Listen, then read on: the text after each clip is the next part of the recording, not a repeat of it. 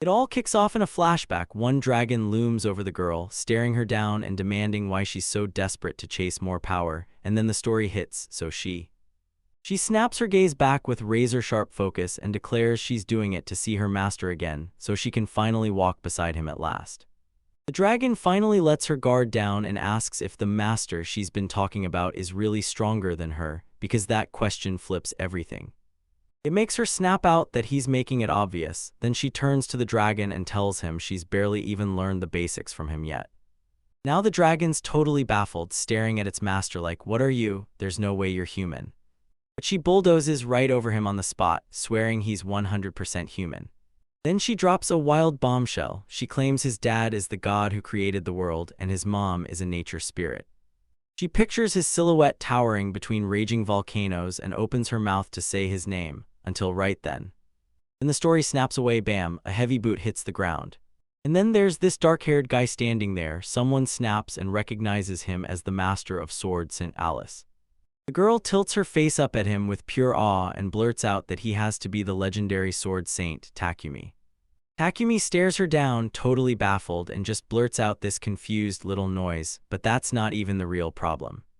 But he awkwardly scratches his cheek and insists, without a doubt, that she's picked the wrong guy. He swears he's not some legendary big-shot great sword saint or anything remotely that impressive. So he finally admits he's nothing special, just some normal guy who retired ages ago and vanished to live alone in the mountains. She just laughs it off, claiming he's totally joking and that his humor is on another level. Here, Takumi finally clocks that she hasn't been listening and straight up asks who she really is, and that question makes her break into a. She made herself apologize for keeping everyone waiting before she finally introduced herself as Lord St. Alice's top disciple. The moment that name hits Takumi's ears, he bursts into laughter, like it drags him straight back to the old days and she finally lifts her head, flashes a giant grin, and introduces herself the right way, Leia. Takumi bursts out laughing, stunned that the girl he saved on the spot right before he retired just became a sword saint. Then it finally clicks full force and he blurts sword saint, in pure, stunned disbelief. And he totally loses it, demanding whether she's talking about that wild brat he had to teach to use chopsticks 10 years ago. Leia just gives a firm nod like, that's exactly why you're the strongest human and why you're the one teaching Alice. Takumi finally eases up, muttering under his breath that if Alice got that strong, then he's got a real fight on his hands. But then he hesitates because if she's stuck in second place, someone has to be ranked higher than her. He assumes the old rankings barely moved and shoots the question, is Great Sage Narahachi still sitting at number 1? Leia shakes her head right away, then snaps that Narahachi didn't fall behind, he got knocked all the way down to 3rd place. She flashes that unstoppable smile and blasts out, one name at a time, exactly who's sitting on the top spot right now. So she proclaims Takumi the strongest in the universe by a mile, and somehow he just looks completely dead inside. Takumi's soul rips free from his body and drifts out into deep space, the shock hitting so hard it nearly breaks him. He slams down on his hands and knees in the dirt, shouting that it's completely insane because he retired 10 years ago. He admits that back then he was stuck around rank 500, carried hard by his team, and since then he hasn't lifted a finger. So he starts stammering, scrambling to jog her memory and spill that heartbreaking backstory. His old party straight up told him to his face that he was fired, then basically called him useless. He roars that after getting kicked out, he slammed the door on adventuring for good, then vanished into the mountains, living alone. Leia just grins, waves it off, and tells him he's way too humble, because she already knows all about his legendary deeds. She starts dropping insane wins, like conquering the Great Dungeon and cutting down an ancient dragon just to save the capital. She boldly declares that his work is the greatest in all of human history, past, present, and even what's still to come. Takumi locks eyes with her, terror ripping through his face as he screams that he has zero memory of doing any of that. Takumi's drenched in sweat, panicking and yelling that the only memories he has are hunting tiny animals and growing veggies up in the mountains. Leia isn't even trying to listen, she's just grinning, marveling that he won't brag about his work at all, and calling him a genuinely wonderful person. Takumi spins away, fully fed up, and can't help wondering if she's even catching a single word he's saying. He tries to set the record straight, pressing her to admit, does anyone really think he pulled all that crazy stuff off alone? She cuts him off and snaps, "Nope, the Adventurers Guild records prove it. Back then you formed a two-person party with Lady Alice." But she swears Alice herself told her the truth. Takumi handled everything solo, going full beast mode the whole time. Takumi can't stop thinking about it, so that Alice girl really did become a sword saint, smashed through every legendary quest, and yeah, that's why it all hits so hard. And now she's going around telling everyone he's the one who handled the heavy lifting, so he starts thinking it through hard right up until he finally sparks a bright idea. She's stuck doing one thing, trying to repay him for all the times he took care of her back when she was just a little kid. With the mystery finally clicking into place in his head, he decides, later, I'm hitting that guild, time to spill the real truth down in the clear. Takumi stared up at the towering building ahead, feeling like the #1 spot in the rankings was a crushing weight, so he whirls on the girl and demands what she's really here for, and Leia gasps, caught off guard by the abrupt question, and she admits it straight up. Lady Alice is the strongest human alive, but when it comes to teaching, she's hilariously awful. That's why she sprinted all the way here. She didn't come to talk, she came to beg the legendary sword Saint Takumi for teachings, the strongest blade in the entire universe.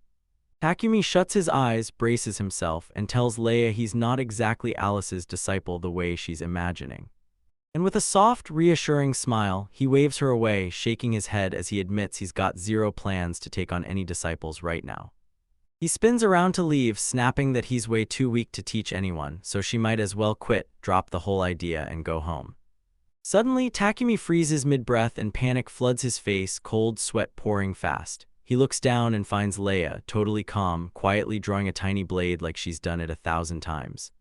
She locks eyes with him and, without a tremor, tells him straight up, she's ready to carry out ritual suicide on the spot if he won't take her as his disciple. Her aura crackles with pressure as she leans in and demands that Takumi seriously think it through and give her a straight answer. Takumi realizes he's totally doomed. This girl won't hear a single word he says, not one, so he caves instantly, tells her fine, and admits he'll know her, his disciple, when he sees her. Leia presses him, asking if he's really serious. And she erupts into happy tears, yelling a huge thank you to her new great master. Then her excitement explodes. She tackles him into a full-force hug, practically crushing him right there on the spot. The camera snaps outside the cave, where Leia's freaking out, screaming at the top of her lungs, demanding to know what happened to her master. Takumi jolts awake in a scream, alive, alive. Then Leia rushes to him, gulping out an apology as she assumes he only passed out because he's been drained to the bone from battling an ancient dragon nonstop for a whole month.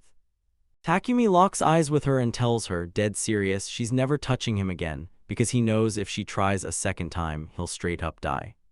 But Leia totally misreads it. She thinks his power is so overwhelming that if she even touches him, she'll instantly put herself in danger. She's sure he pushed his own body into shutdown early, also her life wouldn't get smashed by his overwhelming power. She drops into a deep bow, slams her head to the floor, and blurts out an apology for dragging him through all of that trouble. Takumi locks eyes with her and instantly realizes every single thought she just had is totally wrong, but he figures it's not worth the hassle to set her straight right now, so he just shrugs and lets it slide. And he's dead certain if she squeezes him in one more hug, his body's gonna shut down for good, and he'll drop dead. So he cooks up a risky little plan. He'll hand her a fake full mastery license and send her packing home. He flashes a confident smile, plays it cool, and tells her she nailed every detail of the situation perfectly. Next up, the narrator drops the bombshell that this one line is about to become the phrase he'll lean on more than anything else in his entire life. And he has no clue yet, but if he doesn't clear up this misunderstanding right this second, he's going to regret it big time. Leia stared at the ground and finally confessed the brutal truth. She has zero control over her own power. So she slams in with everything she's got every single time, because she has no idea how to hold back. She blurts out that Alice once called him the strongest, so her jaw drops when his aura feels weak, like some goblin, and she instantly realizes he's probably masking his real power.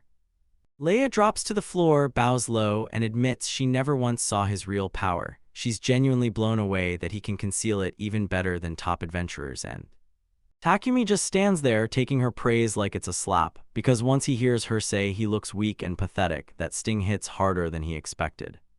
Leia refuses to drop her theory, grinning as she declares that he must have wrestled that insane control over his aura out of pure, brutally bloody training. So she begs him, please teach me how to do it. And Takumi starts sweating like crazy with his back turned because he has absolutely no clue what she's even talking about, but so he has to buy time. He tells her it's late and real training kicks off tomorrow, then leans in and begs for her help. Just peel some potatoes for now. Leia snatches the potato out of the air and snaps to attention on the spot, staring at it like it's a top-secret mission weapon. She yanks out her massive sword and slices into it like it's nothing, because she's got that famous looks like cooking, but it's actually training tricked down to a science.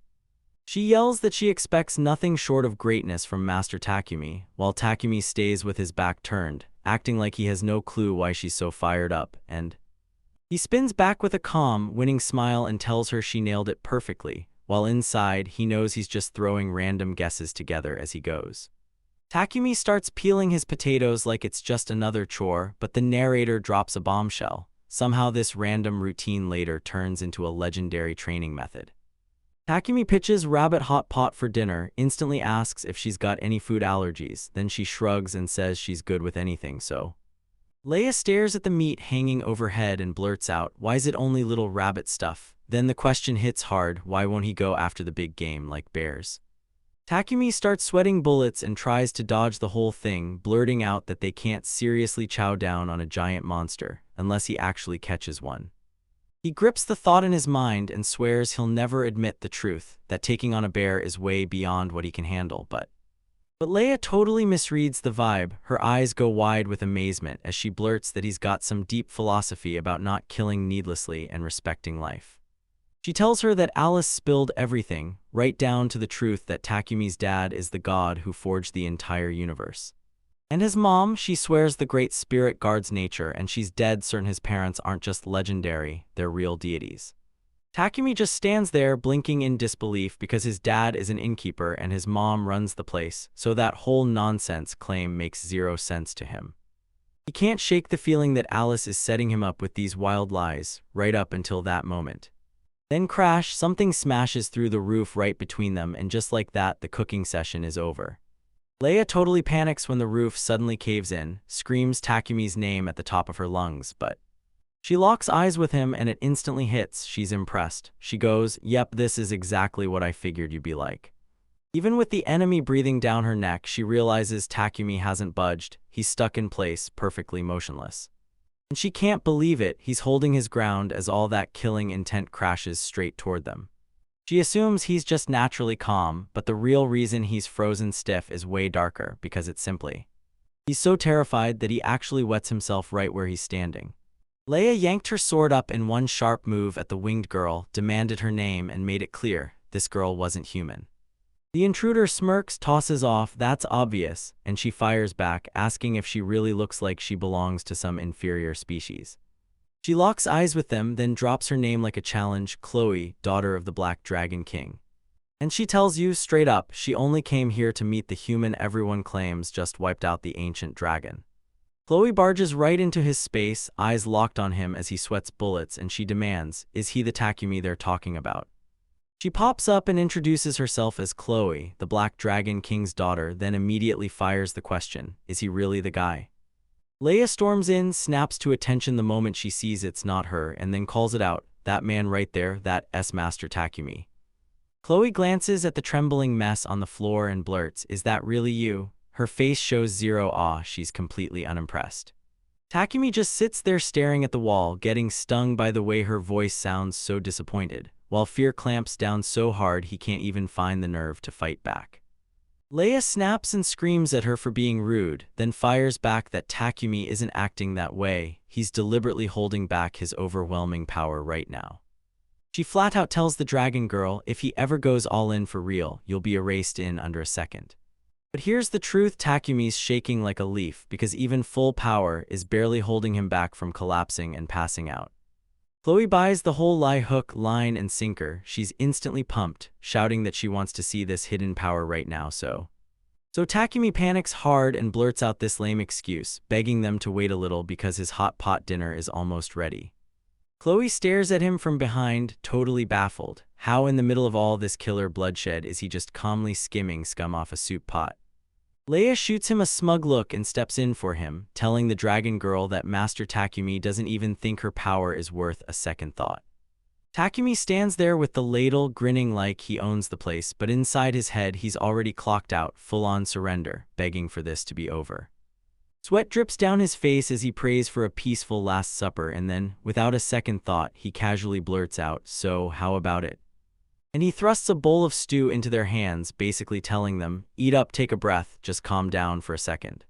He smiles like a saint as he hands over the bowl, but it's only because he's already accepted the truth. Today is the day he's going to die. Right at the cave mouth, a thunderous scream blasts out, howling that the food is absolutely delicious. And Chloe sits there with her cheeks packed full of food, cheeks blazing red as she blurts out, "I've never tasted anything this amazing in my entire life." Takumi asks if Chloe wants a refill, acting way too generous because he's convinced he's basically a dead man walking, and Chloe blurts out the second chance with a loud, "I'm eating." He whips around and asks Leia if she wants seconds too, but she shakes her head with a polite smile. She'll get it herself so she won't burden his hands with the job. Takumi hands Lyra a bowl over and tells her teachers are meant to serve the food. She beams and thanks him, while he stays icy calm because he's already convinced he's doomed. Leia takes one bite and it's like the world flips. She goes full stunned, yelling that she can't believe something this incredible hot pot actually exists in this world. She's talking with her mouth full, going off on him, claiming he's not just strong, he's a cooking genius, then flat out declares he's a terrifying, all-powerful Superman. Takumi laughs it off, tells her she's overreacting, and snaps that she should shut up and eat, while he's secretly panicking, thinking it won't matter anyway because he's about to die. Leia blurts out an immediate apology for talking too much, then clamps down on the moment and digs back into her food, until then Chloe shoots him a serious look and asks Takumi if she can steal just one question. Takumi flashes her a totally calm smile and shrugs it off like it's nothing, banking on the same ruthless logic, because once you're dead, you've got nothing left to fear. She locks eyes with him and fires the big question, if he's clearly that strong, why on earth is he out here pretending to be weak? She tells him that from the day she was born, she thought power was all about showing off, but watching her grandpa get crushed by him shattered that belief. Then she drops the bombshell that her grandpa is the ancient dragon, an absolute legend that's never once lost a fight in thousands of years until now. Chloe tells him that ever since Takumi beat her grandpa, humans have had him trembling in pure fear, so he shut himself in completely. Takumi instantly clocks that Alice is the mastermind behind all this chaos, and he can't help but wonder what the hell she did to that poor dragon. Chloe keeps raving, saying she still can't wrap her head around why he's hiding his strength when he has that much power. She goes on a ruthless rant, tearing into his frail body, his ridiculous face, and then declaring his aura is as tiny as a goblin's. She finishes by bragging that he looks weaker than every adventure she's ever faced, then Leia snaps in, scolding her for poking him with chopsticks. Takumi forces a grin through his tears because getting roasted that brutally right to his face hits way deeper than he lets on. Leia strides in with a smug grin and challenges the Black Lizard, asking if she's seriously saying she has no clue what's happening. Chloe whips around and snaps at the nickname, her pride getting shredded as Takumi keeps sobbing in the background, and Leia just steamrolls right past them. And admits she cracked the truth about him ages ago, after she accidentally hugged Takumi back then. She swears that in that exact moment she saw it. If Takumi ever let loose all that power he's been holding back, the entire world would shatter. Leia's shaking as she fixes her eyes on him, terrified by the huge power she swears she can feel, while inside, Takumi's spiraling, screaming, "What power is she talking about?" in his head. She bursts into her backstory, determined to shut him down, and swears that ever since she was a kid, she learned every secret technique her clan guarded. She tells them that during all that brutal training, she finally mastered a technique that lets her stomach basically any physical pain you can throw at her. Then she just starts blushing like crazy, confessing that ever since she touched Takumi that one time, her heart won't quit pounding, because even the thought of it makes her burn hot. She swears that one tiny brush of power almost shattered her body, like she mistook an enormous blast for a death ray. Chloe grins and calls it a terrifying power, until Takumi just sits there and snaps back that it sounds less like a power and more like a serious illness. But Leia shrugs him off and goes straight for the dragon, insisting Takumi isn't holding back, he's being cruelly weak, and those tears he sheds, they're just pity for them. Takumi rips open his own thoughts, screaming that she's dead wrong. But the second he hesitates, he realizes the clock is ticking, and he's about to be finished for good if he can't hit her with the right answer right now. So he flips his whole vibe on the spot, flashes a smug grin, and tells Leia she nailed it, like that stunt was his master plan from the start. He manages to pull off the act, but underneath it all, he's falling apart, begging himself to figure out what kind of ridiculous monster he'd have to be just to survive this. Takumi is sweating buckets, sobbing like he'll never stop, wondering if his grandpa looked this pathetic when he battled dragons. Chloe locks eyes with him, but her hands start to tremble. She can't lie to herself anymore. She can't find a single way to actually beat him, so she launches herself into the air, screaming that she absolutely hasn't won this fight yet. And then boom, this wild rumor explodes everywhere. He took down the black dragon without even laying a finger on it. But right before she bolts, Chloe whips around, points straight at him, and screams that she's 100% coming back for a rematch. She vanishes into the clouds, and Takumi just stands there in stunned silence, begging with everything he's got that she never comes back. Later inside, Leia shoves him out of the kitchen and demands she'll handle the cleanup, so he can finally go rest. Now it's pitch black outside, and Takumi grabs her attention, telling her to get home fast, because those mountain roads turn deadly once night falls. They just lock eyes, stunned to the core. He blurts out, "Aren't you leaving?" And she freezes, shocked he even dared to ask. She blushes hard and whispers that Alice drilled into her, "Once you become a disciple, you stay with your master every single day until the training is finished." Leia slams him with a straight-faced bombshell, telling him she's staying right here with him, no questions, no hesitation. But the second it hits, panic detonates in Takumi. He blurts out no, insisting he can't possibly do something like that with a girl her age. He snaps his foot down and tells her to go home for the night, then come back tomorrow. Then it hits him, she mentioned heart palpitations earlier, so he immediately offers to walk her home and rushes her to the clinic to get checked. Leia whips her head away with a pout, snaps that she hates the whole idea and refuses to go, no questions asked. Then she snaps that his power is wrecking her body with strange new abnormalities, things she's never felt a day in her life. Takumi just stands there with a deadpan stare, insisting to himself that he's got nothing to do with whatever she's feeling. But Leia's face turns bright red, this sharp, tightening ache in her chest surges like a warning, and she knows power is flooding in like she's one breath away from getting even stronger. Takumi just sits there, imagining a literal mushroom cloud, terrified that the power surging inside her means she's about to blow up on the spot. So he tries to talk her down again, wagging his finger hard as he insists he can't let an unmarried girl live under the same roof as an old guy like him. Takumi freezes in place, stares her down, and snaps, "Stop it. She needs to ditch that dagger now and quit trying to slice her stomach open this instant." Leia grips her blade and declares, loud and fearless, that she's poured her whole life into the sword, so what do gender differences even matter to her? Takumi realizes this is way more trouble than it's worth, so he finally gives in. "Fine, you can stay here," he snaps, "but stop trying to pull off that ritual suicide."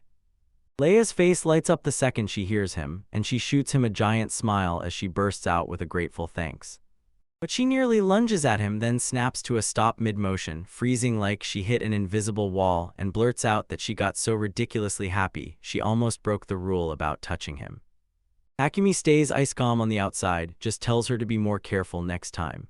He watches her bounce away with a bright smile, then panics and asks, shaky and nervous, if she can please not break his house while she gets settled.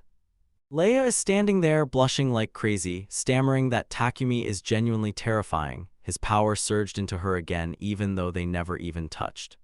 She grips her chest with both hands, eyes wide, and blurts that her heart is hammering so hard it feels like it'll explode from sheer energy. Takumi tries to play the wise master, basically telling her, if you can't even reign in that tiny sliver of power, then you don't have a warrior's future. She starts spiraling again, frantically blurting apologies as if she just ruined everything and the world is ending. Takumi's done with all the drama. He drops into a seat and calls it, "Everyone's resting tonight." He jabs his finger across the room, drawing a hard line and declaring, side by side, exactly where her territory ends and where his starts. Leia's mood drops as she stares at the distance, and she shoots him a blunt question, why can't she sleep right next to him? She suddenly gasps and clamps her hand over her mouth, eyes wide like she just clocked something massive. And she insists that if she lets him sleep beside her, she can't take his power, she'll shatter under it. She grins like she's just cracked the mystery, then leans in and asks if that's truly why he split them up the way he did. Takumi keeps a poker face and tells her he nailed it perfectly, basically sealing the deal that she's 100% right. So he drops onto the bed, convinced the real truth is he'll be the one who cracks first, because his nerves are going to get the best of him. And he finally admits to himself that he can't sleep beside a girl, because his experience with women is literally zero. Leia lies awake in the dark, whispering that even sharing the same house feels wildly intense and her cheeks flame instantly as she admits straight to herself that this is more than she can handle. Morning crashes in and Takumi jolts awake with a huge yawn, only to find Leia already up, smiling at him the moment he opens his eyes. Takumi glances over and spots her slumped by the entrance with a knife in her hand, and he blurts out, shaking, "Okay, what's actually going on here?" She shoves a huge bucket of peeled potatoes in your face, laughing that she couldn't sleep a wink, so at dawn, she launched into training. Takumi snaps because if she keeps peeling food like this, they'll be starving long before winter even lets up. He slams down a brand new rule right away to guard his supplies, and tells her, dead serious, that she can only peel 1 potato per day. Leia looks totally crushed and snaps, "How is that training?" But right in the middle of her complaint, her eyes widen as if she's just cracked the truth. She spins around with a huge grin, absolutely sure that figuring out what to do with her free time is exactly the training he had in mind. Takumi's drenched in sweat, but he keeps rolling with it. Meanwhile, the guy straight up lies to her face, telling her she understood his plan perfectly. Takumi glares at the bucket of potato peels, whining in pure regret because he can't believe all that wasted food. He decides he'll smash them later for potato soup. Then we cut to a hand white-knuckling a sword, but Takumi tunes out the world, drops to the floor, and gropes for every scrap, groaning that he can't afford to waste a single bite now that expenses have shot through the roof. Suddenly Leia snaps, "You bastard, what do you think you're doing?" Rage surges in her voice and she lunged her sword forward with insane speed. Its blade whooshed past Takumi's face before he could even blink. Link freezes solid, sure Takumi's finally had it with her stingy, broke master who only hunts for potato scraps. And he starts sweating like crazy, haunted by the fact that he's getting a death premonition 100 times a day just from living with her. Then out of nowhere, a calm, polite voice from the side drifts in, "Good morning, Takumi Dono," and Takumi whips his head around, instantly stunned and confused. Turns out Leia wasn't just talking, she was aiming straight at the intruder, and she screams at him for coming back right after Takumi spared his life. She snaps, done arguing, and yells at Takumi that it's time to end this creep for good. Takumi panics and begs Leia to calm down because that sword is only inches from his nose and it's terrifying him to death, yet somehow he still blurts that this intruder didn't show up to fight. Chloe nods instantly, greeting him politely as Takumi Dono, then blurts out that she trekked all the way just to file a report to him, so she drops to one knee and hammers him with a jaw-dropping confession. She declares the entire dragon tribe has officially sworn themselves as Takumi's loyal subordinate. Takumi just stands there, drenched in sweat and utterly lost, while Chloe keeps going, declaring that right from this moment, they're putting him in charge as the new Dragon King. Leia watches it all click into place, and the realization hits her like a wave. Her master already cultivated the world's strongest disciple. And then, like it still wasn't wild enough, he snatched up an even stronger grand disciple and turned him into his student. Yet that still wasn't the end, because now he's basically rising into the throne as the king of the dragon tribe on top of everything else, and her delusions that he's a god are going absolutely nuclear. Meanwhile, Takumi stares like his soul is about to fly out of his body, watching his dream of a quiet, boring life explode and crumble to pieces right in front of his eyes. And just like that, with a leader who didn't want the job and a power everyone kept getting wrong, the real legend finally ignites, yet somewhere else. A shadowy armored figure prowls in the dark and murmurs Takumi's name like a warning. His nightmare isn't finished yet. The story jumps back in time. There's a fully armored knight towering over Takumi as he drops the hammer and tells him, starting today, he's officially been kicked out of the party. Today, Takumi's face turns deathly pale and cold sweat pours down as the news slams into him, and he barely manages to blurt out a shaky, confused question, "Why is this happening?" Because he never saw this coming at all. His expression instantly wiped clean, and shock hit his face like a brick. Still deep in his bones, he knew the truth all along. He'd been dragging the whole crew down from the very start. and he honestly can't believe it's a miracle they've let someone as talentless as him stick around in the party this long. We get a quick flash of the squad he's about to leave behind, Rick the warrior standing tall and right beside him, Batsu the thief. And there's Sasha the priestess, visibly shaken by it all, but the real heavyweight of the group is about to step into There's this mysterious woman standing there with her back turned, and the second you feel that overwhelming aura, you instantly know she runs the whole place. Takumi swallows the blow without a single fight, nods like he gets it, and tells them he understands, then says he'll grab his things and vanish tonight. But the girl fires back in his face with zero chill. She shuts him down with a hard no and barks at him to get out right this second.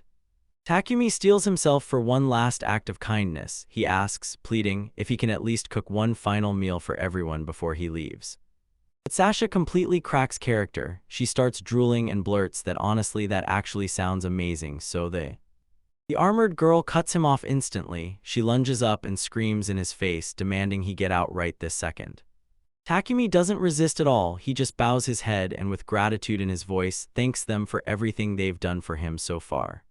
And he strides into the darkness, glancing back one last time, begging them please take care of Alice. As he walks out, a sudden flashback hits. Someone's hand softly pats the girl's head, and in that tiny moment, kindness cuts through everything. But Rick suddenly yells for him to stop, forcing Takumi to drop the collar, because it isn't his to take, it belongs to the old hack. Takumi says he gets it, then immediately hooks his fingers at his neck and starts unfastening the clasp right away, but the moment crazy light hits his skin, it detonates. Rick instantly gets it. That creepy old hag was watching him the whole time, and this was a teleport trap. Magic explodes around them, and Rick's panic hits like a punch. He yells that she's really coming back right this second. The party snaps into action to take down the incoming threat, and Rick explodes forward with a massive kick that sends Takumi soaring, while someone shouts that they'll buy time. Rick is still playing his part. He snaps at Takumi and roars, "What do you think you're doing? Get moving, hurry up and get out of there." Sasha jumps in too, shouting that they've got to get out right now, because he's not cut out for adventure, not one bit. Takumi gets launched through the air by that kick, and as he sails away, he's left staring in disbelief like, what the hell just happened? He realizes it all felt wrong from the very beginning. Their nasty words come out stiff and robotic, like they're just reciting bad lines. Then it hits him, this whole thing is a performance, and he scrambles to decode what they're really trying to pull off. It smacks him in the chest as he glances back at his friends, and suddenly the cruel things they said start to claw at him with new meaning. He remembers Rick going straight to that old hag, claiming he banished Takumi under his own power, then practically pleading with her to let the kid walk free. Then it hits him, Sasha was begging him, saying Takumi's pushed past his limit, and even her healing couldn't keep him alive. And finally, Batsu went for the throat, calling him the weakest guy in history, just to make that old hag drop the idea that Takumi was worth keeping in their high-level party. The witch storms in, eyes blazing with rage, and snaps that she's not letting it happen. Takumi is narrow hatches, and he'll stay with them forever. She snaps a warning at the adventurers, don't block their path, because the three of them can't take Nairu Hachai, and Takumi just stands there fighting back tears. Then it hits him hard and he totally loses it, because he realizes his friends aren't just helping, they're risking their lives to keep him safe from that monster. As he rockets backward through the sky, those brutal words hit him, how they said the party would be totally fine without him, and now he finally gets why. Even when they tossed insults at him like he was dead weight, they were only trying to save him. Then he slams into the ground with a brutal crash. He skids to a halt, clenches his teeth, and tells himself that this whole cruel move was nothing but a setup to spring his escape. The witch lady sneers at the party, says they only worship power they can see, and asks what they could possibly know about the real Takumi. She asks if anyone's ever wondered why Alice, cracked with that insane power, was so hooked on spending time with Takumi in the first place. Then it cuts to Rick, who hisses at Takumi to sprint while they hold the line, and Sasha mumbles that his cooking was always insanely good. Then they both whip around and bellow at the top of their lungs, screaming at him to run for his life and never, ever look back. That witch realizes he's vanished and freezes in total confusion. She demands to know exactly where Takumi went. Rick jabs a finger toward the distance and tells Takumi's tale like he ran away because Nirohachi was tormenting him, while Sasha shoots the same claim back, saying it's all that monster's fault, and they decide it's time to take the old hag down. She freaks out the second she reaches out, blurting and stammering for them to wait, and all she can manage to do is try to say something about Alice. But then she spirals into doubt, insisting Nuru Hachai isn't the villain, while she desperately fights to keep her tears from spilling. It doesn't work at all, she just crumples on the spot and starts bawling like a complete baby. Takumi wastes not a single heartbeat. He fires off a loud thank you to his friends and sprints like his life depends on it. At which Snaps then lunges at him with wild eyes, screaming his name at the top of her lungs. And she swears that it doesn't matter where he ducks off to, she's hunting him down, no matter what stands in her way. It snaps straight to the present, and you get a calm, quiet view of the mountains, where, with everything back to normal, Takumi hunkers down by the fire and starts cooking, while Chloe and Leia just wait, burning with anticipation for him to finally finish. Chloe kicks off by laying out the dragon hierarchy, saying every race has its own king, but her grandfather, the ancient dragon, ruled over all of them, sitting at the very top. She tells me the truth, her grandpa really did hang it up after battling Takumi, and that's when her dad stepped in, while Takumi just casually whisks eggs in the background like it's nothing. Chloe kept pushing the truth, screaming that her dad knew Takumi had smashed her grandpa with sheer overwhelming force, so he made a wild, no-turning-back decision about Takumi. And he straight up started telling everyone he wanted to hand the title of Dragon King over to him himself. Leia isn't even hearing that history lesson. She's too busy gushing about Takumi's god-tier timing as he nails the salt and eggs like it's straight-up magic. She's practically drooling, blurting that she can't hold it in one more second. She has to eat right now, but Takumi shuts her down with a stone-cold serious look, tells her it's not ready yet, and makes her wait a little longer. He demands she stay calm until that egg turns perfectly soft-boiled, and he treats this soup like it's a do-or-die mission. Chloe tunes out the kitchen talk and finally blurts that she fought tooth and nail against her dad handing the throne to some random human she'd never even met. So she marched right to Takumi herself, sizing up whether he's truly worthy, and it's downright hilarious because he's freaking out over eggs this very second. Chloe shoots daggers with a frustrated huff, demanding, "Is anyone even listening to me?" while Takumi keeps cooking, and Leia bursts into laughter, admits she isn't listening one bit, and fires off a black lizard jab before insisting, "Not now, so." Chloe explodes into shouting that she came to report to him, and even after Takumi claims he heard her, she keeps screaming that he's not listening. Takumi slices through the tension, it's finally ready, and tells everyone to shut up so they can dig into breakfast. Leia doesn't even wait, she grabs a bite immediately, and the moment it hits, she lets out this pure, happy little noise as she keeps eating. Her eyes lit up, cheeks burning red, and she stammered to Takumi that the soup was absolutely delicious. And she's so deep in the taste she's practically swooning, saying the egg is melting in her mouth, calling it just soup, but she's starting to lose the whole thing. Chloe waves the food off and snaps back to full seriousness, laying it down like a law of the sky. For dragons, following the strong is the rule. And she points out that back then, even though he could have crushed her grandpa in an instant, he never flexed it once. She ends it by saying watching Takumi live with that kind of humbleness is exactly what opened her eyes to what's coming for the Dragon Clan. Chloe drops to her knees out of nowhere, pleading with him to take over, begging him to become the king of the dragon tribe and lead them. Takumi just stares like he's already gone, realizing it doesn't sound like honor at all. It sounds like a full-blown nightmare waiting to happen.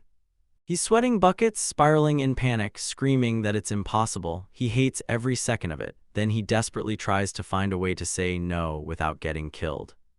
Leia steps in with that smug smirk, tells the black lizard to back off for a second, and makes it clear she's got this under control.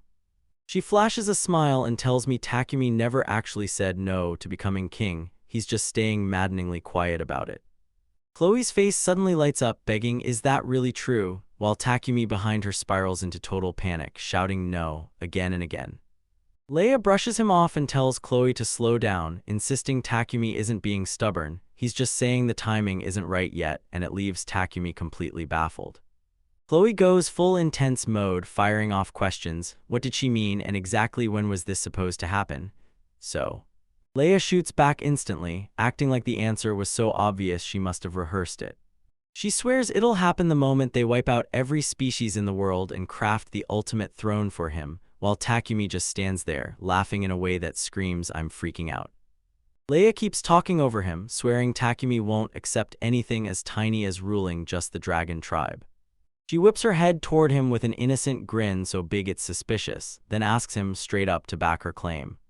Takumi snaps completely. He yells at her that she has no idea what he's actually thinking. Chloe shoots out a confused "wait, did I get this wrong?" from outside as the sudden outburst erupts.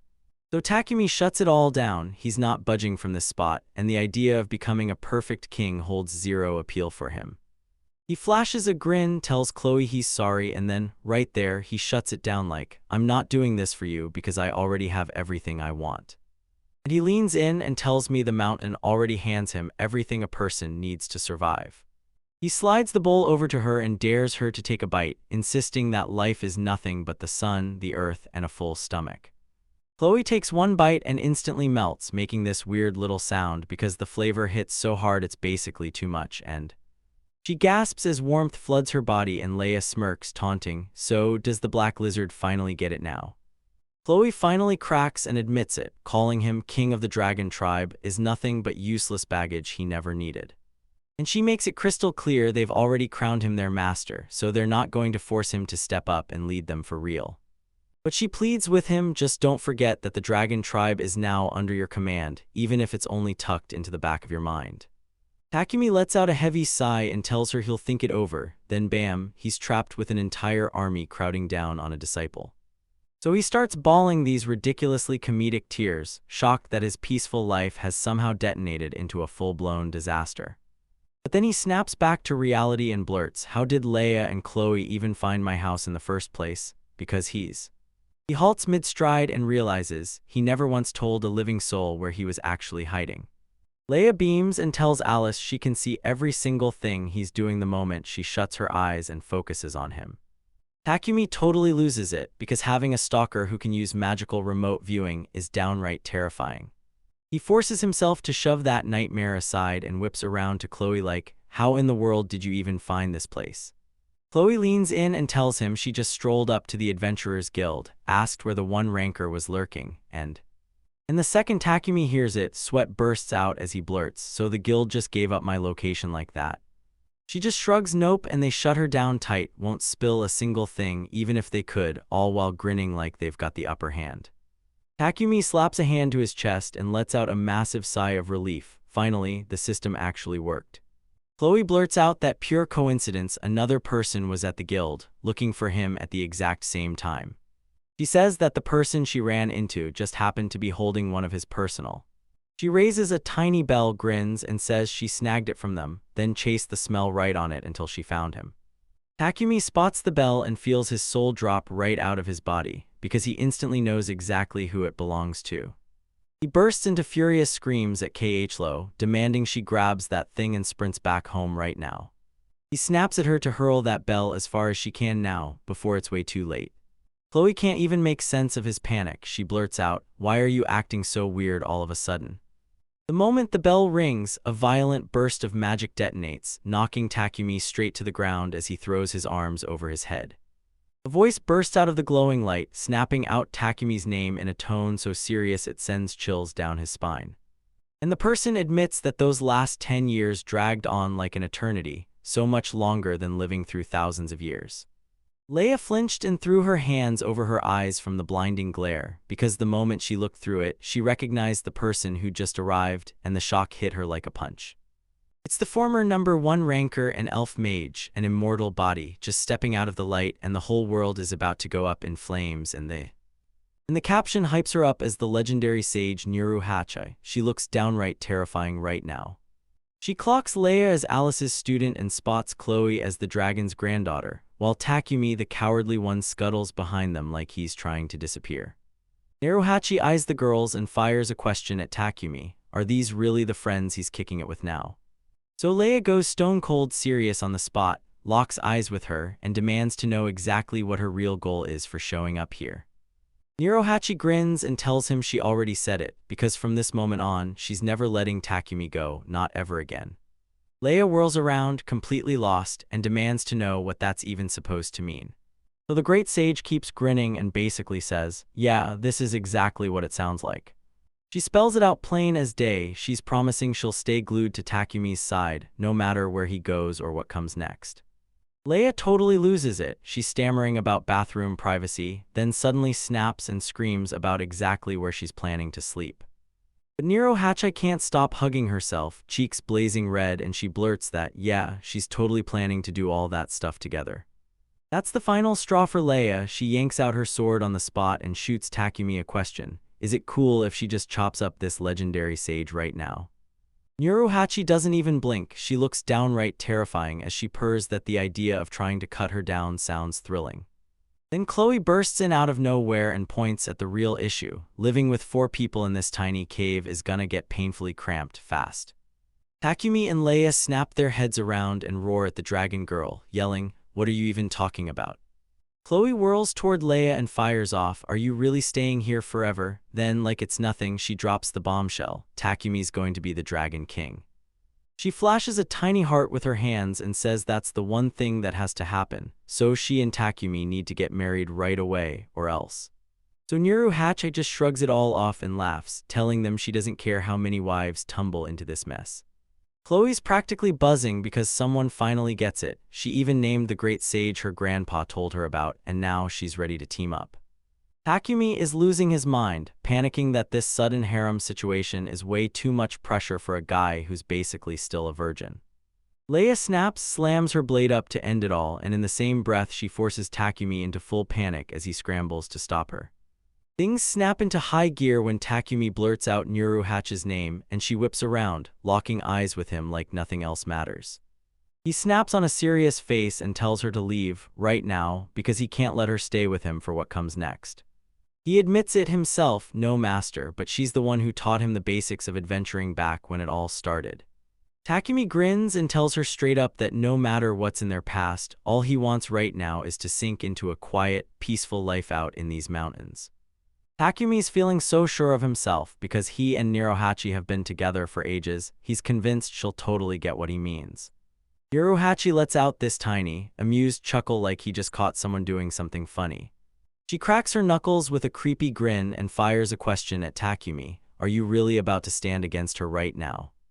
Takumi's whole body locks up when it clicks. She totally missed what he meant, and now she's convinced he's just trying to pick a fight. Leia lunged in to back him up, saying that if he'd agreed to let the witch stay, she was ready to slaughter every last one, then end her own life too. So Takumi looks totally drained, begs her to shut it, and makes it clear he just wants her to stop, because she's turning this mess into something far worse. Suddenly, Nuruhachi rips open a massive dark aura and snaps at Takumi, asking if he's really sure, because she knows exactly what happens to anyone who dares to defy her. The dude's body jerks with pure terror. He panics to himself. This is it, I'm gonna pee my pants seriously any second now. But then Leia snaps her hand out and stops him cold, telling him to wait just a second because... She steps right up to him and says she gets it. He's still shaking from how wild the fight's been, but she's begging him to let her take over this one. Takumi snaps to attention. Leia's been spinning the whole mess in a good direction, and it's almost sweet, except it's frying his nerves. She strides straight up to the witch and announces, loud and fearless, that she, the disciple of Takumi, is stepping in as her opponent. Nuruhachi can't help but find it fascinating that Leia learns from both Alice and Takumi, so she jumps at the chance and agrees to take her on. While all that's going down, Takumi glances over and spots Chloe cranking out squats nearby, so he blinks in disbelief and asks what the heck she's doing. Chloe tells Takumi she's just about to jump into the fight, no matter who wins this match, and he's totally thrown for a loop. So she asks if this is one of those survivor battles where everyone fights to the death, and Takumi snaps right away, screaming that she's totally wrong.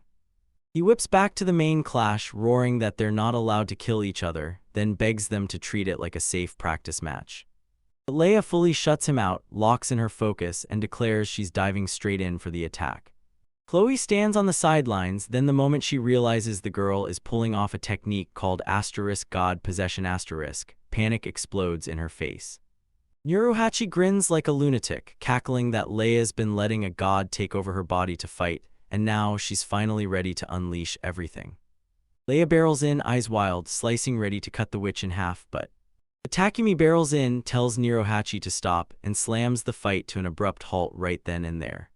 Nuruhachi glances her way and asks if he's interrupting, like, is she getting him to kiss her for winning or what? He brushes off the joke and snaps that they can't stay together forever, but she's welcome to come visit anytime. He swears he'll wear the bell like back then, so he practically pleads with her, just go home for today. She flashes a grin and shrugs, can't be helped. Then she leans in like a secret and tells him she'll let this one slide just this once as a favor. But right before she walks out the door, she leans in and drops one deadly warning meant just for him. And she points out that Leia's power looks just like Alice's, but it won't hold for long. Takumi nods and says he already knows. She starts to judge his personality, then thinks better of it, shrugs it off, and walks away before it turns into anything more. She orders Chloe to carry her home, even as the dragon girl insists she wants to stay with Takumi.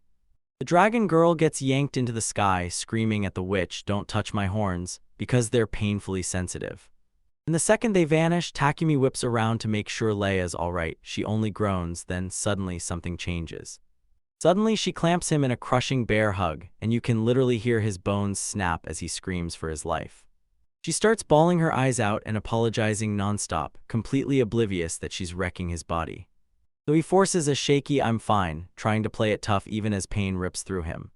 And he raises his ruined, floppy arm, tells her not to worry because that witch is a legendary sage, so beating her is straight up impossible. Leia can't handle the comfort at all. She's rattled with pure frustration, shaking out her confession that she was just too immature back there. She admits that during the fight, Neurohatch's trash talk wormed into her head, and it threw her off completely. But Takumi just listens as she drops a bombshell. Turns out the witch dug up a past secret she hasn't even dared tell her master, Alice, yet. Takumi's expression flatlines instantly, like the story just flipped a switch, and he realizes this is the kind of flashback that drags on forever. Takumi's got this dead serious face, but inside he's freaking out over his rice harvest. He's trying to slam this conversation shut before it gets worse. Leia gazes up at him with tears flooding her eyes, ready to unleash her heartbreaking story. Then, out of nowhere, suddenly Takumi cuts in with a cocky pose and tells her she doesn't even need to speak, because he already gets everything. Leia gasps, stunned. She's 100% sure he clocked her whole tragic past with just one look into her eyes, so Takumi goes along with it flawlessly. He grips his farming hoe and confirms, word for word, that's exactly what happened. He whips around to leave, secretly gloating that he'd saved time, because there was no way he was getting trapped in some heavy trauma dump.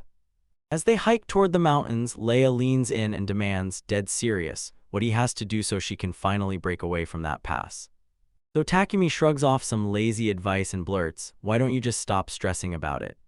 He claims that once you're out in the wild, the whole past shrinks down until it feels tiny, like it doesn't matter at all, and he says it with this deep tone like he's trying to impress everyone.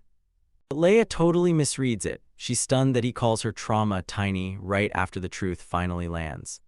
Takumi's stomach flips as he blurts out some shaky excuse about the wind sweeping everything away. He's totally improvising, and Leia locks eyes with him like he's some kind of genius, and that stare hits Takumi so hard he's instantly back in the past. He starts replaying the moment he first stumbled upon Alice as a kid, and swore he'd do everything right to raise her the way she deserved. But he knew the truth in his bones. Since he was the weakest link, shadowing her meant he'd weigh everyone else down with him. He finally admits to himself that the real reason he quit adventuring wasn't to hide from Neurohatchi back then. He couldn't stand by Alice anymore because the moment he tried, he felt so weak it tore him up, like he'd become a burden. Though he can't shake Neurohatchi's brutal words, he swears the Alice resemblance won't last a moment. He decides to push his body one more round to get back in shape, convinced he might be able to fix all of this. But after 10 years of retirement, his body has just kept slipping, so bad that even a goblin would probably tear him apart now. He decides to play along with this whole master scheme until Leia finally gets what she wants, and then he slips out the moment she's satisfied. Takumi suddenly realizes he doesn't have to teach her a thing. Leia is just going to level up and get stronger all by herself. So he figures, fine at least for now, and commits to the act, stepping up to be a proper master for her. Leia grins from ear to ear and tells him, next time I'm going to win for sure, because the hug fest she got with him was just that perfect. She clamps her fists tight and practically shouts that the power inside her now hits way harder than it ever did in her god mode. Takumi spots how hyped up she is and nerves hit him hard, so he quickly tells her to calm down and take things slow for now. He warns her that Niruhachi will likely come back again, so next time he tells her to go lighter, hit with less power. Leia barks a massive yes to his orders, her voice blasting across the quiet fields around them. But the instant it's over, Takumi's annoyance spikes and his mind rockets right back to Niruhachi. And sure, he figures she'll come by every day, but deep down he's begging for mercy, praying she'll slow it down and visit just once a week. Meanwhile, the witch woman tilts her head up with a wicked smirk and demands, has Alice finally arrived? Niruhachi's eyes turn pitch black, and she snarls that she'll wipe out anyone who dares to come near Takumi. She locks eyes with the other girl and points her out, saying she's making one seriously intense face right this second. Niruhachi grins and admits, straight-faced, that she's making that exact same look too. The girl snaps a hand over her mouth, clearly caught off guard, and then blurts out that yeah, maybe Niruhachi really does have a point. It cuts to the past back when they were kids, showing the exact moment Takumi buys a sword for a young Niruhachi.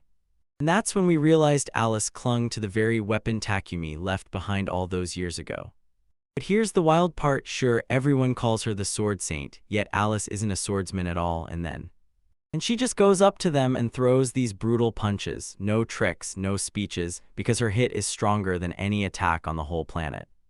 Since magic won't touch Alice, Niruhachi snaps to a new plan. She forces every last bit of magic to stay locked inside her own body, boosting her physical stats from within.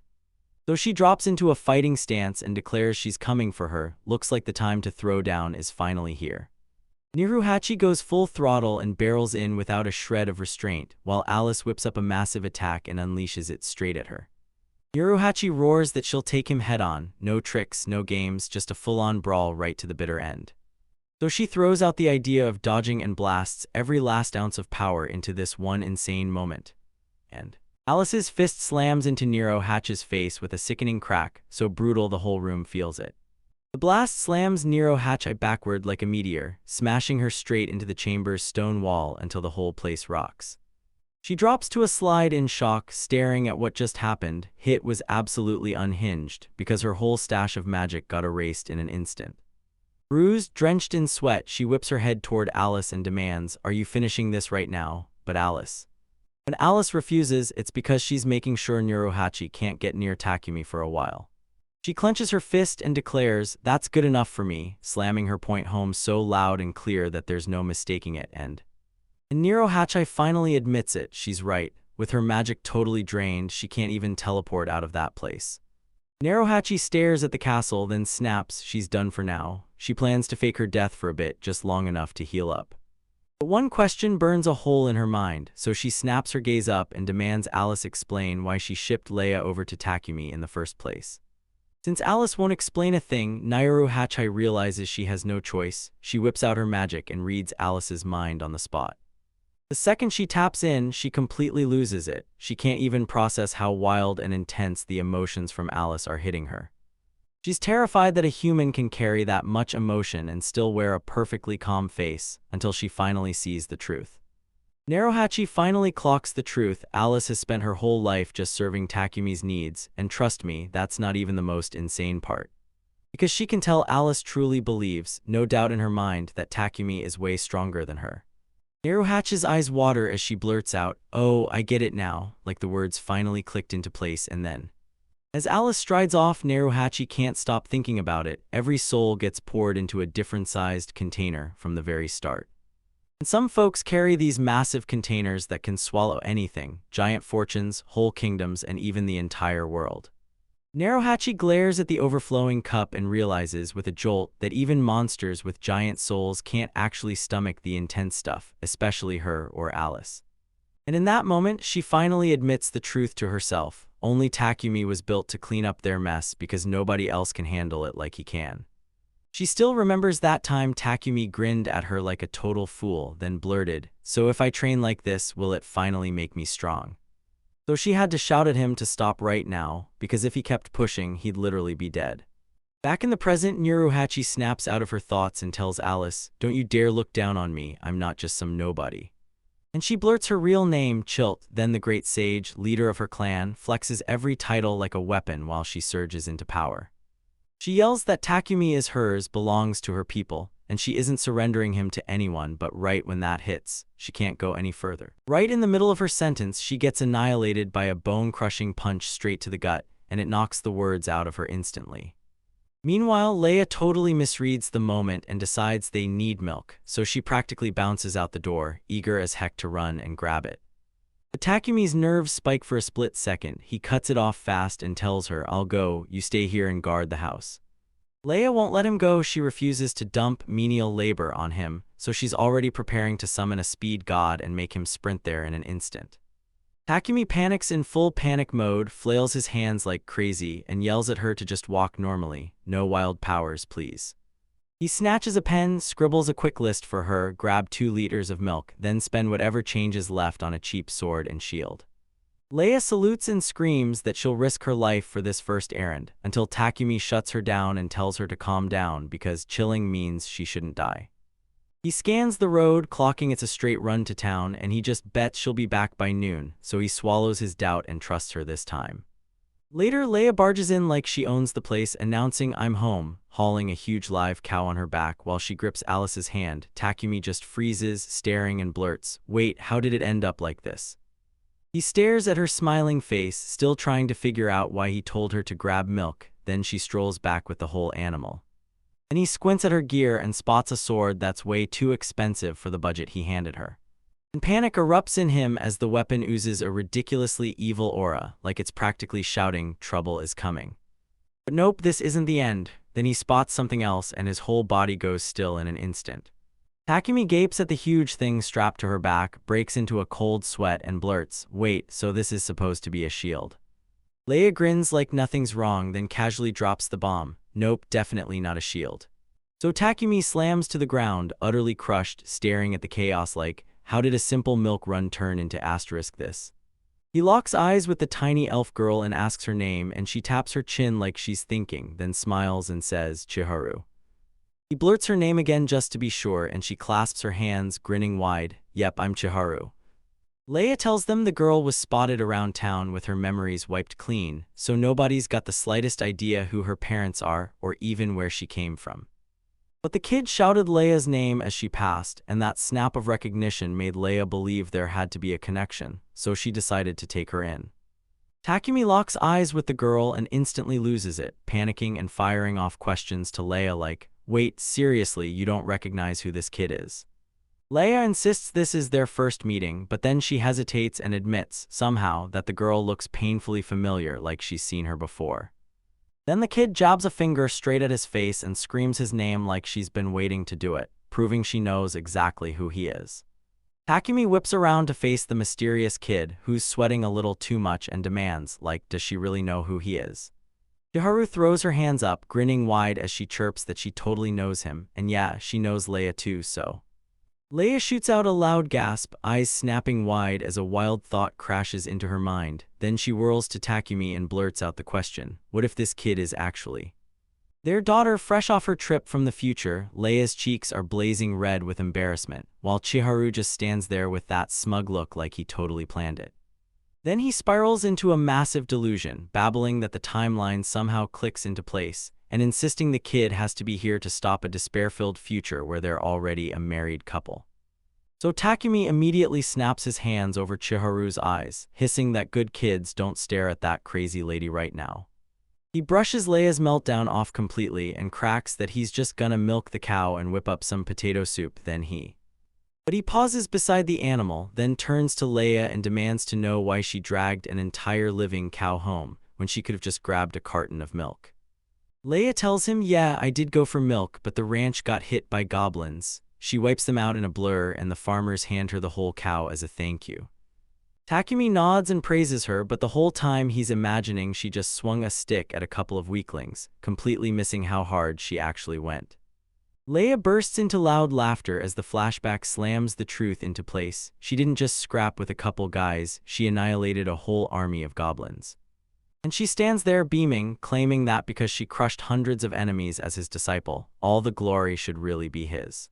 So Takumi shrugs it off with a smug laugh, still convinced she only tangled with 2 or 3 puny weaklings, and that she's just blowing the whole story way out of proportion. He cuts the hero talk short and slams down dinner, an elegant bowl of chilled, coarsely ground potato soup.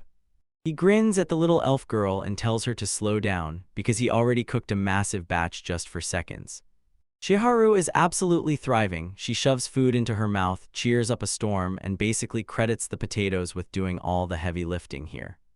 Leia is absolutely blown away. She's nearly tearing up as she raves about the texture, insisting the creamy soup still tastes and feels like you're actually eating real potatoes. And she glances at the three of them huddled around the hearth, and with a grin that practically sparkles, she says they look just like a real family right here and now. Then she jerks back into delusion, whispering that this cozy domestic feeling proves Chiharu is their kid, sent from the future. So Takumi snaps, saying two humans can't possibly make an elf baby, but Chiharu just grins like nothing's wrong and insists she's totally fine, calling the mom and dad anyway. Leia smirks and points out that Chiharu has fully bought into the family vibe, but Takumi explodes in a shout. He refuses to accept any of this. He's totally panicking over the fact he's still a virgin, yet everyone's shoving him into marrying a wife and having a kid.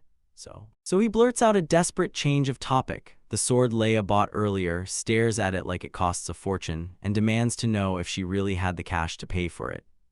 Leia leans in and tells him the price is shockingly low. Turns out nobody's been able to tame that sword in ages, and it somehow drifted into this backwater town.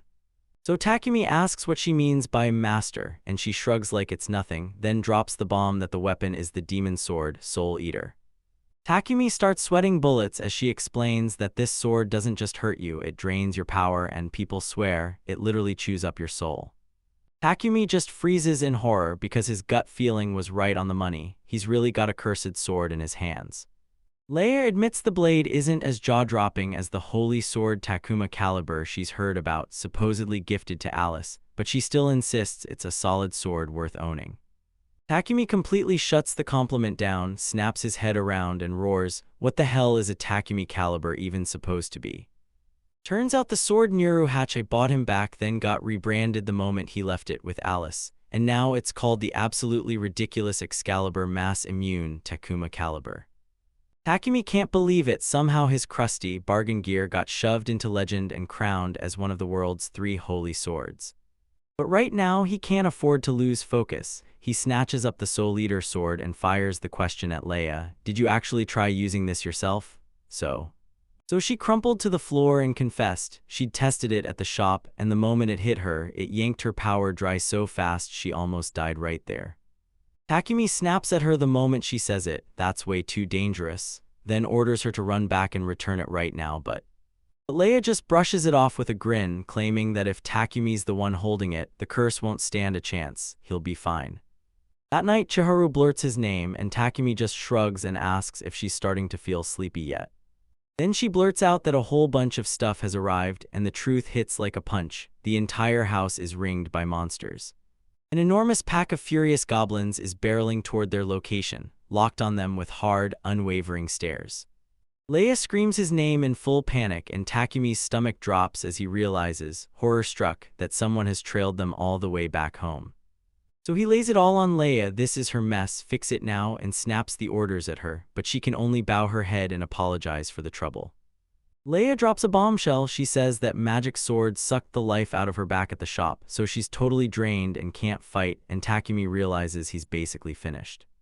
Outside the shack, everything spirals fast. The goblin army's rumbling grows louder, harder, and barrels closer by the second. So Takumi shoves down his nerves, plays it cool, tells Leia to keep her eyes on him, and she grins as she hands over the cursed weapon. He snaps into position, barks his final order to her, and tells her straight up, if he doesn't make it, she has to grab Chiharu and vanish fast. The second his hand clamps the handle, his face snaps into pure shock. Something is seriously wrong. Then panic detonates in him. He screams that the weapon is siphoning his power right out of his body. Then right out of nowhere, he catches a strange voice screaming inside his skull, and his breath catches as. So he realizes the sword isn't just a blade, it's got a mind of its own, and it's trying to drain him dry.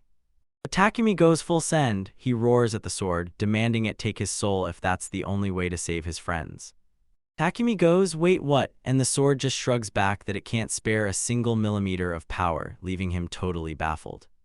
Takumi just totally freezes when the sword hits him with the truth this is impossible, like painfully, seriously impossible. It's claimed that magic sword has been around for ages, but this is the first time it's ever run into a human who's got absolutely zero power. Leia peers in from the shadows, stares in awe, and praises him, because somehow he's gripping the Soul Eater and still standing there, dead calm. She figures his power runs so deep it's basically endless, so even a legendary magic sword can't drain it completely. Takumi tells her she's totally right, even while his mind is sprinting in the opposite direction, screaming that she's dead wrong. The sword shrugs them off, then snaps into a furious rant, telling them that every soul born in this world comes with its own vessel for power. It swears power starts flooding you the second you're born, so why in the hell does Takumi have nothing at all? Takumi stumbles out an awkward apology to the air, admits he has no idea at all, and somehow that answer makes everything feel even stranger because Leia demands to know what he's talking about because there's no way she can hear the voice he's answering. He finally figures it out, only he can hear the sword's meaning, and just like that, he transforms into this bizarre old man, mumbling to himself like he's the only one in the room.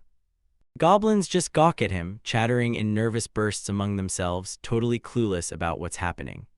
Takumi clocks it instantly, they're backing off on purpose. Then it hits him, they aren't just cautious, they're straight up terrified of the dark aura blasting off that magic sword. So he rides the moment, flashes a desperate smile, then politely asks Mr. Magic's sword if it could help him wipe out the goblins. The sword cuts him off on the spot, demanding why it should even bother helping some guy with zero power, and Takumi, flustered to the bone, awkwardly admits it's got a point. Then the sword flips the script, calling out that the little girl over there is sitting on an insane amount of power. It tells Takumi, if you drain my energy from me every so often, I might finally help you out. Then Takumi panics and blurts out, okay, but will you at least hold back a little? And the sword basically agrees with him, promising it wouldn't dare ruin something this valuable, because that would be pure, unforgivable waste. Takumi nods once and just like that, boom, the deal is sealed and the contract is officially locked in on the spot. The sword practically screams, time to clean up this mess now, and right on cue, dark energy orbs start popping up all around them. Takumi swings his blade and unleashes the terrifying, evil dragon dark great flame bullet, burning everything in his path in one savage blast. Takumi blurts out the attack name like it's epic, but the sword instantly roasts him, asking why he had to scream it like that, pure cringe, straight up humiliating so the goblins don't even get a breath to panic before the attack crashes down on them. Then a colossal pillar of dark energy detonates, blasting the forest to pieces and wiping the goblins out with it. When the dust finally settles, Leia's fired up and gushes that he's incredible, but Takumi's barely holding it together, fighting to stay upright as he's on the edge of collapsing. So Leia shoots back with her own take. She insists it looked like he was just staring there, totally blank, because that's the legendary state of nothingness the move demands. Takumi's sweating like crazy because she's dead wrong, yet he keeps his cool and tells her, like it's nothing, that she nailed it perfectly. The sword hums, saying the job is finished, and orders Takumi to keep his promise, so Takumi nods in silence, right as Leia bursts over. And the second he locks in the deal, he starts twisting her words, scolding her like crazy, smugly claiming that letting a sword drain your energy like that only proves she's still totally green. Leia snaps it up instantly, then blurts out an apology, because she can absolutely feel the huge power gap between them right now. And she screams that next to Takumi's strength, her power is nothing but worthless trash. Takumi's eyes brim with tears as he admits to himself, no filters, that he's nothing but total trash, but he keeps the charade going, telling Leia that besides peeling potatoes, she also has to grind daily magic sword training until it drains her power dry. Leia dips into a deep bow, grateful for the wild honor of getting a second training regimen, while Takumi, still reeling, can't stop feeling guilty for the lie. But the tiny elf girl thrusts her finger ahead and yells at Takumi to brace himself, because there are still tons of enemies left. Right then, a brutal horde of monsters charged over the hill, staring them dead in the eyes. Takumi's face drains of color the second it hits him. This isn't some prank, there are way too many of them. He reaches for his weapon and tries to shout for it, but the magic sword cuts him off cold, blaring that today's business is officially closed. Takumi finally snaps at the edge of his endurance, slumping down like it's truly over.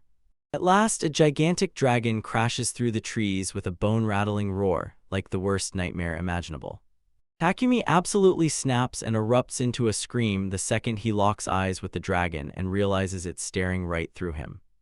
A dragon's roar tears across the battlefield, shredding the goblins with insults, fools, and demanding they finally understand who they're messing with. It blasts across the whole army that the man standing there right in front of them is none other than their dragon king, Lord Takumi. Takumi's drenched in sweat as he gapes upward, realizing the colossal beast towering over him is actually Chloe, fully transformed into a dragon. Then she snaps back into her human form, slips into official mode, and tells the truth. She heard a goblin army was charging the mountain, so she bolted over right away. Takumi is totally baffled, blurting out, "Why is this happening?" when Leia only smashed a handful of goblins at that ranch. But Chloe leans in and tells him the town's rumors. Lord Takumi single-handedly slaughtered enough goblins to rattle an entire nation. She reveals that the Goblin King himself is marching at the head of the army to crush him, and Takumi realizes this isn't some skirmish anymore, it's a full-blown war. Chloe says the Dragon Clan treats themselves like his subordinates, so they've been rushing to intercept the enemy, only the goblins are swarming in numbers so huge they can't possibly stop every last one. Takumi forces a calm smile in front of her, stammers that he gets it, and blurts out a heartfelt thank you for all the hard work. Inside, he realizes it and the truth hits hard. More enemies would have shown up if not for them. So he's grateful, but he still mutters real quiet that he's absolutely not becoming the Dragon King. Chloe keeps talking as roaring dragons tear through the forest, insisting this chaos won't stop until they crush the Goblin King and the army is ready to charge. And she flat out admits that even with the entire full power of the Dragon Clan backing them, they still haven't found him. Takumi's totally lost, so Chloe leans in and says the rumors are true. The Goblin King doesn't just fight, he uses magic to shapeshift into anything he wants. Suddenly, Leia bursts into the conversation with a grin way too cheerful and declares her power charge is done, so she's ready to go. So she shrugs it off and tells them, yeah, it's a pain, but just wipe every single goblin in this area and be done with it. Takumi and Chloe just freeze and stare at her, and Takumi blurts out that she's not looking for answers at all, she's hunting for a reason to go totally feral. Leia's panic explodes as she shouts that he's totally wrong, and she moves instantly before to fire off her god descent skill and summon the Vermilion King to jack up her power. She wasn't pretending, she truly wanted to go to war. Her face snaps into full feral chaos as she shrieks that she'll kick every last enemy straight into the dirt. Then she unleashes a massive attack that rips the whole landscape apart, blasting rocks and debris flying in every direction.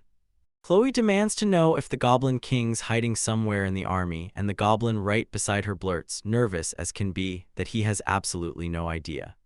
She shrugs off his grunt, then whips around to Takumi and demands to know if he's feeling any suspicious presence nearby. So Takumi raises his weapon and points it at the magic sword, because it's literally talking to him. Yeah, that's way too suspicious to ignore. Sweat pours down his face as he scrambles to say, it's just a misunderstanding. Chloe snaps to the voice right away and realizes it's the evil dragon sealed inside the sword, an absolute disgrace that stains their whole clan. The sword decides it's done pretending, clicks its tongue, drops the act, and admits the jig is up. Chloe's jaw drops because that blade steals the user's life force, so she figures Takumi must be insanely strong, even though he's trembling with pure terror. But then her focus snaps to a tiny elf girl standing nearby, and she fires off a question about the kid like she's already recognized her. Takumi panics and screams that Chiharu can't be the Goblin King, but Chloe cuts in, she's certain, because she can literally see it's not an old one, it's new. Chiharu snaps on the spot, screaming at Chloe to shut up, because one more word could expose her secret identity. Just a quick rundown, Leia yanked the braided little kid, Chiharu, along with her today. Chiharu's standing there clutching the magic sword, then, out of nowhere, everything spirals the moment a massive blast tears through the ground right in front of them, blasting debris into the air in every direction. Takumi blares Chloe's name in full panic because the second she launches that attack at them, he can't even wrap his head around why. But she leans down to look at him, eyes wide, and with a sharp little smile she admits, he's damn smart, surviving that as a human. Then the enemy leader strides up, this sharp-looking elf, introducing himself as the Goblin King, Jasrak. Takumi hears the name Jasrek and instantly just collapses, muttering that his life's done, like it's all over for him. He can tell just by staring, this Goblin King is insanely strong and, with tears spilling down his face, he whips his gaze to his weapon and pleads with the magic sword to save him from this monster. That blade cuts him off instantly, like a brutal reminder. Its power only fires once a day, and now its shift is officially done. Jasrex flashes a cocky grin like he runs the whole place, leans in, and asks Takumi if they're really gonna waste time before they start. So Takumi completely shuts down, sweating buckets, and blurts out a mangled "nice to meet you" in English, stammering so hard he can barely get it out. Then the story whips into a flashback, the tale of the Goblin King, and it turns out he was born as the absolute weakest monster anyone had ever seen. Compared to every other hulking, ripped goblin in his tribe, this little runt was laughably pathetic, so small he barely counted. Back in those ancient days, a weakling like him didn't stand a chance. He should have been dead the moment it all began.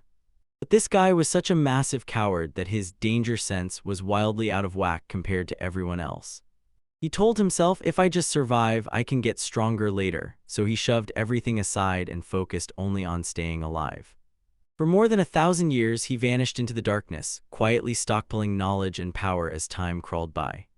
And somehow that tiny goblin kept shifting and evolving until he finally mastered magic that nobody else could touch. He clawed his way to the top, becoming the strongest Goblin King and standing there right now. Takumi snaps into it. This whole fairy tale about effort and never quitting isn't just some bedtime story. It's the truth, and it's happening right now. And that living legend from the story is right there in front of him. Jasrex bursts into clapping, hands slamming together, and he grins and tells Takumi that honestly, it hits him hard to hear his old story told like this, even though he knows Takumi was only buying time. Takumi starts sweating bullets the second his buy time plan gets instantly shut down. But the Goblin King leans in even closer, admits Takumi's got him hooked, and reveals he's been itching to learn about him for ages.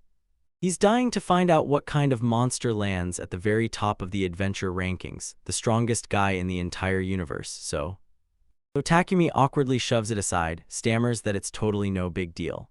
But Jasrek isn't buying the act for a second. He rips into his magic and swears his ancient arts can measure his opponent's strength down to the exact number.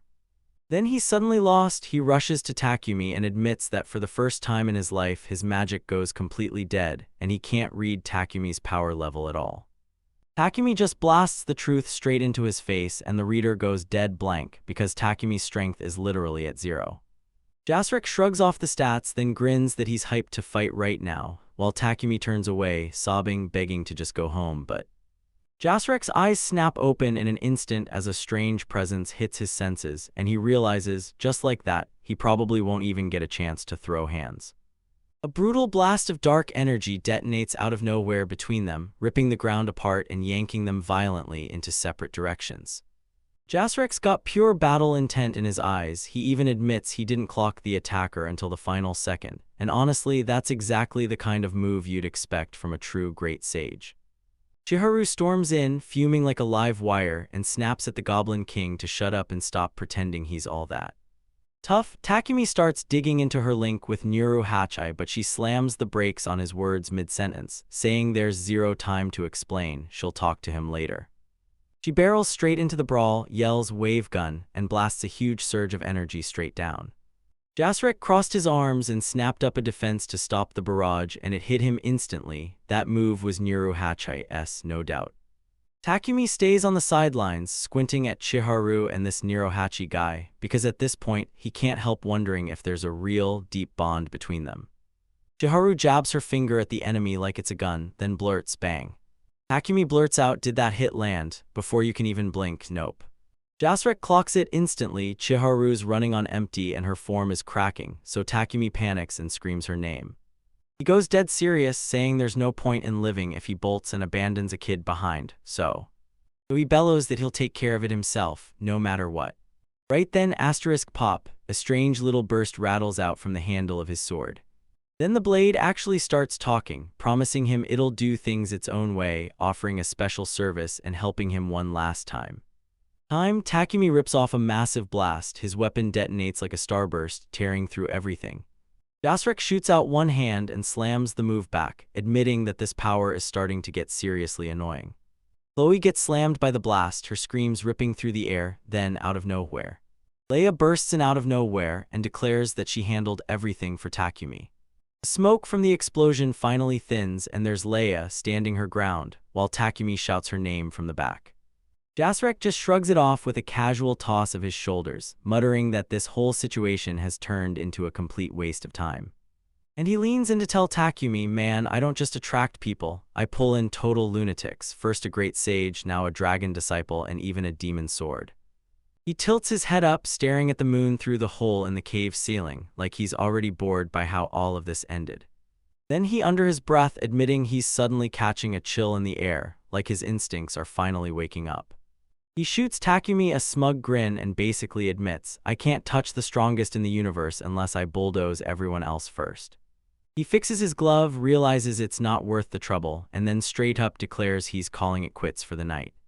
The guy whips around with dramatic flair, his massive cape billowing as he turns to bolt, but he's not finished yet. Out of nowhere, a colossal orb of magical energy blasts into the sky and rockets straight for the whole group. Chloe spots the attack the instant it launches, snaps into position to block it, and screams that this guy has absolutely insane nerve.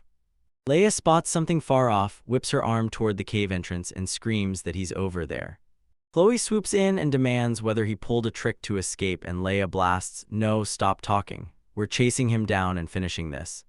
The girls dash off, but Takumi doesn't move. He just stands his ground and insists he's not chasing them, that he's totally fine right there.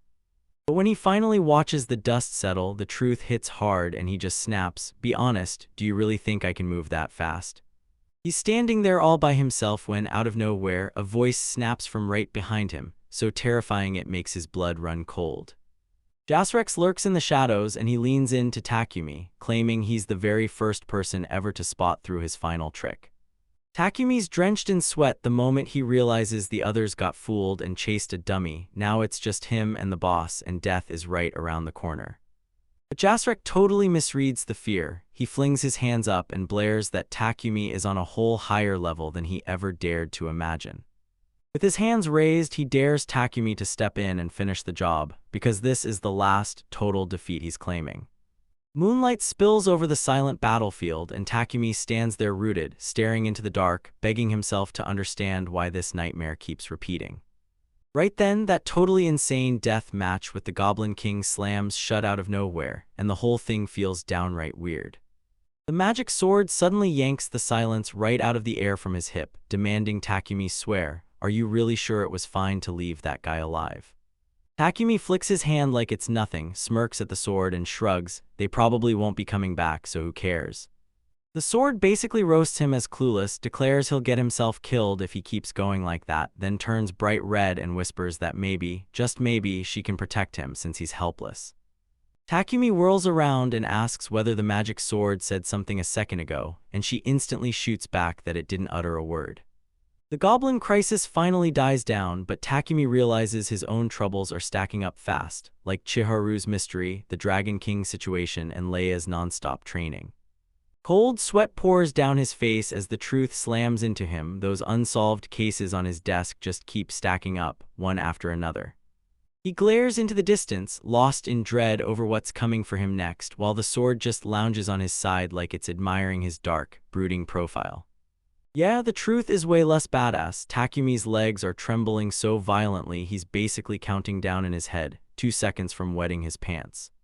Meanwhile, Jasrek is shattered. He finally understands he's powerless against this guy, and he can't believe he ever thought he could escape.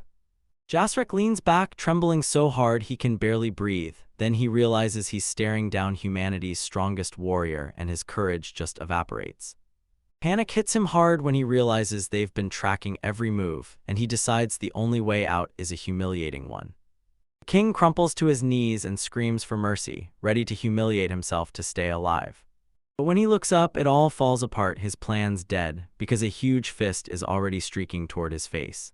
Leia rockets a full power punch into him mid-bow, screaming that he caused far too much trouble for Takumi.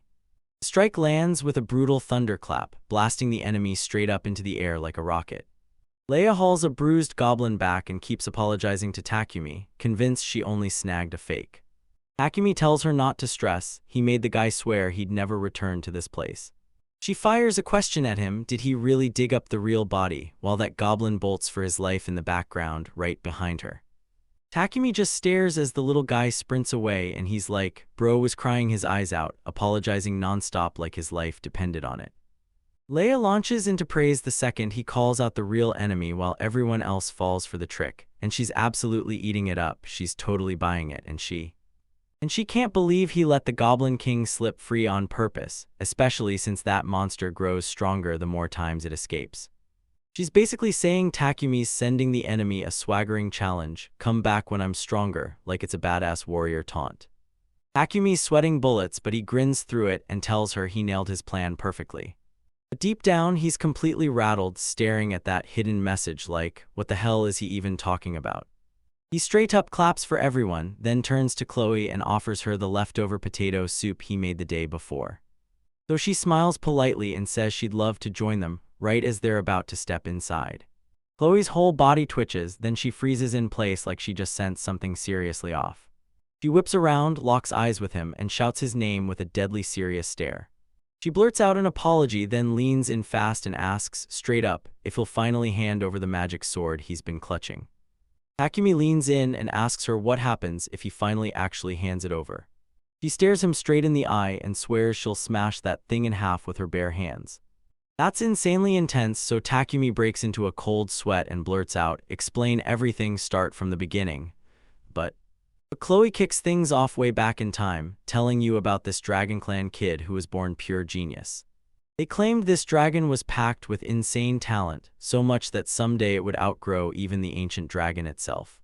And the whole world piled on massive expectations, pushing it straight toward becoming the next Dragon King candidate. Takumi sits there listening, but deep inside he's like, seriously, is this ever gonna end? Because his soup is going cold right in front of him. Chloe barrels on, yelling that genius always goes to its head, then it starts doing stupid, out-of-control stuff. Before long, an evil dragon with its true name swallowed the dark and got kicked out of the clan for good. Takumi's eyes dart down to the weapon at his hip, and he keeps whispering evil dragon under his breath like it's burning through his nerves. The sword slams into the moment and shouts that it's not evil at all, this whole thing is just one giant misunderstanding. But Chloe totally tunes out that voice and keeps going, saying the exiled dragon carried a grudge and spent every single day starting fights with the clan just to be petty. She says the clan had finally snapped from the non-stop harassment, so they slammed the evil dragon into a demon sword, right there, to silence it for good. The sword starts sweating like it's terrified, stammers that it has no clue what any of that even means, then Takumi locks eyes with the fact that the weapon on his hip is 100% talking back. Chloe whips her finger straight at the blade, hurls a brutal bombshell, and suddenly it's clear, this evil dragon isn't some random monster at all, it's her older sister, Karna. Takumi totally snaps at the reveal, yanks himself back, and screams sister, in full-blown shock. Chloe locks eyes with a serious glare and doubles down, confirming that the demon's sword is named Karna *, and that she's none other than her shameful older sister. The sword rings again like it doesn't even care, casually agreeing it's true, and confirming right there that Chloe is its little sister. Takumi stares at Chloe with worried intensity, demanding to know if she's truly about to snap the sword in half, because they're family, right? And Chloe wastes no time, she blurts out that her reckless sister is trapped and soaking up power right now, sealed away so she can come back to life. Chloe snaps with absolute intensity, insisting they have to stop that resurrection from happening, no matter what. So Takumi shoots her a question, would it really be so terrible if her sister came back to life? And when she confirms it'll be a total disaster, she snaps that her sister will just barrel right back into endless evil. Takumi clenches the handle, leans in, and demands the sword to answer straight, so is it real or not? Karna snaps back immediately, swears he'll never do evil again, and rushes to apologize to Kuchin, begging for forgiveness. Chloe's eyebrows knit in confusion as she grabs Takumi and demands to know if he's really been chatting with that sword, so what's going on? So he confirms it, then it hits him hard. Khlo can't hear her own sister's voice at all. She says that only the sword's real master can hear it, so that means he's the only one in the entire world who can. Then curiosity hits her hard and she leans in, wondering aloud if that sword has anything to say about her right this second. And Takumi fires the message back word for word, saying she's been sitting with everything she did and that she's truly sorry to Kuchin. Chloe mutters her sister's nickname under her breath, and you can tell she's rattled by the sword's sudden apology. She tells Takumi, "I don't fully trust this," but since he's the one gripping the sword, she reluctantly lets it pass for today. Then she's ready to bolt, telling him that no matter how evil that blade tries to act, he's strong enough to punish it in seconds. Takumi watches her leave, dripping sweat, and thinks, no way I could ever pull something like that off. Later, Chiharu tries to snag his attention by poking and squishing his cheeks while shouting his name, so he shoots a quick glance at the letter sitting nearby, still dying to uncover the Goblin King and Chiharu's secret, but he forces himself not to rush it. He stares at her and figures, whatever her real identity is, she's adorable right now, and that's all he needs. He finally snatches the envelope off the floor, cracks the seal, and rips it open to see what's inside.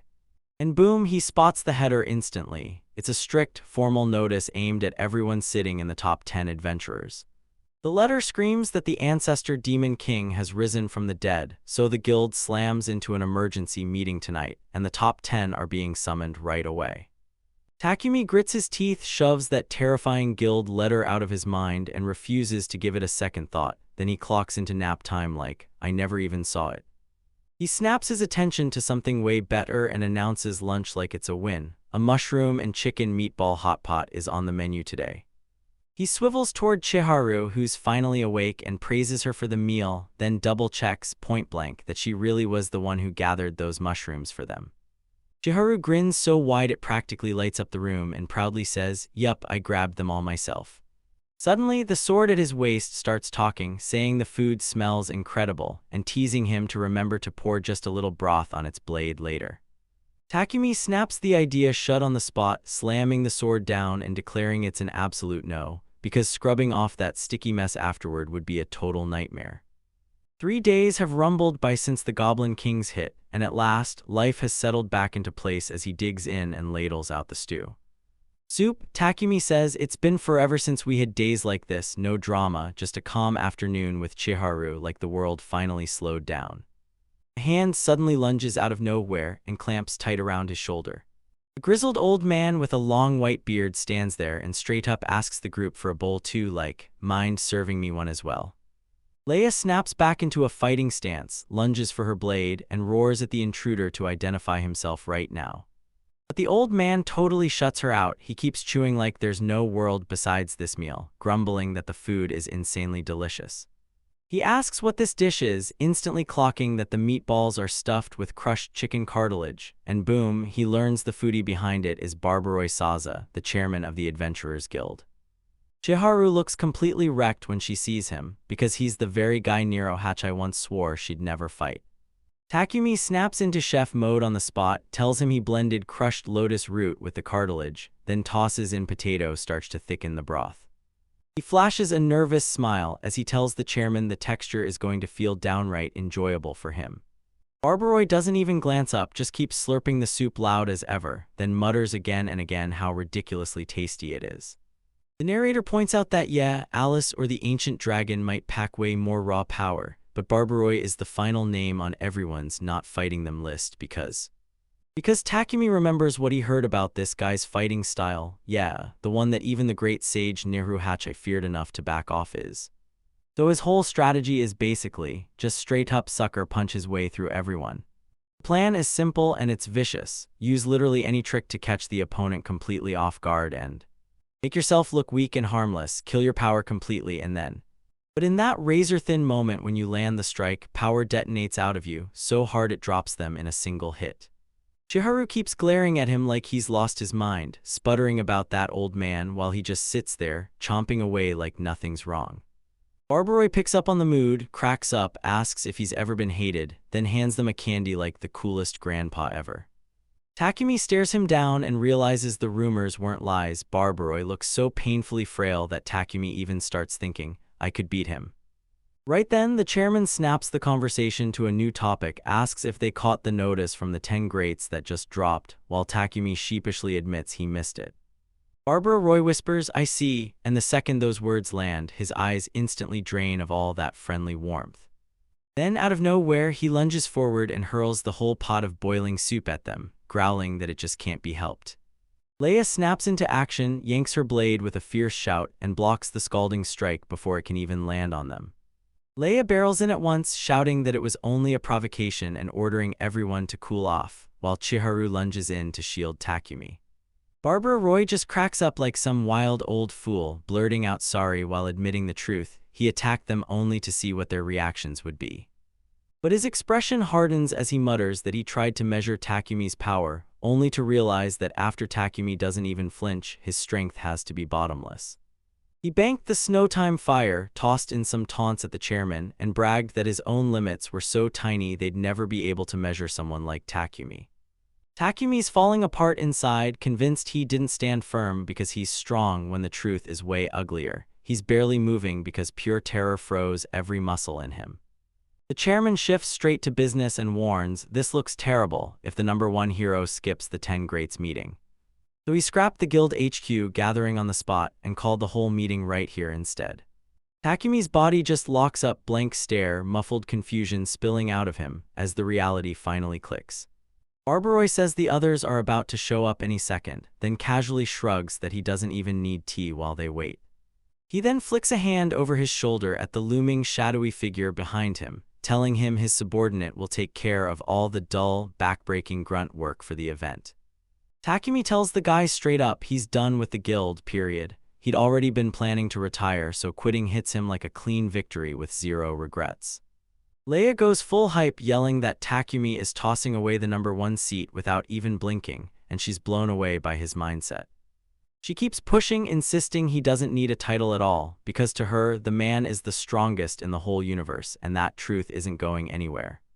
Barbara swears he totally gets it. He knows Takumi originally wanted to rush straight to the guild just to wipe his name off the rankings. Takumi grins and says, "Telling the chairman straight up actually saves me the whole trip, so yeah, it works out perfectly." But Barbara shrugs off the attitude and presses for the letter, because he's zeroing in on the ancestor Demon King's revival, and that's the real reason they're here. The old man admits they still can't pin down where the Demon King is hiding, but here's the twist. They've actually known for 10 whole years that he'd come back to life. He raises 2 fingers and says the enemy's power is probably tucked away somewhere, and for now, that's the only clue they've got. Now Takumi's face twists with irritation as he snaps, "What do you mean that demon stuff has anything to do with me quitting the guild?" But Barbara straight up ignores the question and slips into a cold, formal mode, calling him by his title as the first-ranked adventurer. Barbara slams a massive bombshell on him, and the guild even starts eyeing Takumi as the frontrunner to be the next Demon King. Takumi totally snaps. He straight up demands to know if they're really labeling him as the villain just because of one massive misunderstanding. Barbara plows right through the panic and declares, "The important talk's done." He hands the rest to his secretary, and just like that, he's gone. A woman with glasses steps up, flashes a confident smile, and introduces herself as Lyndon, Chairman Barbara Roy's secretary. She politely tells Takumi to remember her face from now on, then she snaps into action and starts flexing her skills because she cranks out a giant meeting hall on the spot before anyone can blink, and when Takumi begs them to stop building right in front of his house, it's already too late. The place is finished. Next morning rolls in and big-shot adventurers start flooding the mountains, one by one, like the summit just got a celebrity guest list. By noon, everyone's already there and Lyndon's just sitting in plain sight, sipping tea like he's watching the world explode from his cozy seat, while Takumi just stands out there, miserable as sin. He begs them to stop turning his house into the meeting spot for all this chaos, but it's already over, tables set, lights blazing, and poor Takumi is trapped at that meeting table with the heavy hitters closing in from every side. The meeting kicks off with Chairman Barbara Saza at rank 0, and everything goes quiet as the stakes instantly rise. And right beside him stands the unstoppable rank 1 Takumi, sweating like his life depends on it. Rank 2 is the Goblin King, Jastrek, stepping in for Alice, while rank 3 is little Chiharu. She's beaming and waving like a tiny hero, stepping in as Nuru Hachai's sub. Then comes rank 4, the hero end. He looks totally knocked out, and then right beside him stands the rank 5 half machine, Machina. Rank 6, a total monster beast man Zaha, grinning like a maniac as he steps into view, followed by. At rank 700, Dagon goes hunting, and with him is the stealth monster, rank 8 Yaru. Leia sits there too, right beside the 9th ranked God Descender, and then, finally. And at rank 10, the crew gets its final piece, the silent shield Rick. Chairman Barbaroy wastes zero time. He steps up and loudly announces the start of the 10 Greats meeting. He blows the lid off everything, saying the main mission is resurrecting the ancestor Demon King, and then revealing exactly how they're going to deal with their prime suspect, Takumi. He tells everyone, say it all, no holding back, no fears, just your honest thoughts. So Takumi instantly starts sweating bullets because he realizes the whole meeting is built on one cold truth: everyone's already treating him like the Demon King candidate. Suddenly, the Beastman bursts in and demands, what's the point of all this? He sneers that the meeting is just theater, then tells them to cut through it, kill the guy, and be done. That's rank 6 by Berserker and Zaha, standing there like it's nothing, flicking a coin, casually talking murder like it's just small talk.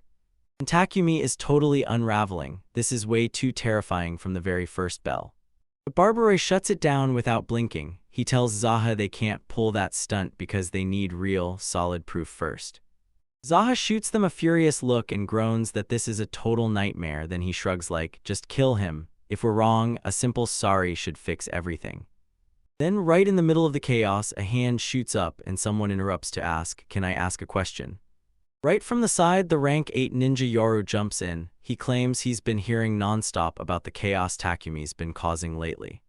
Everybody's tuned in right now, including rank 7 super hunter Dagon, who's locked on with a razor-sharp stare. Yoru lays it all out. Leia becomes a disciple, and Takumi drives the black dragon back without so much as laying a finger on it.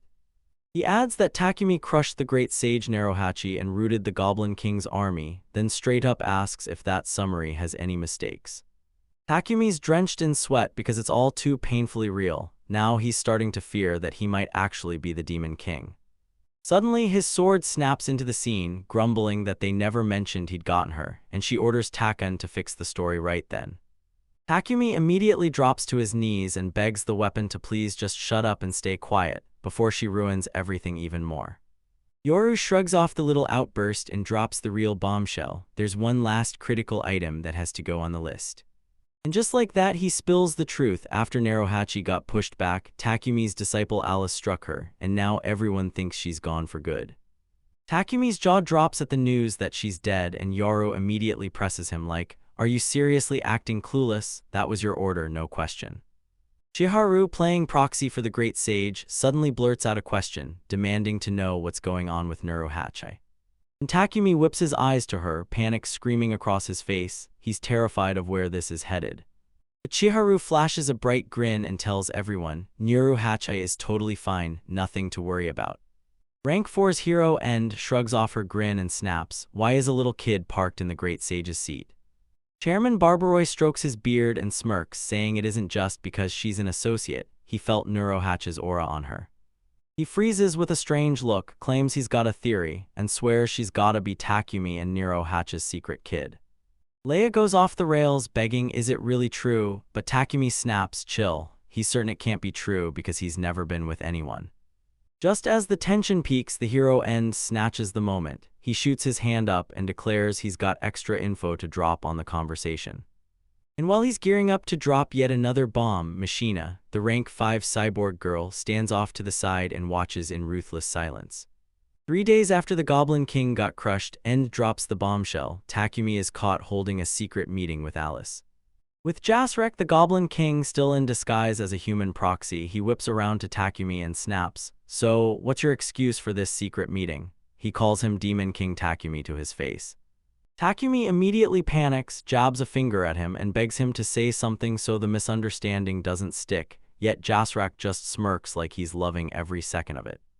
So Jasrek yanks out a scroll, grins, and declares he didn't just bring a rumor, he's got a real letter straight from Alice herself. He cracks it open and boom, total disaster. Alice starts blabbering about how she's an unworthy disciple, then it turns to her lover, then he's like, wait, cut that, but somehow she leaves it in anyway, and it's just endless pages of obsessive nonsense. Takumi just blanks out, dead tired eyes locked on nothing, completely crushed by how chaotic and humiliating this letter turned out to be. But Jasrak keeps devouring Alice's apology. She's begging him to forgive her, swearing she's still too weak and insists she isn't worthy to even show her face to him. Then she hits them with a straight-up bombshell. She says if the guild's been annoying him, she'll wipe every last one of them out for his sake, and the whole room goes stone-cold silent in an instant.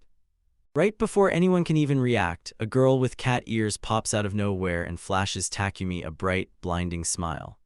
And she flashes a grin, tells him her name is Beast King Miki's, and says she's here to pick him up, like it's perfectly normal, then adds, meow.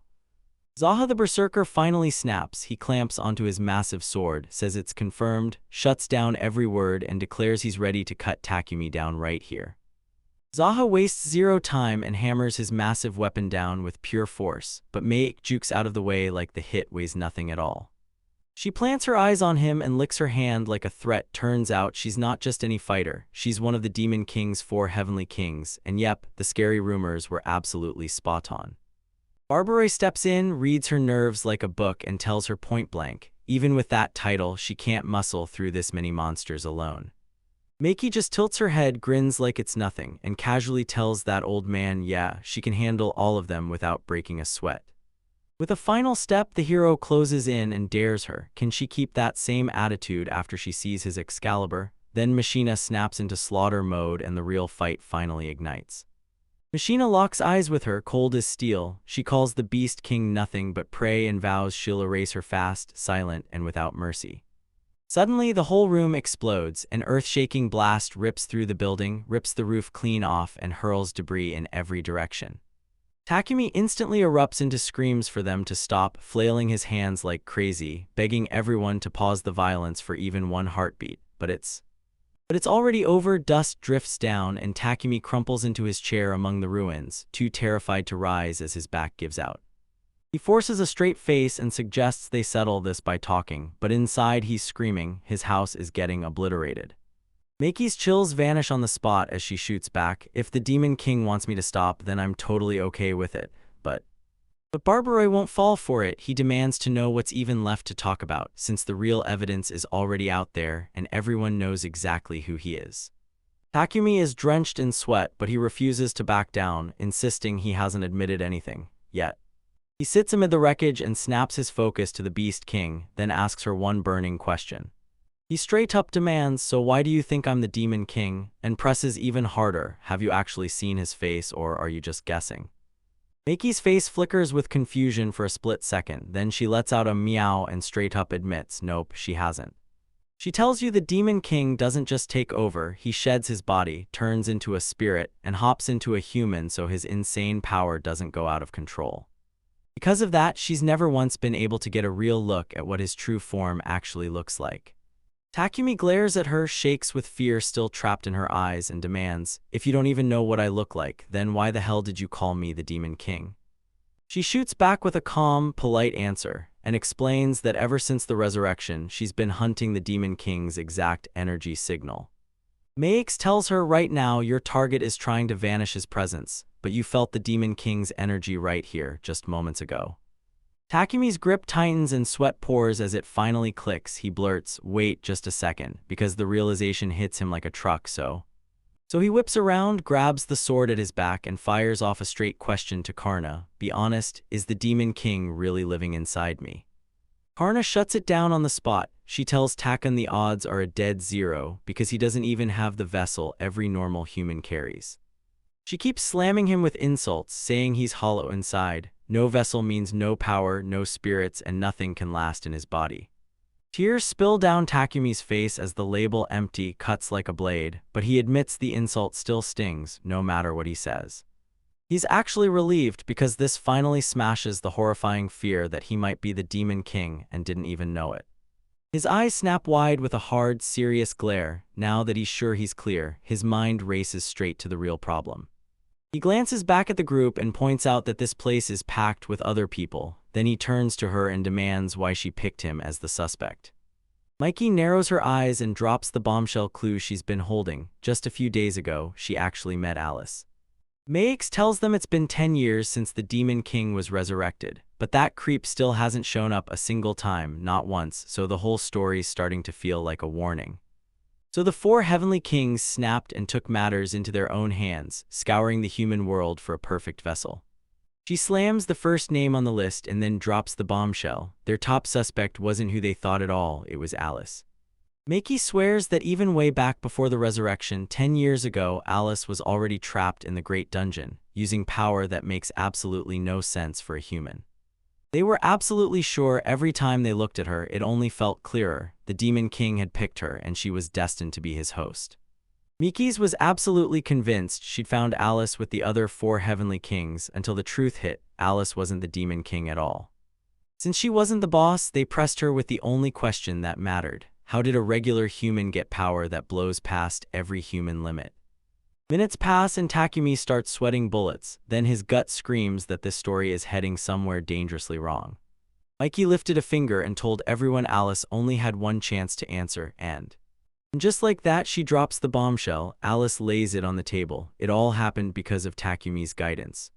Takumi erupts in screams, furious at Alice's insistence that it's all a lie, because he found her in that dungeon, and she was already way past anything a human should be able to do, and Maix just shrugs him off and says, right now there's only one choice, Lord Takumi is the Demon King.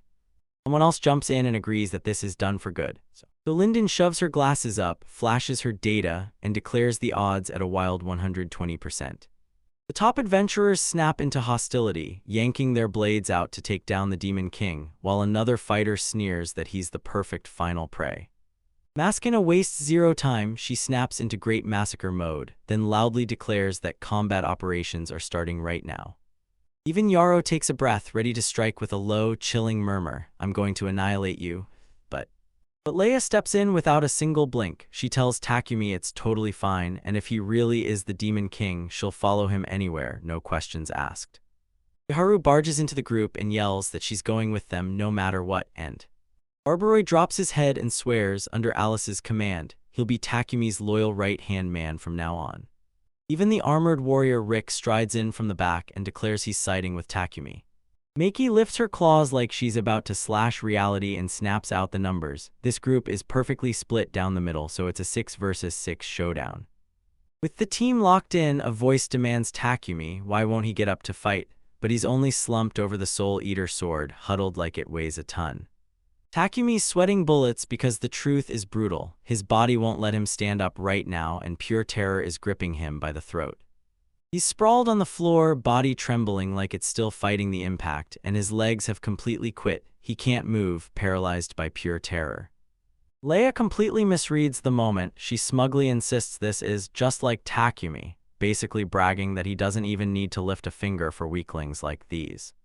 Chiharu instantly buys into the delusion, smirking like, look at that calm, he's really planning to take down everyone while just sitting there.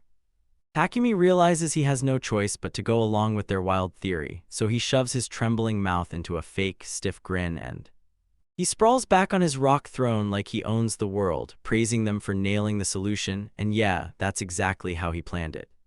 He sits there like he owns the world, staring down everyone with pure, unstoppable confidence, and just like that, the legend of Demon King Takumi kicks off for real. Chairman Barbaroi steps in and snaps for de-escalation, urging them to stop fighting right here, right now. Then he drops the perfect answer. There's a massive guild martial arts tournament about to kick off in just 1 month. He suggests a crazy standoff. Both sides send a crew of reps, and whichever side wins gets one special wish granted. Takumi clenched his teeth, sweating like crazy, and asked the chairman straight up if he really meant they could demand anything they wanted. Barbaroi throws his arms wide and confirms it on the spot, then swears the guild won't lift a finger to interfere with Takumi. No way, no exceptions. So if Takumi wants it that way, they'll never step foot in this place again. Takumi runs the numbers for his team, and Jasrek, Leia, and Chiharu are right there, yet he straight up admits he's got only one other ally besides them. Barbaroi snaps, telling him to ditch the worries about the numbers. If Takumi's really that confident, then he can take them on alone.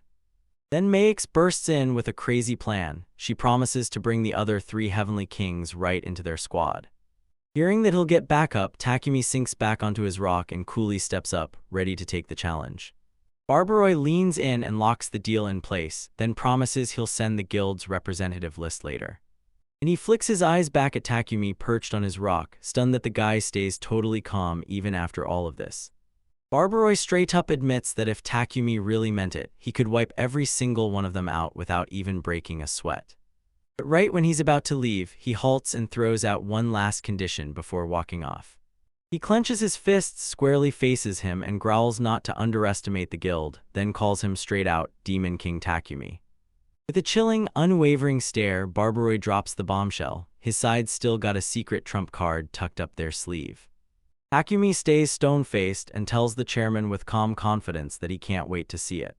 The second they're gone, Takumi drops into his seat and replays every word, and then it hits him. He just signed up for a massive fight. He snaps into action and decides his master plan is to throw the match in round 1, bolt immediately, and disappear because he realized Barbara Roy's eyes were locked on killing him, and panic hit so hard that a random waterfall suddenly sprang up, just in time to cover the fact that he'd wet his pants. At last, the grand tournament day has arrived, and under the blazing sky, the whole city feels huge, loud, and ready to explode. At the guild headquarters, everything's been locked in and staged for the main event to kick off, so the countdown can finally start. Inside the hall, giant banners snap and unfurl as the announcer booms that the lottery for the main tournament bracket is starting, right now. He storms through the crowd, shouting for everyone to brace themselves, because the big reveal is about to hit. Then the full list slams down and bam, insane matchups everywhere. Chairman Barbaroi, Takumi at number 1, Alice, and the Monster Kings like Mayakis and Chloe. Takumi locks eyes on the board, and that instant battle manga energy hits him, because he knows, no joke, if he actually throws hands, he'll be wiped out in 2 seconds. So he tightens up his intense stare, clenches his teeth, and vows quietly but with total certainty that he'll never lose no matter what. Later, Takumi cuts through the market, and right when he passes, some shady guys start whispering like they spotted the Demon King's party. But one guy totally loses it and blurts to his friend, "Don't look at him. If you do, he'll mark you with a curse and you'll die." Takumi shrugs off the scary rumors flying around him, and before he can even turn, Mayaki pops up behind his back like, "Guess what? I want cotton candy." Takumi shakes Mayaki off, blurts out that he's sorry, then swears he'll grab her cotton candy on the way home. And then the panic hits because he realizes a literal 4 heavenly king is shadowing him, and suddenly it feels like he's the real Demon King. He just stares forward, jaw tight, asking himself if he'll ever claw his way back to being a normal, everyday guy after this whole nightmare finally ends. Then he gazes out at the colossal stadium and realizes, with a jolt of awe, that he's never fought on something this magnificent before. But then a shrine maiden strides in, clutching paper charms, and tells him these are made by the 4 god pillars, same kind they have back in the east. She tells him the 4 divine beasts, Genbu, Byako, Seiryu, and Suzaku, stand guard over the 4 directions, and they reshape the arena into a sacred space. She tears the mechanics apart like a pro. Her magic lives inside the pillars. Genbu slams the door on fatal blows, Byako snags the cheaters, Seiryu patches up every injury, and Suzaku rips the dead right back into the world. She's dead serious. If any safety safeguard gets triggered, the fighter eats the loss, but the real promise is simple: nobody's dying in this arena. Takumi's shoulders drop with instant relief as he blurts, "That's amazing news. Now he can step into battle with a calm heart, knowing he won't get killed." But the shrine maiden totally misreads him. She gasps and immediately thinks he's panicking because his godlike power might accidentally obliterate his opponent. Takumi decides to roll with the shrine maiden's wrong-headed misunderstanding, praising her like she nailed it, while he knows, deep down, she's nowhere close to the truth. Suddenly, Linden bursts in dressed in her maid outfit, bows with perfect manners, and tells Lord Takumi she's been waiting for him, and she leads everyone straight to a bench reserved for the Demon King's army, while Takumi breaks out in a cold sweat because that label feels totally wrong too. The announcer girl explodes with hype on the big screen, rips into her mic, and screams that the Great Martial Tournament main event is officially underway. Then they roll out a clip of a hand reaching into a box and yanking out a numbered ball, just to prove the matchmaking lottery is locked tight, strict, and totally fair. The announcer whips her arm up in dramatic fashion and roars for the entire stadium to stare at the big screen. The final tournament bracket is here. The chart lays everything bare. Takumi's locked in for his very first match of the day, going straight up against Chairman Barbaroi Saza. One day, Takumi's sword snaps to life and blurts out that this random lottery reeks of straight-up rigging. But Takumi just shrugs it off and says it doesn't matter who he faces, because he already knows there's not a single soul on that list he can actually beat. The crowd explodes as the announcer roars that they're done wasting time, and the very first match of the first round kicks off right now. The announcer girl blazes, calling out for Chairman Barbaroi and Lord Takumi to storm into the arena right now, and right where everyone can see them.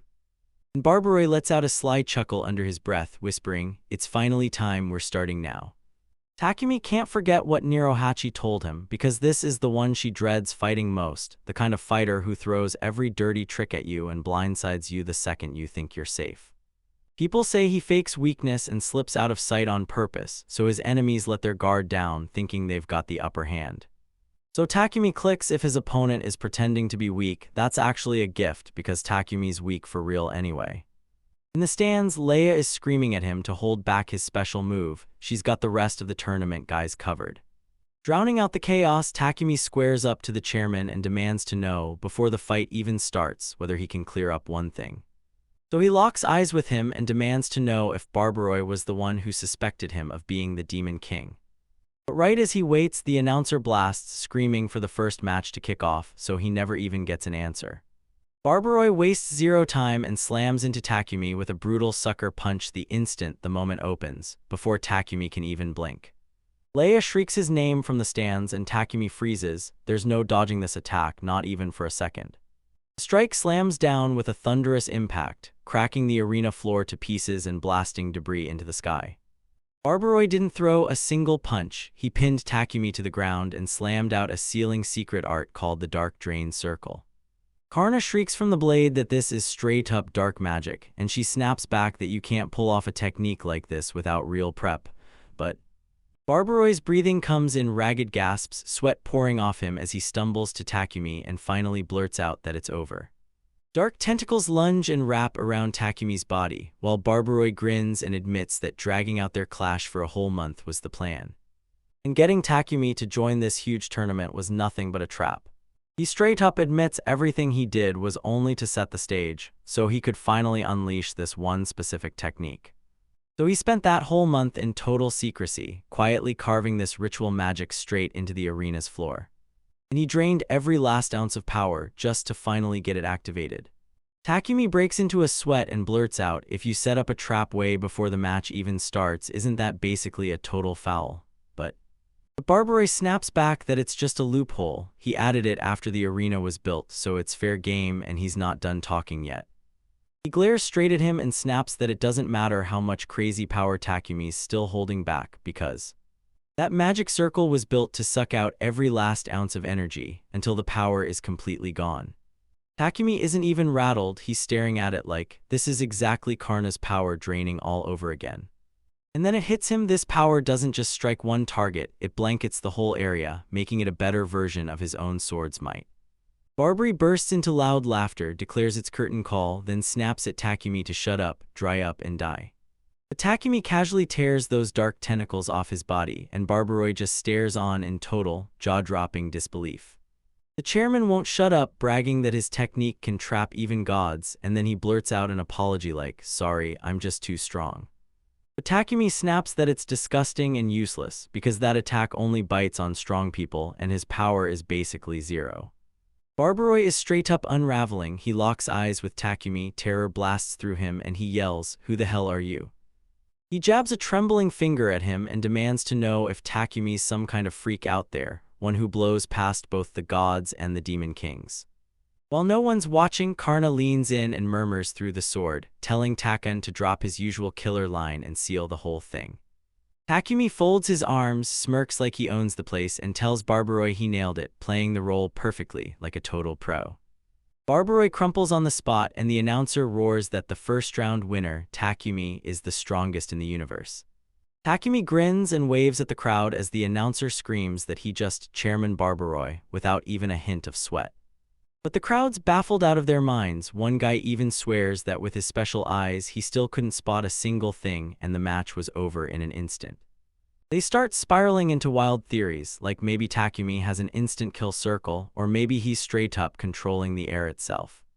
It was basically total self-destruction, but Chiharu snaps and jumps right on him, yelling how insanely cool he was, and Leia squeezes him in a tight hug and gushes that it was splendid, while Chloe jumps in beside her, all smug, saying this is exactly what she expects from her fiancé.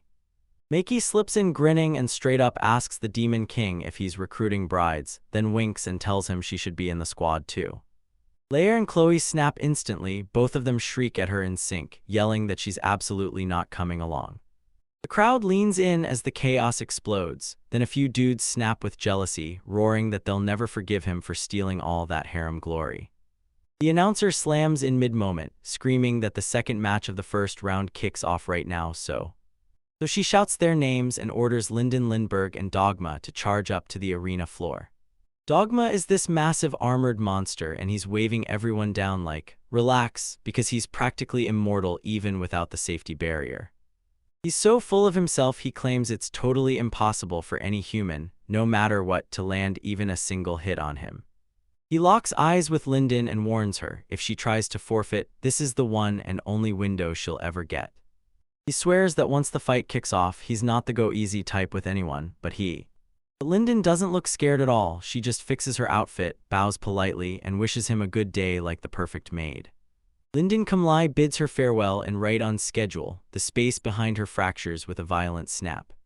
Maki and Takumi stare in pure shock as Maki blurts out, that guy just got wiped out by spatial teleportation.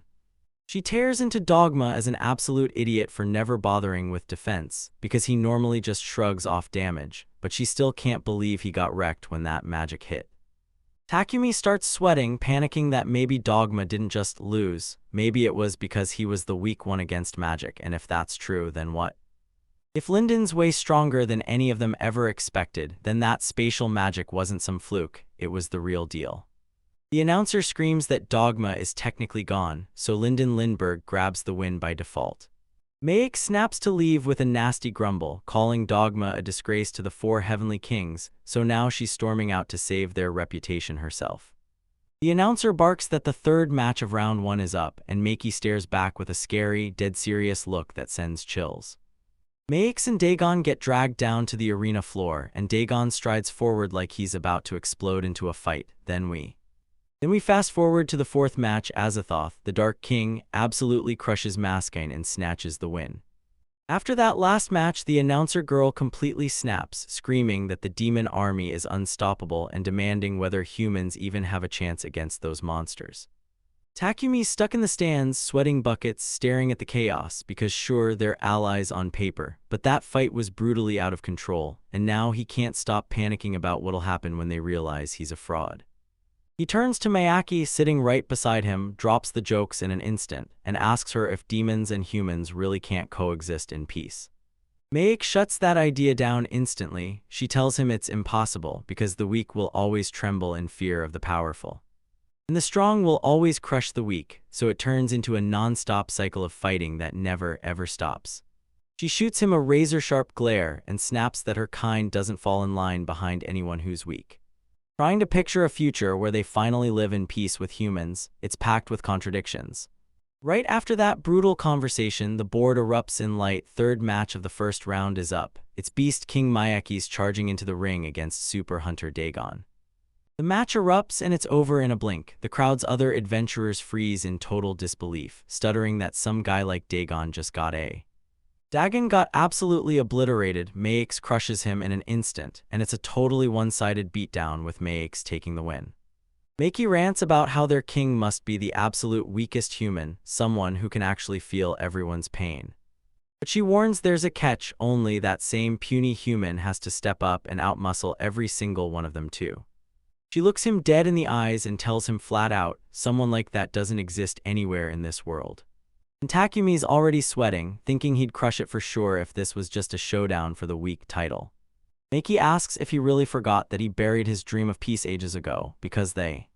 Then she leans in and tells Demon King Takumi that once this tournament ends, all four of them should ride straight for the frontier.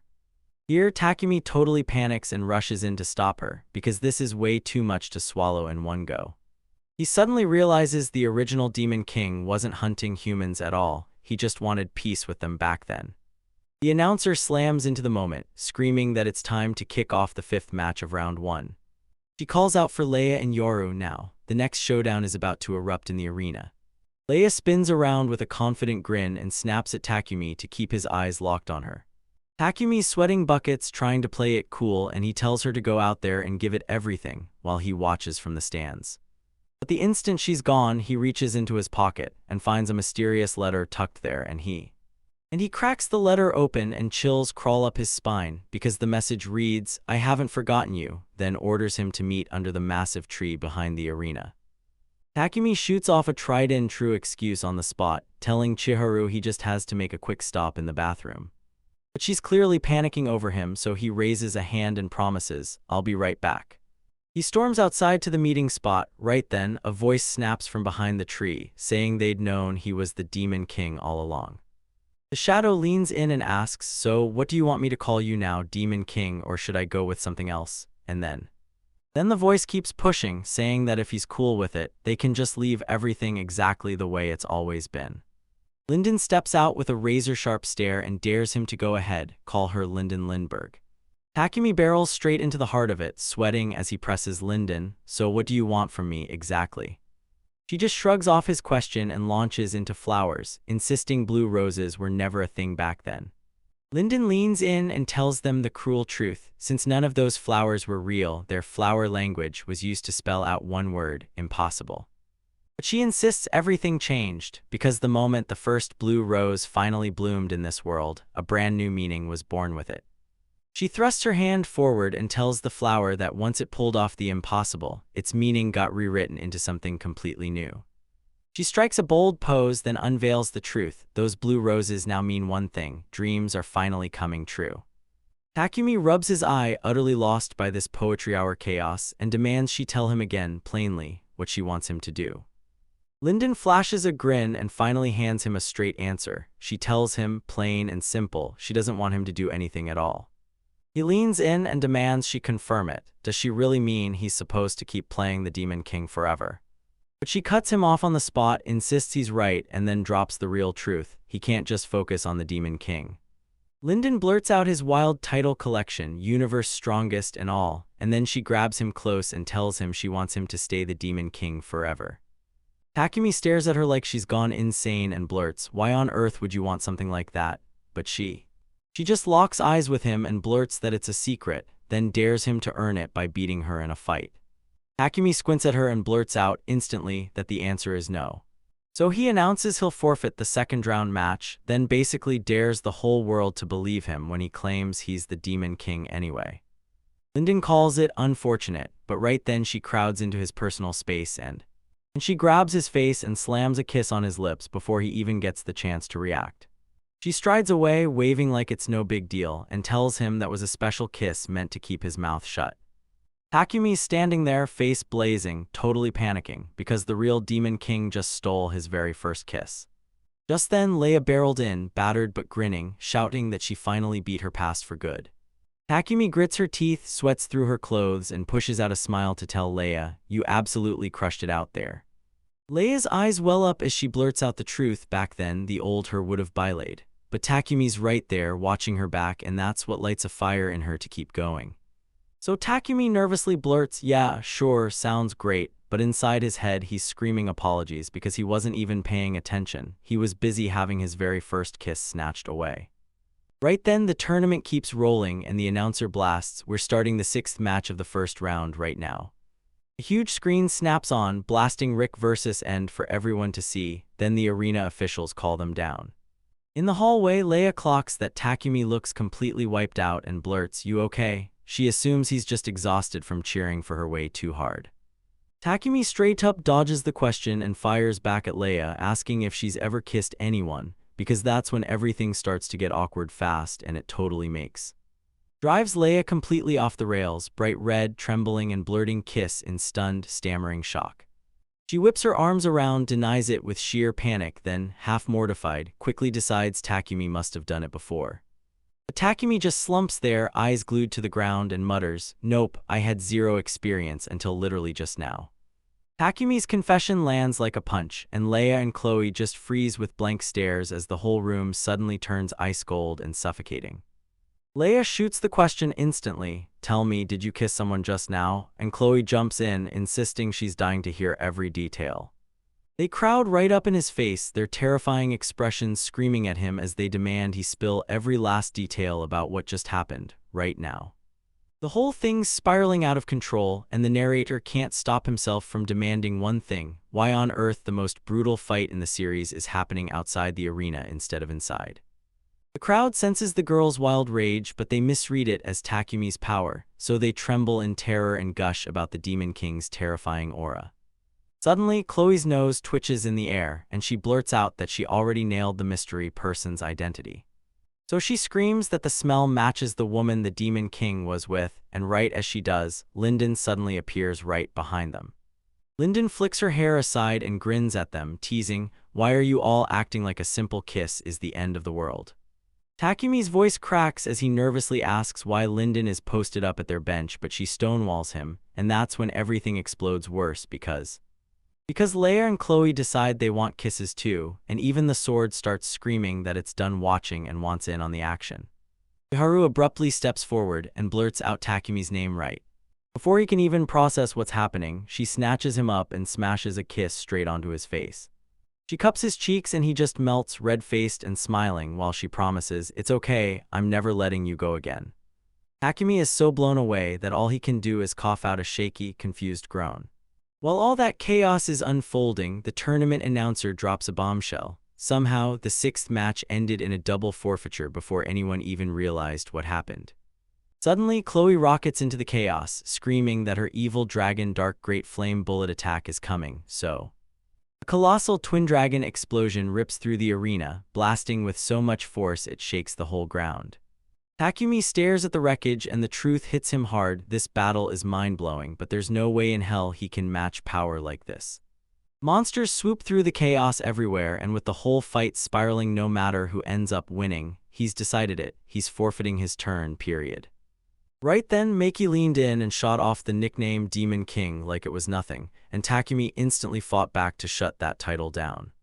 Meiki shoved right into his face with a deadly serious stare, demanding to know who he truly was, and then she tells him, dead sure, that the aura the girl unleashed earlier was unmistakably the Demon King's. Takumi starts spiraling, convinced his cover is completely blown, and that he's about to get taken out like some random mob character. He swallows hard and nervously asks her what she'll do if he turns out not to be the Demon King, but she just scratches her head, shrugs it off, and says she's not stepping in, because the real Demon King clearly needs him right this second. She decides to act like none of it ever happened, and Takumi can't believe how calm she's being about the whole thing. Meiki warns that the Heavenly Kings could come after humanity again someday, but it all boils down to what the Demon King commands. Meanwhile, the announcer slaps Chloe with a disqualification for cheating, and she just smacks her tongue while standing there, fully exposed.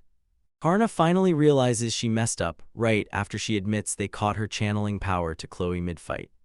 The announcer scrambles to keep the show rolling for the 8th clash between Alice and Jasrek, but the whole thing is spiraling into chaos fast. The announcer blasts the news because Jasrek forfeited the match. Alice grabs the victory on a technicality. And Takumi completely freezes, realizing the entire first round vanished in the blink of an eye. He's sweating like crazy, wondering if the real Alice is actually out there competing in this tournament for real. But reality slams into him. Round 2 is right around the corner. He has to face Linden next, and terror grips him. The announcer won't let up for a second. He immediately throws the call for the second match to start. Takumi trudges out looking on edge, while Linden strides forward radiating a massive, bone-chilling aura that churns in the air around her. She flicks her glasses up with a chilling grin and declares that the moment has finally arrived to kick everything off. She rips her dark power out of hiding, declares she's finished hiding, and demands to know why the Demon King is doing all this. She snaps, demanding to know why he made her recognize him as the Demon King, kissing her right along the way. So Takumi realizes he's completely done for, snatches the bell like his life depends on it, and panics, begging Neurohachi to come rescue him like right now. The bell rings and boom, space warps open right in front of them, and Neurohachi materializes out of thin air. So she immediately lunges in front of Takumi, blocks him like a shield, and yells that she's never letting him go again. Chloe and Karna stand off to the side, baffled out of their minds, because the arena's safety barrier didn't even flinch at this intruder. And Takumi just gapes at the bell in his hand, realizing the tournament judges will probably think summoning a person is nothing more than equipping a weapon. Linden doesn't even blink, she just fixes her glasses with a smirk and says, "Looks like we're not getting any alone time this round." Norohachi dug her heels in, apologized to the secretary, and swore she wouldn't hand Takumi over to a single soul. Then her face turns stone cold as she demands, one last time, that Linden admit she's not planning to back off and leave Takumi to fend for himself. Linden shuts her eyes and to everyone's shock tells Norohachi she's grateful, because without that flower she swears she would have snapped long ago. She swears everything would have gone fine if Alice had been saved back then, and she wouldn't have pulled anything wild, not even for a measly Norohachi, but… She glares at Takumi and finally blurts it out, that man ditched both of them just to disappear into the mountains and live in quiet solitude. Norohachi blurts out a denial right away, starts to blame Takumi, then Lin cuts in, and… Linden snaps in, cutting her off like she's already solved the whole mystery, claiming she knows Norohachi cooked up this entire trap, even dropping a barrier on that mountain just to keep watch on him. She snaps that Norohachi tossed it all aside, Alice, Linden, and even her own dreams just to make this happen. Takumi froze in stunned silence as it hit him, his exile from that party wasn't random at all, Norohachi had planned it, and she was gone, she'd been watching him the whole time. Linden blurts out, is throwing away everything for this guy's happiness really what makes Norohachi happy? And right then Norohachi erupts, screaming at her to shut up. Once the talk's done, Norohachi snaps into action and unleashes a monstrous move called *wave sphere purgatory ***. So Linden snaps back right away, she fires her own dark magic at her and slams the subspace prison into place. Two blasts slam into each other with insane force. This is a full-on, no-holds-barred collision between Norohachi and Linden. Linden screams through the raging magic storm, certain she's been watched all along, then she hands her dream to Alice and Norohachi, not to conquer anything, just to protect the dungeon. She shrieks that she genuinely believed it would have been enough for her. She screams, demanding to know why there's been zero progress after watching those two for 10 straight years. She freezes in front of the barrier, completely lost, and blurts to Linden, "What am I even doing here?" Linden tells him she'll take him in a heartbeat if he's no longer needed, and Takumi gets blasted so hard the shockwaves leave him reeling. Norohachi shuts that down immediately, lets out a furious scream that she truly needs Takumi, then. But Linden only smiles, shoots back, and asks if she's playing the role of his guardian or something. Or is she just sitting back with a smile, hoping no one steps in, until somebody finally comes and drags him off. Norohachi snaps into action on the spot, screams that she's dead wrong, so she goes bright red, blurts out loud that she actually loves Takumi. Linden straightens her glasses, grins, and says she can finally say it, because now they're cleared to start for real. The entire arena jolts from the sudden surge of energy, but Takumi just freezes there, utterly lost. Linden stands with her back to them and announces, "We're about to replay the exact same nightmare that happened 10 years ago." Norohachi's body locks up with pure terror as Linden growls that starting right now, she's going to empty every last bit of herself. Dark magic detonates around Linden, spiraling upward into the air as everyone's eyes lock on him, and then she tilts her head up, twists into a sly smile, adjusts her glasses, and asks, almost breathless, if it's finally here. A colossal dragon crashes out of the sky, slams into the arena, and blasts up a thunderous wall of dust. So Chloe snaps and screams that it's her grandpa, while Leia blasts back that it's the ancient dragon. Takumi snaps his gaze upward, trembling, and there, perched on the dragon's back, he spots the rider and instantly knows exactly who it is. As Linden watches them touch down, he breaks into a grin and declares that now every single actor is finally standing on the stage. The rider launches off the dragon midair, slams down into the wreckage, and owns the moment with a full-on dramatic landing. And Takumi's stomach drops when the newcomer casually points out that her disciple had already become humanity's strongest, without her even realizing it. This recap dives straight into the big problem. Takumi is a complete talentless nobody, and yet somehow the whole world keeps mistaking him for the strongest guy in the universe. And that's exactly why Alice finally shows up, smiling like she just pulled off the biggest win of the day, standing there while Birds drift peacefully over the far-off mountains, painting the perfect calm over the whole morning. Morning hits and Takumi sinks onto his porch, tea steaming in his hands, then finally releases a huge, shaking breath of relief, like his calm, everyday life has come charging back at last. Then he stops mid-sentence, admits the truth that it hasn't fully come back, and decides to fake it anyway. He stares out at the view and tells himself that even if this is all just for show, things don't look half as bad as they could, because Nero Hachai is standing there, cheeks burning, while Leia grins like she knows, because the narration basically screams that Nero Hachai has fully fallen for Takumi. Meanwhile, Alice looks utterly wiped out. Those days between Leia's arrival and the tournament's final showdown were pure brutality for her. Takumi shuts his eyes tight and clasps his hands together, praying with everything he's got that he'll never be yanked into a nightmare like that again. Then boom, someone with mesh markings across their face crashes the moment, saying they just swung by to say hello and asking straight up if that still counts for points. With a straight face, Lyndon steps in and bluntly tells him that even a simple hello now costs 5 Takumi points, So Chloe looks straight up pissed at the sudden paywall, then demands to know exactly how many points she is right now. Lyndon glances at the scoreboard and tells her she's sitting dead on exactly 4 Takumi points. That answer instantly sets Chloe off. She's barely gotten anywhere and it's driving her crazy. She fires back, clearing all those weeds in front of the cave. Was that really only worth 2 measly points? Lyndon breaks it down and admits the rates swing with the area, then drops the kicker. She only earns 1 point every time she clears 25 meters. Takumi hears it and instantly thinks the whole system reeks of a scam, but he forces himself to believe it, because with barriers this high, he might finally earn the kind of peace he's craving. Chloe decides to dig into her long-term plan, so she corners Lyndon and asks how many points she'd need to finally marry Takumi. Lyndon doesn't even think twice, he fires the number right away. The marriage price is set to top a jaw-dropping 5,600,000,000 points. Chloe screams that she can't possibly earn that much even if she weeded the whole planet, and then Lyndon fires back that after marriage, having babies racks up another $10 billion. Takumi totally snaps at that last part. He can't believe the point system is still alive and kicking even after they finally got married. Lyndon lays it out plain, this is how the pricing works, no exceptions, and Takumi hears it like a weight lifting, realizing those sky-high numbers might finally let him live in peace for the rest of his life, because no one will be able to afford to mess with him. While Takumi crouches in the bushes, debating whether he should thank Alice for cooking up this scam, Chloe races off to find a loophole. She corners Lyndon and asks if she can bank points by doing good deeds for Takumi instead, and the moment she opens her mouth, impatience hits. She demands to know if there's no way to bag a massive pile of points in one shot. Lyndon tells her that for everyday tasks, the payout caps at just 100 points, but she leans in and teases that the system has a darker side no one talks about.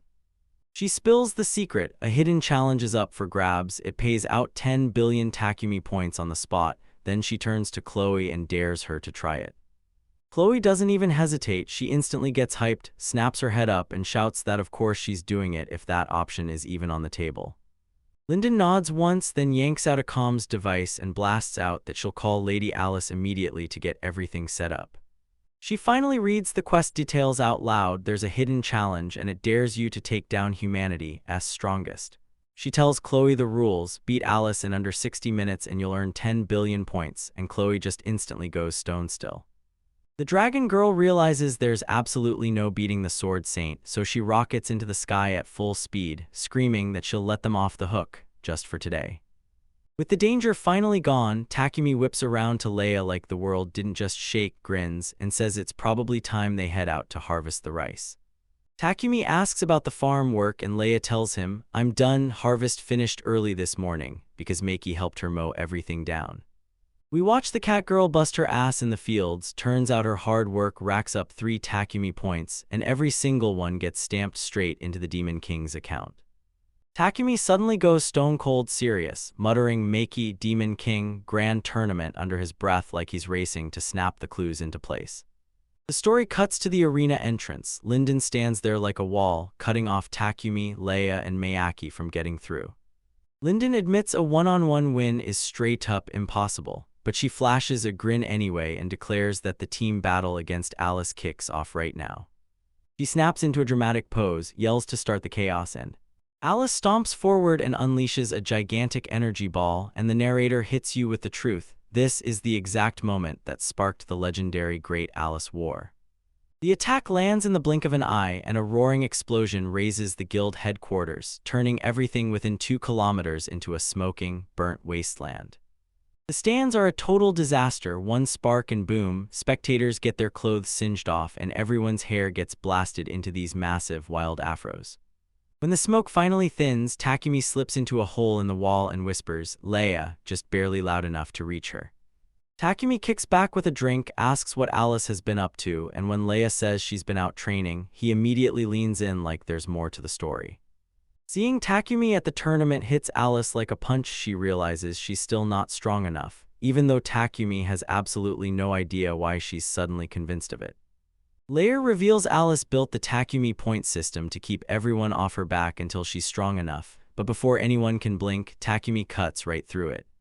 He's wearing full confidence-like armor right now, but deep down, he has absolutely no idea what's about to hit him next. The narrator drops the bombshell only 1 month in, and someone actually pulls off the impossible, grinding out a staggering 10 billion points. Karna flips out the moment she hears that number, then erupts in a scream, yelling about the 10 billion points like it's the end of the world. She snaps at Leia to shut her mouth, calls her a black lizard, and panics that Takumi might be listening right now. Takumi's right there, drenched in sweat, because he totally heard every single word from that booming conversation. Karna panics over and over, screaming how anyone could rack up that many points when her group barely scraped together 25. Leia's panic hits next, sweat pours as she blurts out she's way behind, and all she's got left are 300 points. Leia checks her device and admits, yeah, it's not supposed to happen, but she just got a notification from Alice. So Karna immediately snaps, demanding to know who it was, because she can't shake the fear that someone actually pulled off the hidden challenge. Leia screams it's impossible. Alice would never lose to anyone except Takumi, and that's when Takumi's sweat poured down because he knows, no matter what, he can't beat her, and deep down he knows he's just putting on a show. But he's mostly just baffled, like, how on earth could anyone rack up 10 billion points in that tiny amount of time? Leia tells everyone the mystery guest is arriving at the cabin today, because that's the only spot where they can swap points. And Karna starts panicking over the prize, screeches about marriage, and regrets like crazy that she didn't save up her own points. Then bam, both girls snap their arguing shut and stare into the distance, their faces frozen in pure disbelief at what's waiting out there. Takumi spots it too, and it all clicks. If you play it like this, hitting 10 billion points isn't a fantasy anymore, it's actually within reach. Turns out the guests didn't roll in solo, an entire royal army is charging up the path, hauling a huge carriage right behind them. The carriage thunders into view with soldiers keeping pace beside it, and when they catch sight of the flag snapping in the wind, there's no doubt it's unmistakably the Kingdom of Lucia. Takumi finally gets it how they crushed 10 billion points in the first place. They didn't just try, they mobilized the entire country ***, no joke. Lucia's population is around *50 million ***, So he starts crunching the numbers in his head, and when he adds it all up, every person saving just a little each month, the math finally clicks and he realizes this wild scheme isn't a fantasy after all. Karna clocks who it is and blurts Leia's name. Leia freezes stiff, then lets out a blood-curdling scream. It's the Cliff Princess. Right on cue, the carriage slams to a halt, and the door creaks open inch by inch, revealing a dark shadow waiting inside. The whole group huddles at a distance, nerves jangling, because even Takumi's already heard the rumors about this woman before. Apparently, the Kingdom of Lucia has a princess, and she's nearing 30, but every single marriage proposal that lands in her lap gets shot down without mercy. They call her the Princess of the Precipice, a nickname that clings to her like a promise. But it's not some random title. Her name comes straight from white lilies that only bloom on the steepest, deadliest cliffs. In the East, they call those flowers Yuri ***, a symbol of purity and dignity, and they swear it blooms strong even in brutal conditions, just like that woman stepping out of the carriage right now. Outside, the attendant shouts that they've reached Lady Celia, and from inside the carriage, Lady Celia leans out just long enough to thank Nanison for all his hard work. The crew hides in the trees as the narration spills her backstory. Turns out a mountain of men have gone after her, yet she shuts them all down cold, even princes and supermodels. She steps out like a perfect dream out of everyone's league, blooming high on a cliff where nobody can reach her, and that's why every guy she turned down ended up dubbing her the Princess of the Precipice. She finally throws back the mask. Bam, that's the real Salia Shauna Lucia right there. Takumi totally freezes because deep down he actually knows her. Salia isn't just royalty, she's that old party member who saved his life again and again back in the day. She locks eyes with him, gives him a soft smile, and tells him, "It's been forever." Nanasan, her butler, swoops in to keep everything running, saying Princess Salia is here to trade her Takumi points, and she wants the paperwork handled right now. Takumi looks rattled for a second, then nods. "All right, I'll head out now and double-check every point." So the butler flashes a confident nod, snatches up the tray on the spot, and tells him to check her T-card first. The butler flashes the card like it's a trophy, and it's downright ridiculous because right on the front there's Takumi's serious face printed as if that's supposed to be normal, and Nanasan slides in the name, Takumi Point, or just T for short, and then casually admits he dreamed up the whole idea himself. But he insists it's just how things work back home. Every single citizen in the Kingdom of Lucia has one, right down to the last person, to keep track of their Takumi points. Takumi's drenched in sweat and losing his mind, blurting out to Nanasan, "When on earth did you even have time to make something like this?" Nanasan tunes out the panic and spots Leia lurking in the back. She's locked onto that card with nothing but raw, desperate hope. So he leans in and offers them one like it's no big deal, explaining that they hand out T-cards to anyone who wants them, not just citizens. Both girls snap instantly. Leia panics and pleads for 3 copies so she can lock one away, and Chloe explodes into the room screaming that she needs 3 too. As everyone panics, Nanasan nudges his glasses and drops yet another bomb. Right now, the kingdom is hosting the Winter Takumi Festival. He tells you can cash in your points for real money, but if you hold on to them through this campaign, you'll unlock special rewards, and that's why. Leia latches onto him on the spot, grabs him tight, and demands he tell her right now what special perks she can get. Nanosin starts reading off the perks: 10 points for supplies, 200 points if you want a whole year's worth of meat, or a massive 300 points for a single gold coin. He realizes 1 coin can buy a whole house, meaning the point value is insane, and then he drops the number, 10 billion points. He leans in and asks if she wants to trade right now, because the card he just handed her is somehow preloaded with a whopping 10 billion points. Leia tears the scroll open the moment he hands it to her, and Nanasan blurts that there's a personal letter from Lady Alice tucked inside too. Chloe's freaking out in the background, furious as hell that the card has 10 billion points and Leia snatched them first. She starts screaming that she should have pulled Leia out sooner, while Nanasan stays ice calm nearby, quietly jotting everything down. Takumi leans in to check on Leia, and the moment he sees her locked on that letter like it's a life-or-death secret, he blurts out, asking if she's really doing okay. He spots the name on the paper and cold sweat hits him, because yeah, they totally wrote Goblin King just to laugh in his face, and Leia lifts her eyes off the scroll, her expression deadly serious, and the letter's contents hit her like undeniable truth. Salius flashes a grin and hits them with the big question: what on earth are they planning to trade all those points for? Nanosin kicks off a geography lesson, reminding everyone that the continent is split into 5 major countries, starting with the North and East lands. He points to the machine city sprawled in the south, then flicks his gaze west and calls out the Magic Kingdom sitting right there. Then he finally jabs a finger toward the center and declares it, right there is the unified nation, the biggest country of all, the true core of the world where they call home. Nanasan pushes his glasses up and tells them straight, right in the thick of it all, the Kingdom of Lucia is the one calling the shots. He adds that because they've stayed tight with everyone next door, they've actually managed to hold the peace for over 100 years, no big wars in sight. Then boom, he drops the nightmare: every country on the north, south, east, and west is moving in to invade them all at once. Takumi snaps full-on freakout, screaming at him, demanding to know if he really means every single country is attacking them. Nanasan swears it all kicked off a month ago, all because Takumi's legend. People whispered that he wiped out the chairman in an instant and left even the toughest fighters shaking in fear. Takumi starts sweating like crazy and blurts out a shaky defense, awkwardly mumbling that he was literally just standing there doing nothing. But Nanosin keeps the report rolling and he drops the truth. Since Takumi stays in the guild, the whole world assumes he's nothing more than a terrifying hermit tucked away in some cave. Nanasin keeps pushing forward, claiming a wild rumor is flying around that Takumi has zero interest in the guild and doesn't want to rule a single country either. So Takumi starts sweating because the truth hits way too close and all he wants is to cook in peace, live quietly, and keep his head down, but Nanasin snaps that this is the real issue. Every nation believes that if they can only seize Lord Takumi, then they won't just run a country, they'll seize the whole world, and everyone's freaking out, scrambling to get to him. And then Nanosin drops the bombshell. All four nations are clawing to get Takumi points, some places even straight up spend them like real cash. Leia tells Takumi she wants a cut of that cash, and he instantly loses his mind, asking if he's seriously been turned into human currency now. Nanasin snaps at him that if he keeps moving like this, some other country is gonna bulldoze in and grab him by force, So he says Lucia gathered the points first to shut it down, then Celia steps in and tells Takumi he's out of options.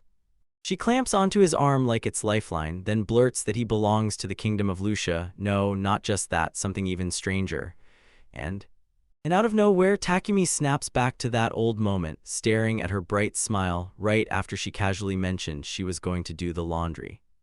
Leia slumps in place, eyes heavy, mumbling that her heart's cloudier than the weather outside.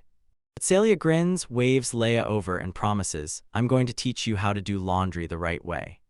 Leia goes rigid with nerves, shoots a worried look, and asks if it's really okay for her to be doing something like that, so Celia tells her it's cool, I'm a girl, and I still have to learn how to handle laundry, no matter what. While Leia starts scrubbing, Celia leans in beside Takumi and says Leia looks just like Alice. Takumi nods with a grin, admitting that seeing her work hits him with this wild wave of nostalgia, but Leia scrubs like she's trying to erase the fabric from existence, then blurts, "Are these clothes actually supposed to shrink?" And Celia loses it, screaming that she's ripping them apart for real. Takumi just shrugs it off with a laugh, convinced the calm, peaceful days he's been craving are finally back within reach. But the narrator drops the truth hard, that massive Takumi points problem is still wrecking everything, and not a single bit of it has been fixed. Then boom, the scene snaps to a flashback title card that screams, "A few days ago." Celia snaps into action, grabs Takumi's hands, and stares him down as she demands, loud and clear, that he becomes hers. Before he even has time to react, she yanks him into a crushing hug right there, out in the open. Takumi panics on the spot and blurts out, "Are you serious?" While Celia leans in and whispers, "Just pretend to kiss and hold me for 1 second." She keeps her voice razor-thin as she drops the truth. An enemy spy is hiding in her own subordinates, and it hits Takumi like a punch to the gut. While Chloe watches the romance unfold from the sidelines, she snaps, screaming that she's about to unleash her final dragon form. Leia spirals even harder. She slumps into despair, mutters that she's done with fighting gods, then tries to stab herself on the spot, so everyone has to scream for her to stop. Back at the main scene, Nanasin threw on a dramatic pose, screamed out sentence spring bazooka, and blasted the snooper with it. So it's a ninja from the east rolling in with a camera, and Nanasin can't stop himself from wanting payback, but Celia steps in and tells him to drop it. Celia tells them since we know who the spy is, we can hunt down who hired him, but Nanasin can't help pressing anyway. "Are you sure you're really okay with all this?" Takumi just stares as it all unravels, totally baffled, then blurts out, "Wait, are you telling me that guy was seriously the spy she mentioned?" Celia glares at the captured intruder, waves him off, and sneers that he's nothing special, just one of many, a low-ranking spy. So the soldiers behind them lose it, stunned, speechless, because a spy is hiding right among their own ranks. Takumi's still panicking over that hug, but Celia leans in and tells him to breathe. She's not going to force him into marriage. She just needs rumors to spread that he belongs to her kingdom so the other countries back off. In the end, Celia clenched her plan, refused to cash in her stacked Takumi points to push a wedding, and chose a different. Instead, she drops a jaw-dropping 100 million points on dungeon day passes, buying her whole army out of there, while she alone stays behind at the scene. She swivels toward Takumi and tells him, "I'm crashing with you for a bit, at least until I sniff out the real mastermind behind all of this." Takumi's totally confused. He blurts out that if she's hinting at someone else being involved, because he's sure the whole Takumi point system was Alice's idea. But Celia snaps, asking if he honestly thinks Alice is smart enough to build a complex anti-fraud system, and Takumi instantly nods like, "Yeah, no way, because that girl can't even handle basic math." Celia calls out how weird it is that Alice suddenly popped into the tournament after vanishing for so long, pressing Takumi to admit he ever felt a trap coming, yet Takumi just shrugs and says he had zero clue. She snaps into full seriousness and tells him the plan was cooking long before the tournament even began. Someone's definitely playing him and Alice for a massive scheme. Takumi looks totally crushed under all this pressure. He snaps, asks what kind of disaster he's being dragged into now, and says he just wants to end it all right this second. Celia barrels through the moment, unpacking her bags like nothing matters, then pauses. No way her bed's going to squeeze in until it hits her hard. She forgot her toothbrush, so she flashes a bright smile and casually tells him she'll have Nanison send it over later like it's nothing at all. Chloe watches from the side, stares, and blurts out, "Wait, are you seriously humming a tune right now?" And Leia looks completely done with the new guest. She can hear the humming loud and crystal clear. Celia grinned to herself, wondering where she'd crash tonight, while Leia raged from the back, shouting that she'd drawn a hard line, and Celia had better not cross it. Takumi finally steels himself and blurts out his real question: are her country's problems actually okay without the princess? But she just shrugs and says it's fine since she left a substitute. Takumi just freezes in place and blurts, "What do you mean by a substitute?" Then the truth drops: who's been covering for her? It's a brand new player, Lucia Hashudal Chilt. And the story finally reveals it. She's not just a queen, she's the very first generation ruler of the Lucia kingdom. The episode kicks off with a flashback of that witch telling them, clear as thunder, that they've got to boost their party members. And the story rips us back 10 years, showing exactly how this entire disaster began. Takumi lays it out: Nyiruhachi, the rank 1 monster, bulldozed the guild into letting him through, but not a single person wanted to partner with a dropout like him. He swears the rankings usually end at E, but because he was so terrible, they shoved a brand new special F rank underneath just to trap him. He instantly realized nobody would ever want some useless nobody like him in their squad, so he was doomed from the very first second. But Nyiruhachi lunged in to save him, then casually announced she'd join his party, while lifting a AAA difficulty quest like it was nothing. After she wiped out that massive dragon, she huffed that he was way weaker than she'd ever imagined, and the truth hit her hard: she couldn't shield him by herself. In the present, Takumi corners the new Lucia and demands to know why Nyiruhachi showed up at the Lucia royal castle in the first place. But she brushes past the details, keeps striding forward, snaps at him to hurry up, and demands, "What's wrong with you?" Takumi halts so abruptly he practically freezes, then jabs a finger at the wall painting and blurts out that it's without a doubt Nyiruhachi. Takumi stared at the wall portrait marked as the first-generation queen, new Lucia Hashudal Chilt, and felt the whole room tilt with meaning. Then he swivels to the current queen and demands to know if that woman was truly the very first ruler of this country. So, yeah, new. Lucia shoots him down with a smug grin and tells him, point blank, technically, the very first queen wiped out the original Lucia kingdom and then simply took it over. The story snaps into a flashback and someone steps in like royalty, greeting her by her full royal name, like that's when everything starts to get complicated, but Nyiruhachi snaps in and shuts it down right away. She tells the person kneeling on the floor to just call her Nyiruhachi because she absolutely despises stiff, formal nonsense. Inside the throne room, the queen, right then and there, throws the titles aside and demands to know what mission brings her here today. Nyiruhachi grins and tells everyone she came hunting for party members, especially the ones who can defend, heal, and sniff out crises before they explode. The queen's brow furrows as she points at him, shocked that someone as terrifyingly powerful as Nyiruhachi would ever need help like that, so she pauses, staring straight at the problem. But now, in the present, Takumi finally cracks the truth. She didn't take those roles for herself at all. She did it to guard him. Knight Captain Rick stands beside Sasha the healer, and you can tell she didn't just recruit anyone, she hunted down the kingdom's absolute best, all to come for Takum. Nyiruhachi shouts out the exact names she wants, kicking things off with Priestess Sasha and she straight up demands the Master Thief Bats, making sure he's the one who joins the lineup. So she snaps her attention to the queen, double-checking every stat she has to know if they're built for defense, recovery, and spotting danger, and she asks straight up whether they should run a test first. The queen gives the green light and Nyiruhachi immediately decides, right on the spot, that she's taking all 3 of them with her. Sasha smiles in the present, saying it drags her straight back into old memories. Turns out she really did get shipped off to a monastery after all that chaos back then. Takumi sits there and listens to her whole story, shocked that back then he never even suspected Sasha was the queen's daughter. Then it hits him, someone's gone, and he snaps, asking where Rick is because he's sure the guy will show up any second now. Celia's smile crumples. She blurts that Rick isn't coming because he's been missing ever since the tournament ended, and that news hits Takumi like a brick wall, freezing him in total shock. She tells him she's been running Rick on a top-secret mission for ages, keeping a close eye on Takumi and Alice, waiting to see if any shady characters tried to sneak in. But the guy who was supposed to keep his eyes on everything, he just disappeared like smoke, vanished into thin air. After Rick vanishes, Takumi goes stone still with worry, then he blurts out, "Tell me, what can I do? How can I help?" Celia flashes him a smile and tells him it's totally fine, just stay right where you are and keep flirting with her.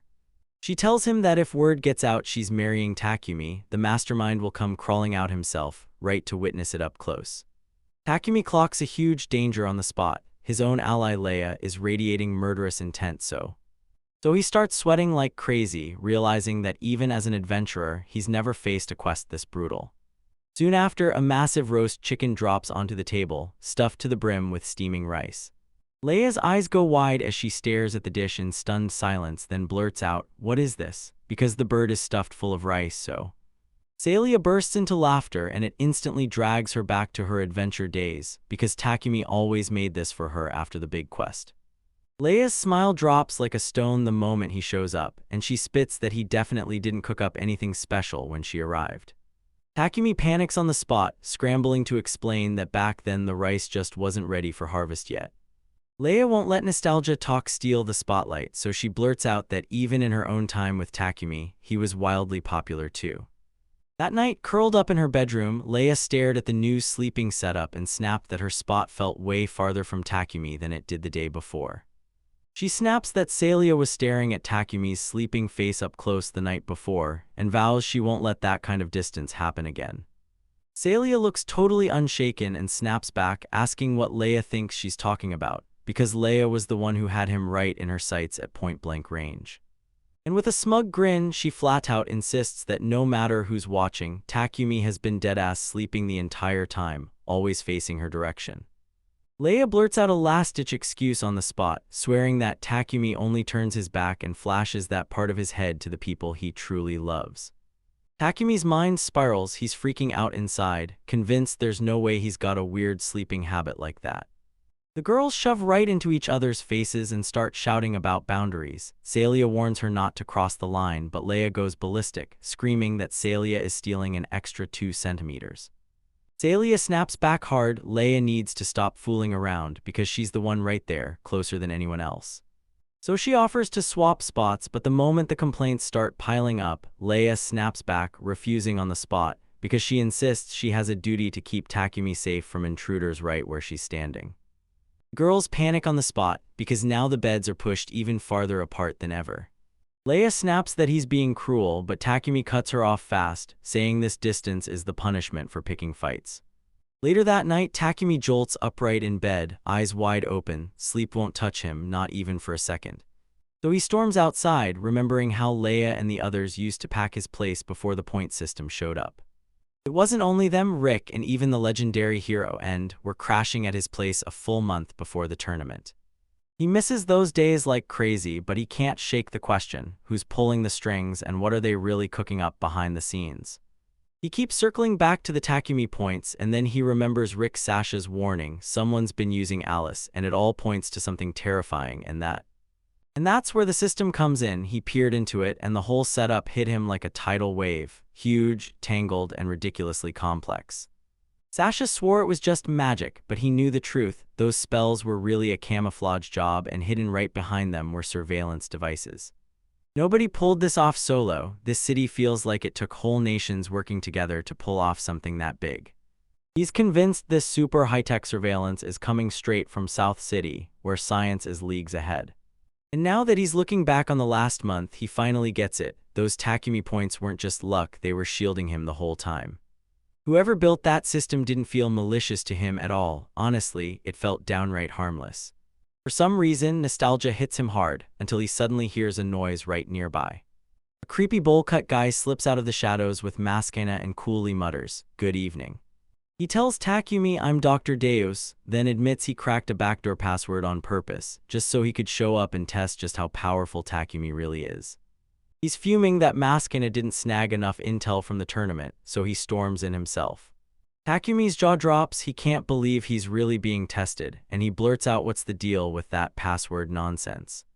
Then it finally slams into him. Maskina hadn't just been fighting earlier, she'd been watching him the entire time. Deus doesn't even let him breathe, he barks at Maskina to kick off the experiment right now. Machina flips her combat system on, blurting that slaughter mode is live, and she's ready to tear into whoever steps in so she fires off that feint and Deus can't stop being blown away. Takumi didn't even flinch once, not a muscle, nothing. Deus figures Takumi clocked the whole thing as a straight-up intimidation play. Takumi whips around, trembling, but the truth hits harder. He's ripping through his own mind, yelling that he didn't hesitate because he literally couldn't react in time. Deus keeps staring him down, insisting Takumi could wipe Maskina out in seconds. Then he leans in and asks if Takumi's holding back because he finally spotted the secret. Takumi's grin freezes in place as sweat pours off him. He's convinced he can't break a thing, and he somehow doesn't even clock what's happening around him. That's when Deus hits like a lightning strike. He literally reveals Maskina is loaded with explosives strong enough to erase the whole mountain, and Takumi erupts into a full-body scream. He's frozen in place, stunned so hard he can barely breathe, as the dust swirls down around him, but Deus barely even flinches at the outburst. He slaps Maskina with an order to aim for real this time, because he's itching to watch the strongest move actually land. Machina snaps out a cold, "Yes, doctor," then immediately whips her arm cannon up and starts blasting nonstop. Takumi sprints for his life, but Deus totally misreads the panic, logs it as Takumi's weak aura, convinced it's a genius trick to lull the enemy into letting their guard down. Takumi ducks behind a rock, and even the narrator flat-out admits his dodging is trash, so E-rank it's basically embarrassing.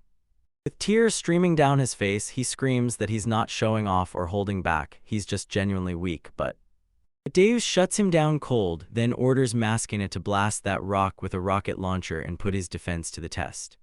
Maskina shrugs and blurts, "Roger," then hits the switch for Grand Slaughter mode like it's nothing.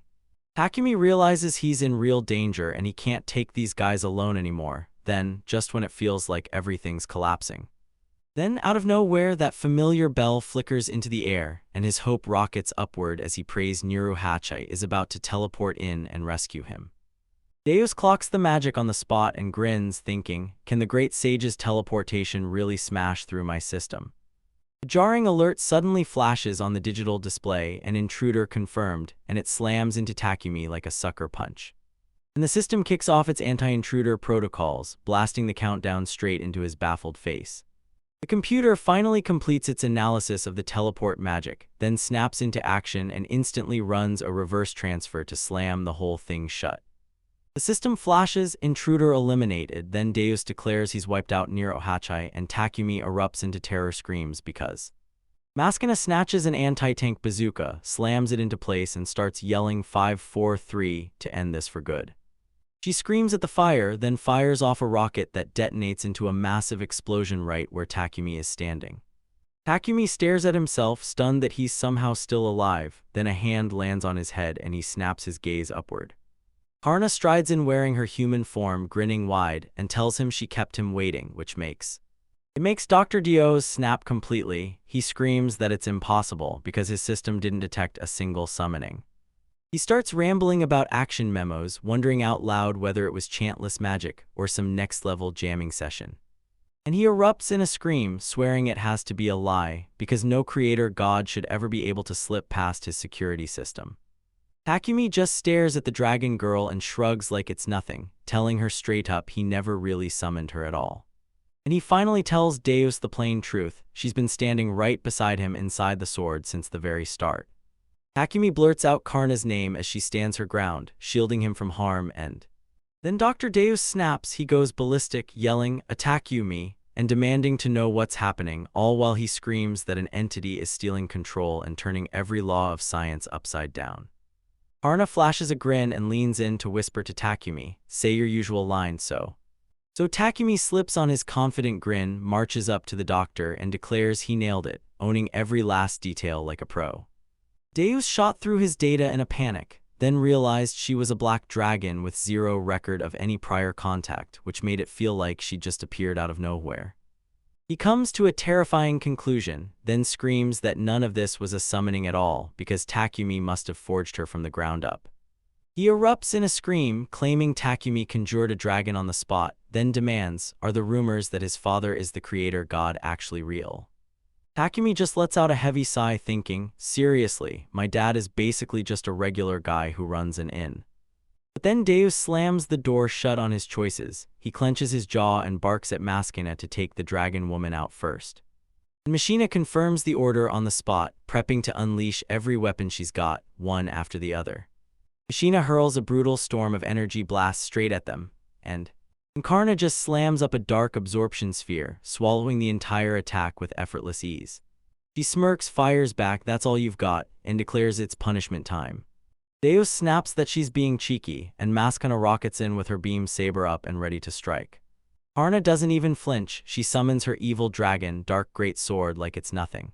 But Machina hits the realization hard she's out of power, so she rips open her limiter and goes for more. Takumi spots the energy surge, screams Karna at the top of his lungs and completely loses it. She flashes a grin and tells Takumi, don't stress, I'll match your effort no matter what. Machina cranked herself to full throttle and triggered her limit break, Ragnarok mode. So Karna snaps back on the spot, yanking out her evil dragon heavy shield. Karna and Machina slam into each other, triggering a brutal explosion, so intense it almost feels unreal. Takumi watches his land get smashed to pieces and rages that his property is being wrecked right this second. He whips his focus to the scientist and snaps at Dr. Deus that getting stuck alone with him was exactly the plan, so now Dr. Deus has to start spilling everything he knows. Deus starts sweating bullets, panics, and begs, are you really the strongest in the universe and still gonna use force? Please stop, one hit and it's over for him. Takumi locks eyes with him and suddenly realizes something terrifying. This guy is the exact same kind of monster as he is. When Takumi spots an ant on the ground, he realizes the doctor isn't just human, he's fighting on the absolute weakest side of humanity too. Now that Takumi realizes he can actually win, confidence surges through him and he roars, I'm coming for you. Deus yelps out something pathetic, snaps his hands to his head and cowers in pure terror So Takumi rockets in and unleashes a brutal barrage of rapid punches. Actually, he just starts wildly flailing his arms like an absolute toddler having a meltdown. Deus keeps flinching and blurting ow, but right in the middle of his scream he freezes, then demands to know why it doesn't hurt nearly as bad as it should. Takumi's feeble punches made Deus jump to the wrong conclusion. He files a fresh memo saying Takumi must be holding back every bit of his strength just to avoid accidentally murdering a weak opponent.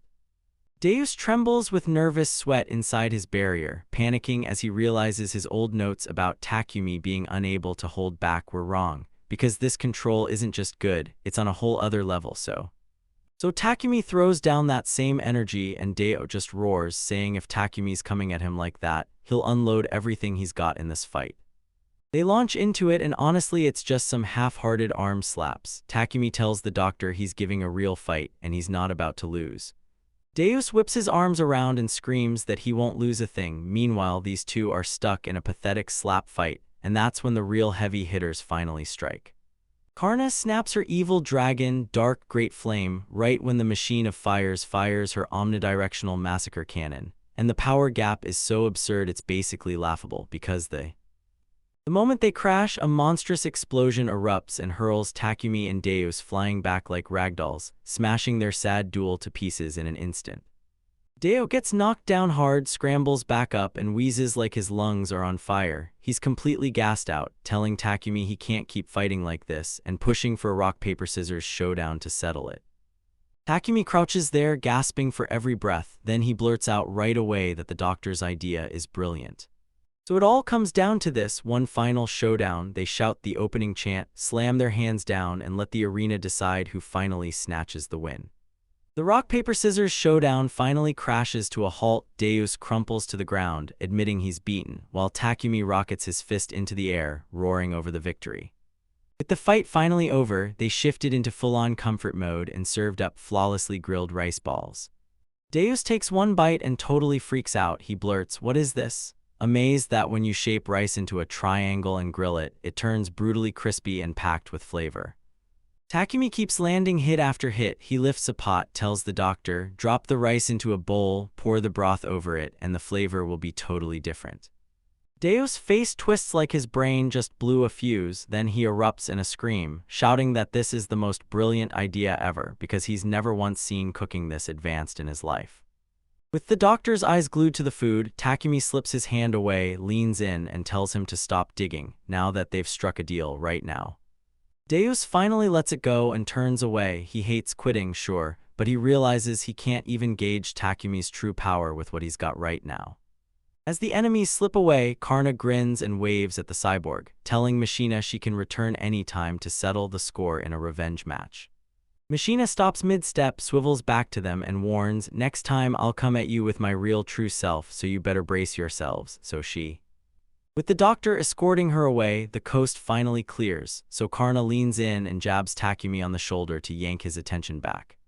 Karna's smile drops fast. She gets worried and tells Takumi she can only hold onto this human form for a little while longer, so Takumi just stood there by the cave, totally baffled, demanding to know whether the seal wasn't already fully shattered when she escaped earlier.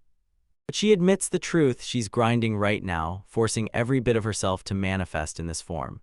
She tells him that the moment she loosens up even a bit, she snaps back into that state, so she's been sleeping nonstop since the tournament, conserving every last drop of power, and Takumi suddenly clocks why she'd been so totally unresponsive before. Takumi just stands there, taking Karna's teasing. She's basically grilling him about whether he's been super lonely without her for all this time. He asks if piling up enough power will finally smash that seal for good, and Karna snaps her truth. She used to believe that too, until she realized she was dead wrong. She leans in, dead serious. Her need to help him cracked a tiny gap in the seal, but shattering it completely will only happen with one specific thing. She suddenly yanks Takumi by his shirt and shrieks in his face that it has to be the power of love. She shuts her eyes tight, pouts up sweetly, and swears that if she falls for a glorious prince and they lock lips, the spell seal will snap for sure. So Takumi just grins and tells her with zero hesitation that he's really hoping she'll find a guy like that someday, then friend-zones her to her face like it's nothing. Karna starts to fade out, admitting her full recovery will take forever, so she grabs Takumi and begs him to say hi to Chloe for her. Takumi watches her vanish and flashes her a real, heartfelt smile, pouring out his thanks for saving his life back then. And for once, he finally tells the truth, admitting he's been a little lonely, especially now that they can't talk to each other. Karna's own voice bursts out of the blade, telling him there's nothing to do and that she'll just have to wait, then the whole scene snaps to the next moment. Meanwhile, Dr. Deus slumps at his computer, grumbling that the tournament winner doesn't matter to him, his only job is to snag combat data. Machina steels herself and admits the brutal truth. Keeping a mechanical body burns a fortune, so she grabs the highest-paying jobs the moment they pop up. She grips the data chip like it's lifeline and steels herself. She'll take on the work no matter how filthy the job turns out to be. But Deus keeps his eyes locked on the screen, and as the tournament flashes by, he drops the bombshell that only 2 data files out of everyone's matter. He yanks up Takumi and Alice's files, and Alice looks like a battle-ready warrior, while Takumi looks like he's about to piss himself. Dewu's notes basically scream this. Compared to every other fighter out there, the market price for data on those 2 mysterious weirdos is straight up off the charts. Deus interrupts, saying he's recording this very moment, because this grand tournament's final battle might be his absolute last shot to collect real, detailed data. The story snaps to the arena. Mieke screams that she's going in full force, then slams a loud meow at the end. Deus yanks up her file and points out she's a cat-type demon. The Beast King mics, then gets ready to run the numbers. He scrutinizes Miyake's combat power ratings, zeroing in on what she's done in her latest clashes with Zaha and Dagon. And the results are straight-up jaw-dropping. Her power and lightning-fast speed are rated top-tier, landing as S-rank from the very start. As she marches down the list, her stamina hits A and her magic lands at B. But then her special ability flashes a double S, and that's what sets the whole thing in motion. Until Deus finally hands her a complete verdict and grades her with a blazing rank S. Then the story snaps to Alice. She barely even tries, just casually backhands the monster away like it's nothing. The creature rockets across the arena, slams straight into the stone wall, and the impact tears the masonry apart, crushing everything in its path as it keeps. Lyndon stares in pure disbelief, blurting, "Are you seriously this strong?" While the data screams the same thing, Alice's combat power keeps climbing, rising non-stop like it has no end. Deus digs through the battlefield data and realizes Alice's power is crushing everything, so the other demons instantly spiral into full-blown panic. But what truly rattles him is seeing a man standing on that stage, stone calm, like this is nothing at all. Takumi leans in and softly ruffles Alice's hair, patting the legendary sword saint like she's just a kid, and Deus clocks the reading surge. She's wiped out the 4 heavenly kings in an instant, and now her heart is pounding like crazy. Alice's face turns crimson with nerve-shaking fury, but Deus totally botches the read. He assumes she's terrified, even though she already knows she can't beat Takumi. Machina starts panicking and the truth hits her hard. This is impossible, and probing this guy any deeper is going to get her killed. So she cranes her head up at Takumi, but her terror twists him into a shadowy monster. He just stares through her like he can see her soul. In her head, a chilling voice snaps into place, screaming that her fears are dead on and that she's got the whole situation figured out perfectly. Her whole system faceplants at once, the audio logs scramble into trash, she swears she's seeing things, and the data blinks into pure unknown before she can even blink back. She refuses to die today, so she snaps around and sprints for her life while her sensors start dying one by one. As Maskina bolts from danger, her internal systems start freaking out, and she can't stop obsessing over ripping out the ugly human parts still fused to her body.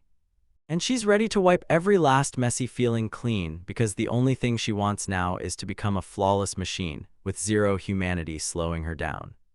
Takumi watches her march off, totally clueless about what's going on in her head, just standing there, panicked, wondering how she can possibly survive running wild in a warzone this dangerous. Suddenly, Kh-Lo barrels right up to him with a deadly serious stare, demanding, "Tell me, was my sister Karna's seal really broken?" Takumi tells him, "I'm inside the sword right now," but he can't help it. She was revived for a moment earlier, so he presses her like, "Why bring that up?" Chloe finally lets out a breath and tells you her grandpa, the ancient dragon, warned her the seal was starting to loosen. She sighs that she never got to see her sister, then hands Kuchin a greeting from Grandpa, while Takumi nods politely like a perfect gentleman. Then Takumi casually tosses out a bombshell. He says the old man's grandpa revealed that breaking the seal isn't about power at all, it's about love. Chloe's face instantly turns scarlet as she sputters about love, totally blindsided, while Celia lingers in the back watching the whole thing unfold. Celia snaps Takumi up out of nowhere with a massive grin, cackling that it sounds perfect, and blurts that she's always dreamed of some guy whisking her away after she retires. Celia gets swept up in her fantasy, screaming that she wants him to steal her away as she mows down the entire dragon clan, and she flushes so hard her face turns pink, whispering that a real gentleman wouldn't even think about showing up at the royal palace because he'd finally see it. True happiness was right there, living forever beside his beloved disciple, never needing to go anywhere else. Chloe isn't buying any of it. She screams that Celia's idea has zero drama, then declares that real destiny is clinging together while the whole world tries to rip you apart. Even Karna snaps in from the sword to back Chloe up, insisting that forbidden love is the ultimate classic path to go down, so she teases Takumi, saying he's still got the ladies swooning just like always. Then she brings up that she's obsessed with the captured girl trope where the bad guys snatch her and she falls for someone during the rescue, before turning to Takumi and asking, "So, what's your type?" Takumi looks totally wiped out, blurts that he's awful at all this romance stuff. But then he finally admits he loves the idea of two people spending their whole lives together, never even realizing they're in love until it hits them. Karna snaps, rage flooding his voice as he screams that love doesn't start like that. Takumi just turns and walks off while the girls tear into each other behind him, muttering that not long ago he'd only been fighting to survive. He never even had room to think about loving anyone. Karna says it feels just like him, but she snaps, "So what are you gonna do when you finally realize what you feel right before you die?" Takumi fidgets, then admits he can't say for sure until the moment finally hits. But then he tilts his head up at the sky and grins like a troublemaker, basically saying, "Yeah, I bet I'll just pretend I never saw it." Karna immediately snaps at him to stop, yelling it like he's the hero of some cool scene, when in reality it's not okay at all. Takumi snaps back into action, telling them that if they don't catch the spy lurking on their every move, he'll never know when he can finally end this fake marriage scheme. Celia spots her opening and slyly asks if they should just get married for real right now, and Chloe and Leia immediately lose their minds in the background. Celia bursts into laughter, insisting she's only joking, but then she smirks and lets the truth slip. She's a detection specialist who can track down anyone, no matter how well they vanish. As she spots them coming closer, she leans in and says, "He's not from the Lucia Kingdom, but trust me, he's the one I fully believe in." They start to wonder if it's Sasha finally coming back. But it's Rick who storms forward, waving his hand like a signal, and tells the two of them, "Man, it's been forever." Celia's face explodes into a massive smile the moment she spots who it is, and lo and behold, it's the legendary thief Batsu, the guy who teamed up with her in Nero Hatch's party 10 years ago instead of taking the spotlight. Even with that trash mouth always running, he never throws in the towel when it gets rough. Total dependable legend. Celia flashes him a relieved smile and blurts that she's genuinely thrilled he finally made it here, but Batsu shrugs off all the formal nonsense and fires back with a teasing jab, telling her she's suddenly looking more grown-up and way sexier than before. Then he bursts into loud laughter and straight up asks if she and Takumi are already a thing. So Celia and Takumi instantly go full panic mode, screaming their heads off that they'd never even think of doing something like that. Batsu flips into business mode, says he finally gets what's going on, then leans in and asks, "All right, where do you want to start?" Celia blurts that they've got to hunt down the spy first, but Batsu smirks. He's already spotted 3 on the move, and he's even hauling one in on his shoulder like a trophy. Takumi and Karna just freeze in place, staring like they've seen the impossible, mouths hanging wide in pure shock.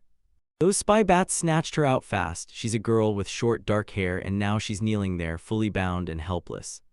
But she stays defiant, screaming that they can kill her, and she still won't speak, while Batsu just stays stone calm, insisting he only needs the employer's name.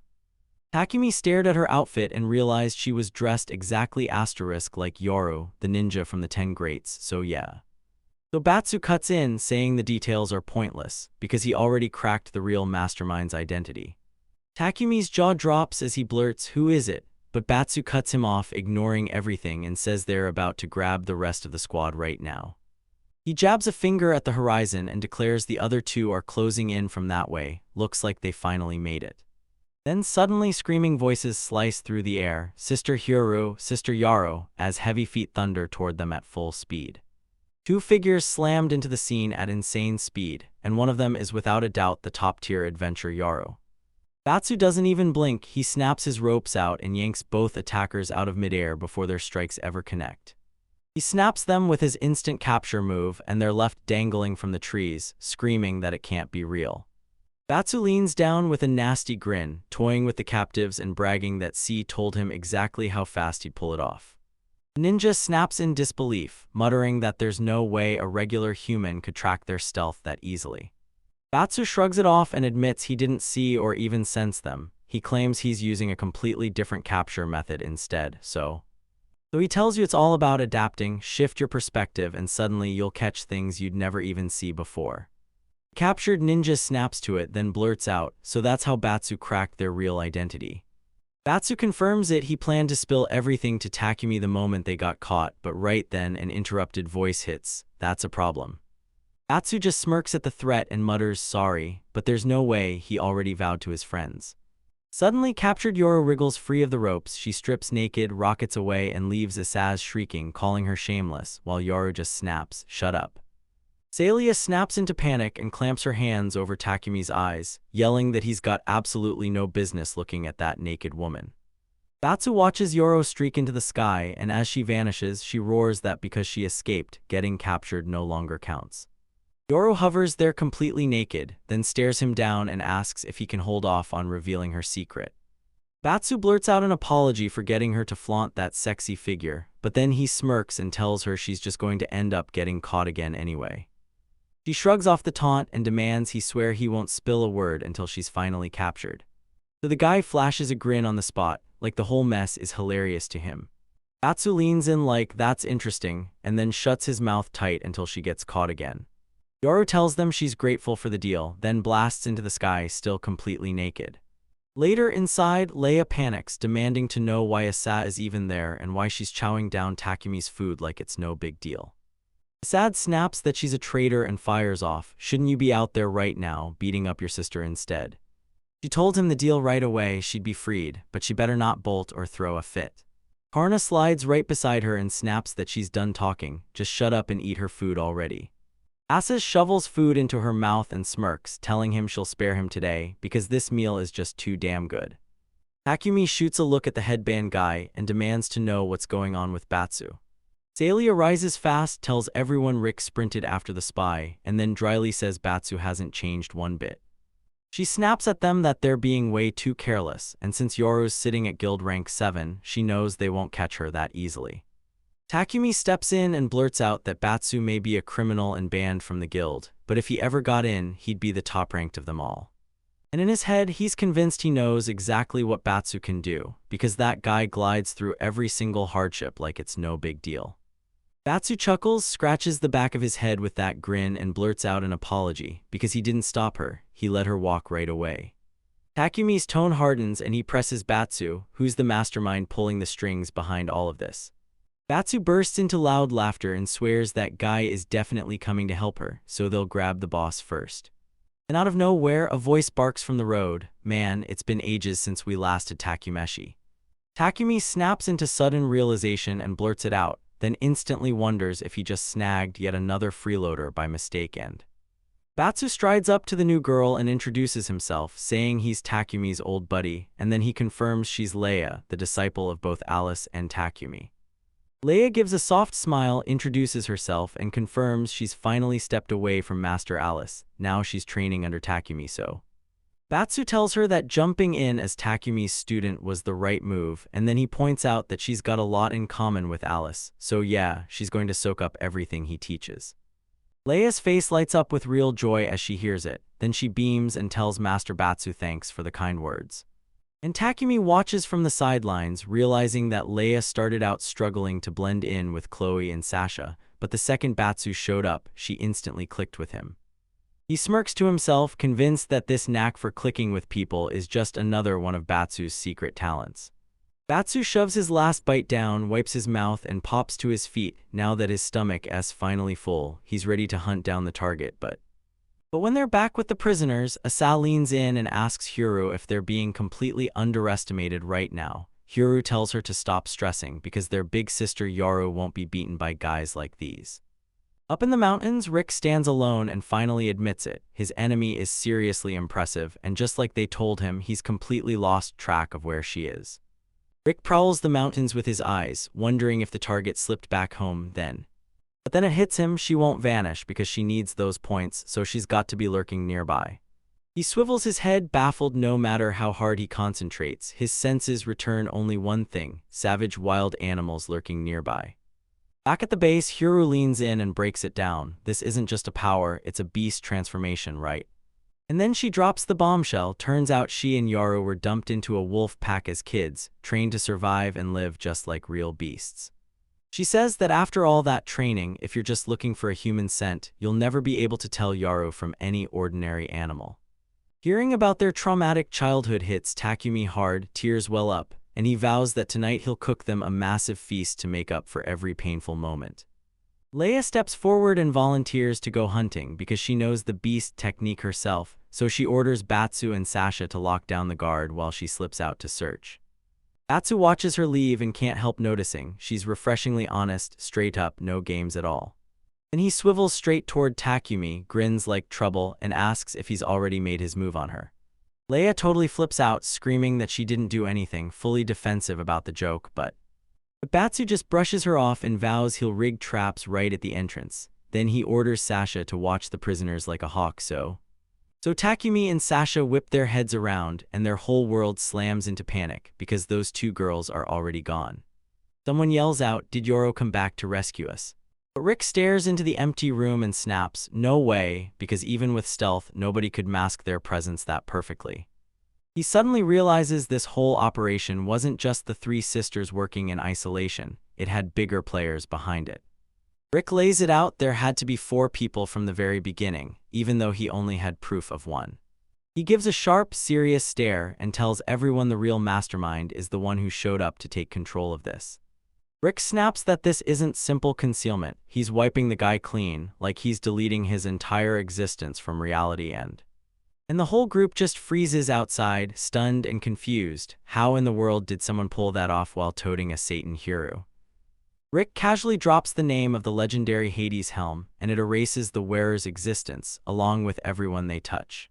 Leia blurts the name again in pure shock, then realizes how awful it sounds, and Rick leans in and tells them this helmet isn't just magic like Takumi's sword, it's so rare it belongs to myths, like it literally shouldn't exist at all. Takumi's sweating starts pouring as he blurts, so this mastermind really has equipment that's supposed to be impossible to find. Leia snaps toward their tracker and demands answers from Batsu. How are they even supposed to locate someone who's totally invisible? So Batsu finally admits, for you guys it's impossible, but then he smirks because they've still got one last card to play. Takumi snaps his own finger point at himself in full panic, blurting, "Do I have some secret power I don't even know about?" But then Batsu jabs a finger at the bell on Takumi's collar and snaps that they'll use it to call him, because yes, Takumi can't stand the guy. Right before they can even try, a voice snaps in, "Too bad. Dr. Deus has already thrown up a barrier that smashes teleportation the moment they reach for it." And the voice snaps in that the barrier's going to vanish in a few days, so right now, that bell might as well be dead weight. Celia tells everyone she isn't scared at all, because the moment she fully handed the future of the Lucia Kingdom over to Nero Hatch, her post became nothing more than a formality. And she insists this is the only way, because if Nero Hatchai hadn't been there to stand guard, the mastermind would have already seized control of the entire country. Then boom, someone strides up and cuts them off, smirking, "Looks like you didn't even need that summoning bell after all." Nanasin clocks Nero Hatchai on the spot, loses it instantly, and screams, "What the hell happened to the kingdom I was supposed to be watching?" Niruhachi shrugs and admits she dumped all the responsibility on Nanasin, even while he's standing right there and clearly crying about it. She snaps at them right away, screaming, "What was I supposed to do?" while the mastermind is still out there and the kingdom's hanging by a thread. So she blurts out that she tried to teleport to Takumi, but her magic got slammed to a full stop by something. So she screams that anyone tough enough to stop her is a nightmare of a threat, and of course she charges over immediately to help. Takumi lets out an awkward laugh and blurts, "That's great, now all they've got to do is wait for Rick and Alice to show up and then the whole crew will finally be together."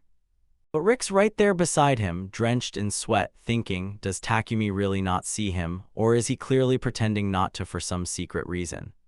Batsu jabs a finger toward a black cave mouth carved into the cliff, but Takumi just stares, utterly lost, and blurts out, "Wait, what are you talking about?" The thief realizes Takumi and Sasha must have scrubbed this place clean from their minds, because honestly, it's a damn good hideout. So he shrugs it off. Why worry now when he'll set everything right as soon as they grab the targets, and he casually checks in with Niruhachi. Niruhachi gapes at him. Yep, it's Batsu, still plastered with that same villain look, and she fires off a command, learn from Takumi's pure cuteness. Batsu shrugs off the insult, flashes a grin, and pounces on her. Did she confess at the tournament, and more importantly, did she really hook up with Takumi? Niruhachi and Celia snap instantly, screaming at the top of their lungs that they had absolutely nothing to do with it. But Batsu won't shut up. He keeps muttering that Takumi's a wimp for not making a move on every girl gathered here, and he swears that if it were him, he'd sweep them all. Suddenly, a chilling voice slams beside his ear. Batsu hears it say it's been ages, and then warns that this is it, his final farewell is happening right now. He drops to his knees in an instant, slams his head down, blurts out a desperate apology for losing control, and begs her, "Please forgive me." So he shoots back up, shifts the topic fast, and demands to know what's really going on, because this doesn't look like an attack.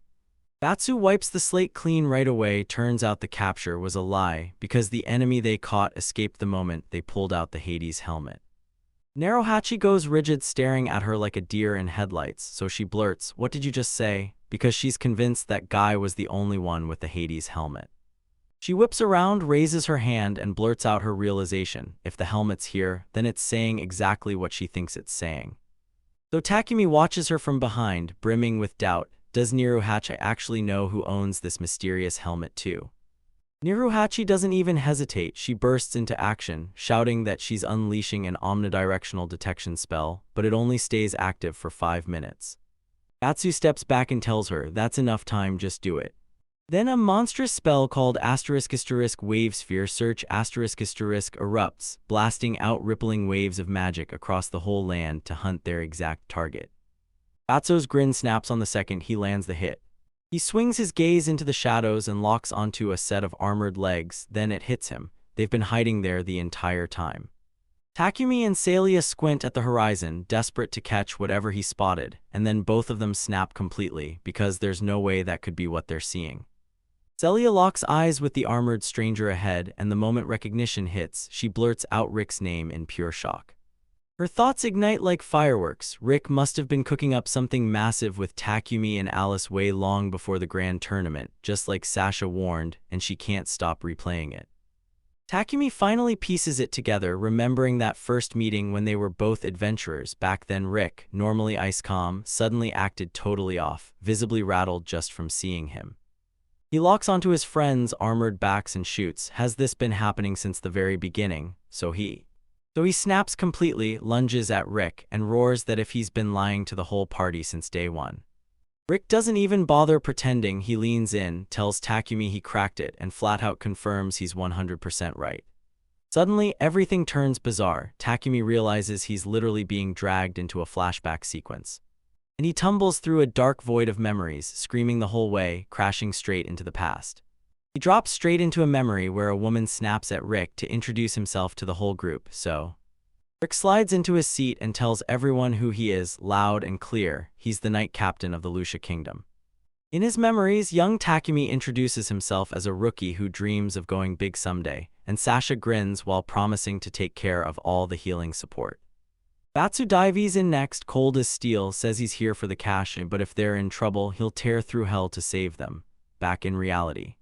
Chloe's jaw drops at the visuals. She blurts out to Takumi, "Wait, is this really a flashback?" Because the picture looks brutally, shockingly crystal clear. And she admits she feels closer to him than ever before. Takumi's eyes go wide and he looks totally confused. Then he blurts out, "Wait, are you serious?" So he starts snapping at the setup. He knows they're hunting Rick's betrayal, but having his humiliating past blasted in high definition feels downright sick.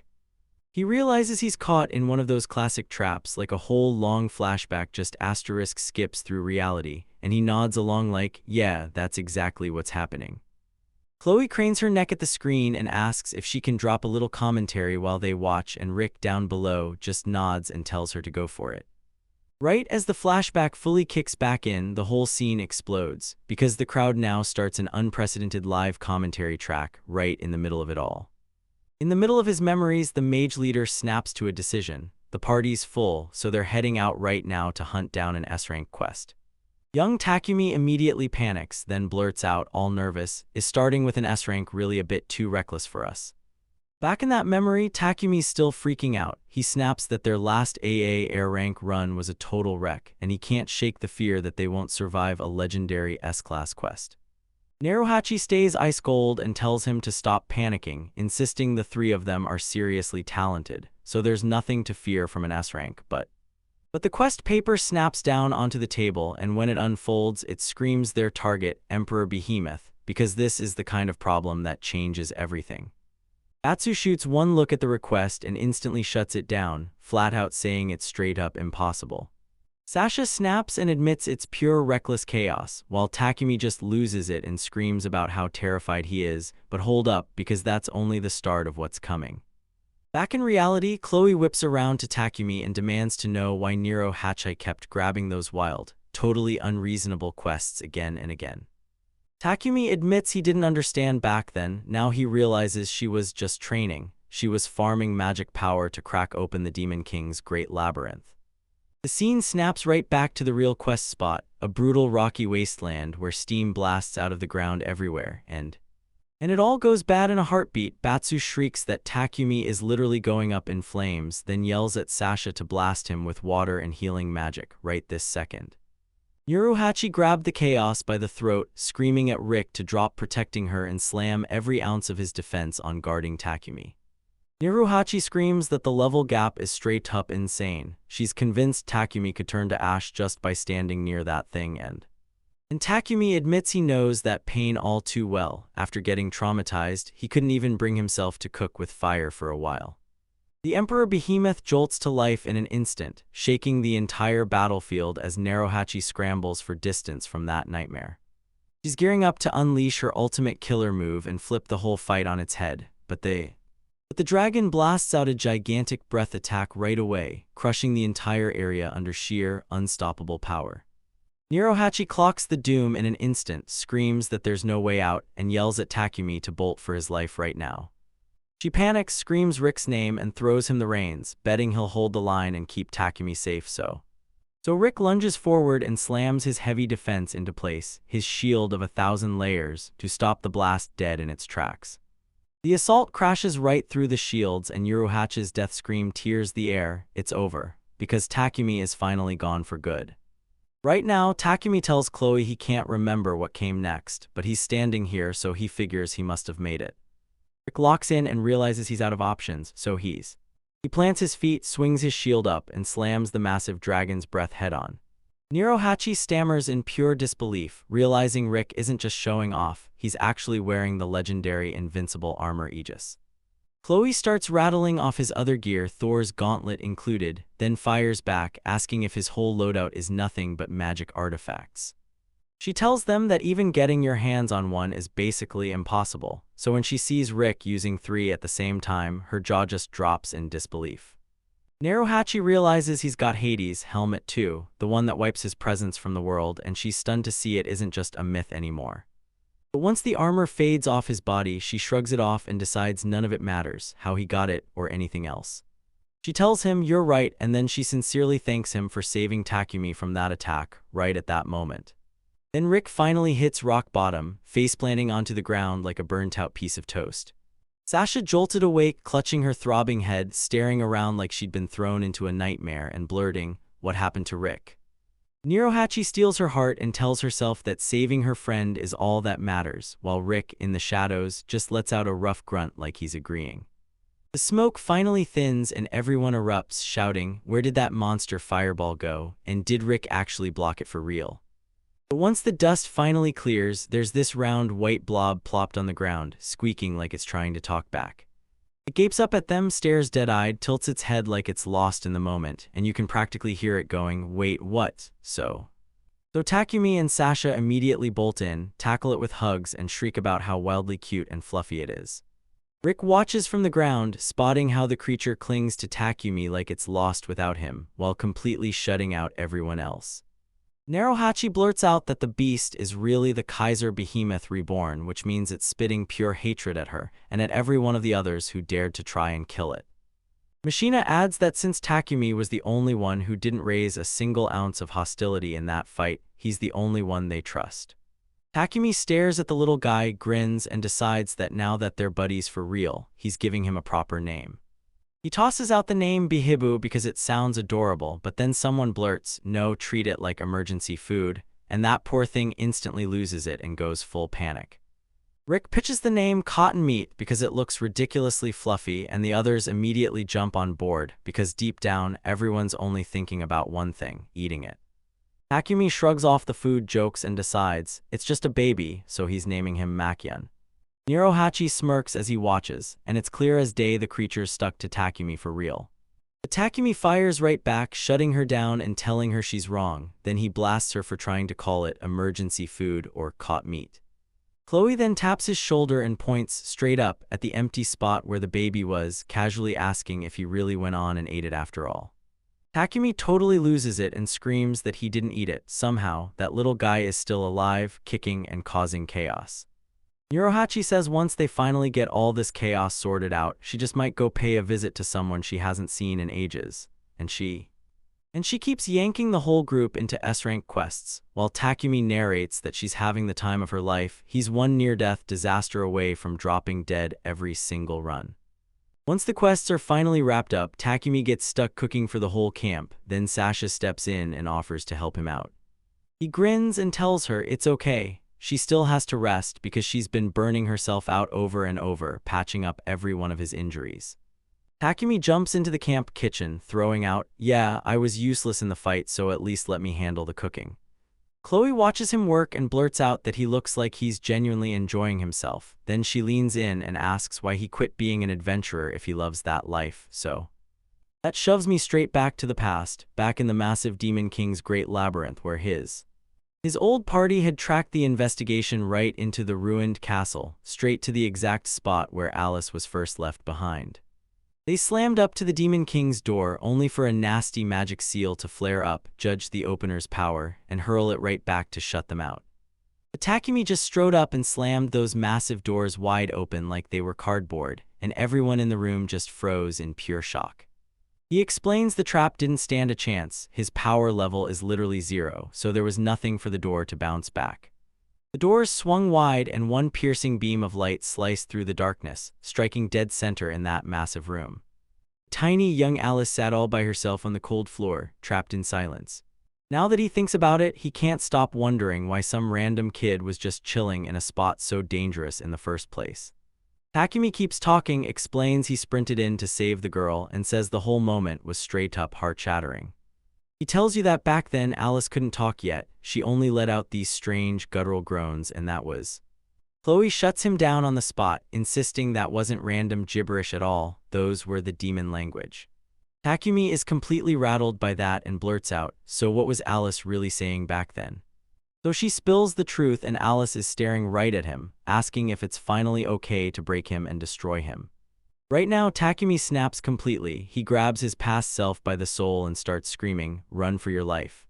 But Chloe snaps at him to calm down, because he didn't die, and then, in the memory, he finally reaches the girl. She snaps into motion and swings at him right away. He yelps from the hit, but it barely slows him down.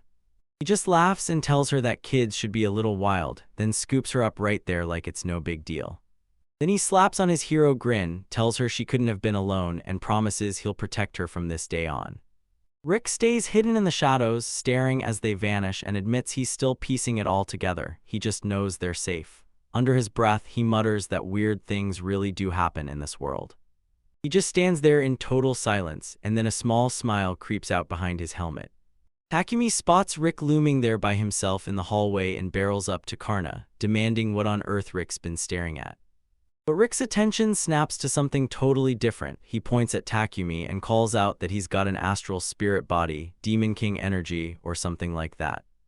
Suddenly it all hits him. He freaks out, realizing this is the very Demon King who possessed Linden during that big tournament before. He starts spiraling, asking himself if the possession is happening right now, or if it's just a lingering leftover haunting the place. But he decides to let it go for now, muttering that he'll see them another time. Takumi explains that once he picked up Alice, everything went sideways. Suddenly he's trudging through the Demon King's castle with that blob strapped to his chest, while Alice rides on his back like they're on a nightmare road trip. In town, Chloe bursts into laughter and tells him he looks just like a stressed-out mom juggling kids, but Takumi brushes her off and marches to the butcher to demand pork scraps.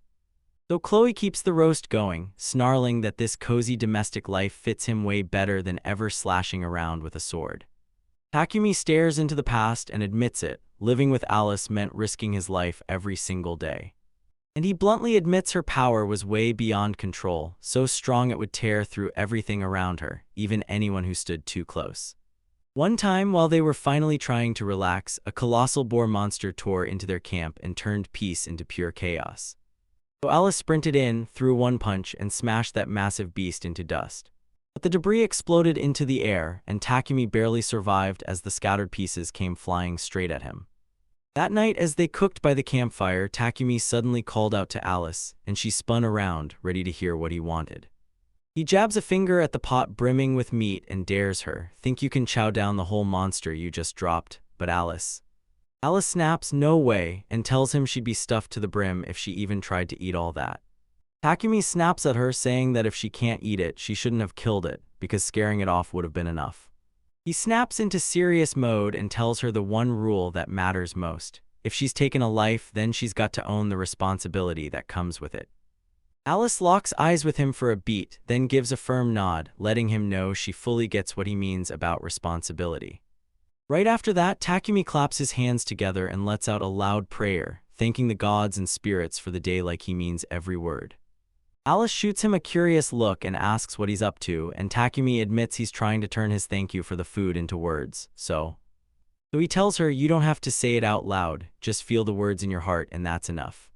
Alice gives it a shot, but Takumi sheepishly confesses he never saw this advice, spiraling into a huge misunderstanding later on. Later on, Alice stares in awe as he scoops up a tiny rabbit without hurting a single paw and tells him he's awesome for being so gentle. Takumi wheezes for air, realizing the brutal truth: he's just too weak to drop it with a single strike, no matter how hard he tries. But Alice completely misreads the whole thing. She gushes that he's amazing for masking his power and holding back so perfectly, even though he's way stronger than her.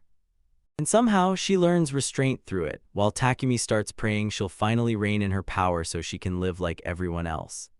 And he watches her stride ahead, admitting that back then he actually believed it would be that simple. Takumi trudged home beside the rabbit, completely clueless, convinced he'd actually tricked her. With Alice riding shotgun, the squad starts bulldozing through S-Class quests back-to-back. 6 months slam by in the blink of an eye, and Takumi is left looking like a walking corpse, drained to the bone from sheer stress. Meanwhile, someone pops the cork on a test tube and snatches a fresh sample straight from the field. Norohachi leans in and asks Takumi if he spotted it, then she traps a piece of the monster Rick already crushed inside that tube. Next, the crew marches straight to the guild headquarters, hunting for the next job. Link tells them S-Class quests don't exist, then flips the script by offering an AA1 in the Chaos Valley. Norohachi knows they're out of options, so they bite the bullet, then they demand to know who the target is because they're not letting this mystery slide. Linden tells them, hold up, give me a second, and she dives into the file to check it. Then she flashes a grin and tells Takumi, straight up, that Baihibu is literally munching his shirt as we speak. Takumi totally panics because Baihibu is actually chewing up the shirt right off his back. Then it hits him, wait, the receptionist is Linden. She leans in and tells him, yeah, I got assigned here. So she snaps out a needle and orders him to strip, then Takumi blurts, do we really have to do this right here? But Norohachi bursts in, points a finger, and screams that the receptionist has no business doing personal favors like that. Linden sews it anyway as Takumi blushes and Norohachi snaps, demanding she stop since she's the one who wants to do it. Linden wraps up and hands the shirt back, and Takumi immediately goes, thanks for fixing it so fast. She snaps right back into business mode and pulls up the target in Chaos Valley. But Norohachi leans in and asks if she's got a thing for Takumi, and Linden only smirks, then tells Takumi to call her the moment he loses another butt. The group rolls out and Karna casually drops this bombshell. Takumi used to be a total heartthrob with the ladies. Takumi shuts it down, calls himself just unreliable, and suddenly everyone's hovering around him like a full-on guardian team. Takumi watches the vision closely and spots Rick standing right there. He's passing something straight to Linden, and that's when the truth hits Takumi hard. So yeah, Rick and Linden aren't just friends. They've been secretly teaming up as partners for over 10 years, and they've kept it hidden from literally everyone. So he finally puts the clues together, and if Linden really was the Demon King back then, there's no way he'd know the truth about Rick's real identity. Karna stares at him with blazing, super worried eyes and blurts out to Takukun, do you want to stop watching these flashbacks right now? And she tells him to his face that there are things in this world he's better off never learning. She tells Rick that if he's cooking up anything shady, they should just act like they never saw a thing. Then she flashes a grin, leans in, and asks if he wants to ditch the whole group and sneak off with her, just the two of them. She wants to burn the chaos down to ashes, slip away, and start a peaceful new life where nobody ever gets to bother her again. Takumi stares down at her and snaps, that's impossible, then fires back that he already did the exact same thing 10 years ago. But he knows he can't undo the past. He fled once, and now the time has finally come to face the consequences. The memory snaps to Chaos Valley, where monstrous rocky cliffs loom like a warning, and the whole scene just drops you there. Right as Linden steps up to the mic and drops a massive announcement, she declares Rick the official leader of their party. Takumi flashes a grin and tells Ricky he's got him covered, completely unaware he's yapping to a traitor. The armored guy in their crew strides ahead into the tight, narrow passage, while the rest of them hesitate behind. He snaps on a skill called *** shell release ***, and a surge of energy rips through his armor, cracks exploding everywhere. Then out of nowhere, right in front of him, a colossal chimera storms into view, roaring with a lion's head and a snake's tail. In the present, Karna stares at the vision and blurts out that this is ancient magic, exactly the kind used to forge a chimera. Takumi starts panicking, swearing he remembers this exact moment like it burned into his mind, because that thing that attacked him is standing right at the center of it. In the flashback, the beast howls and barrels forward, claws first, smashing straight toward him. Rick snaps his head toward it and yells, "What the hell is that?" Pure shock exploding in his voice like he never even expected this.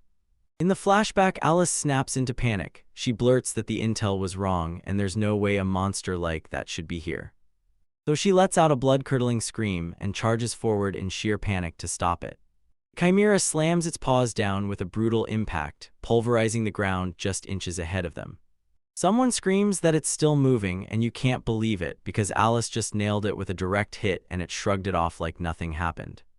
Takumi whips his head up in pure terror, just as the beast's gigantic jaws drop straight over him. Chimera lashes out with a brutal swipe of its massive claws and absolutely hammers him. He gets thrown like a ragdoll through the air as Alice screams his name in pure terror. In the present, Takumi tells Karna he's watching the memory, then he slips and admits there was always one mystery lurking inside it. And he swears he's never been able to figure out why that one chimera hit didn't drop him dead on the spot. Suddenly, the memory snaps into place, and you see a massive pillar of light blast outward around Alice as she erupts into a wild scream. The narrator basically screams that Alice is drowning in this insane power, trapped inside her own destructive urges with no way to stop them. The witch screams at Takumi to stay back, shouting that Alice is already doomed, and that coming closer will get him killed. But Takumi shrugs off the warning and drives his bruised body to sprint straight into the heart of that explosive burst of energy. The witch shrieks his name in pure panic as he hunches low, writhing and groaning through the pain still crawling from his old injuries. Yet right as Alice unleashes a beastly roar, she charges at him with total, out-of-control killing intent. It's a brutal face-off between the mightiest force in existence and the most fragile one, and neither dares to blink or back off. Though Takumi snaps to the truth in that instant, maybe his whole existence was built around stopping Alice right here. Alice swings a punch, but instead of flattening him, her fist lands on his chest with a barely there, harmless little thud. She snaps out of her rage in the blink of an eye, stares at Takumi like he just broke the spell, and he softly pats her head. And she starts panicking right away, yelling at him about why he's bleeding so badly and demanding to know what the hell happened. Takumi leans in and tells her softly that it's all okay now, so she can finally stop worrying. Alice flashes a huge smile like nothing ever happened, then admits it. Takumi is incredible, and even at full power, she still can't beat him. She squeezes him in a tight hug and beams as she declares with total confidence that he's the strongest guy the entire universe has ever seen. Takumi's pretty banged up, but he just flashes a grin and tells her she got it exactly right, and she's absolutely right. That exact phrase snaps through the darkness for a heartbeat, repeating the very words he just said before. Then Rick blurts out that phrase wasn't random, it was his catchphrase from 10 years ago, and Takumi's jaw drops so hard it's way more shocking than the twist of Rick being the villain. Karna flips out on the spot, screaming that Takun is literally dying from his injuries and demanding to know if he's even okay. But Takumi clenches his teeth through the pain and the realization hits him. He's been thinking it was strange he's lasted this long, because in any normal situation, he should have died. He finally clocks it. Rick's been hiding behind an invisible shield this whole time, and that's how he's been slashing the damage he takes. And right then, Takumi and Karna just stop dead in their tracks, their faces twisting with shock, because they finally realize this whole trap was set in motion all the way back then. Karna's completely lost, but Takumi clocks the whole thing and flips Alice's misunderstanding into a weapon, because getting him to become the strongest was the real plan from the start. Rick stands amid the wreckage, dead calm, and points out that Takumi nailed it. Yeah, he's right down to the script.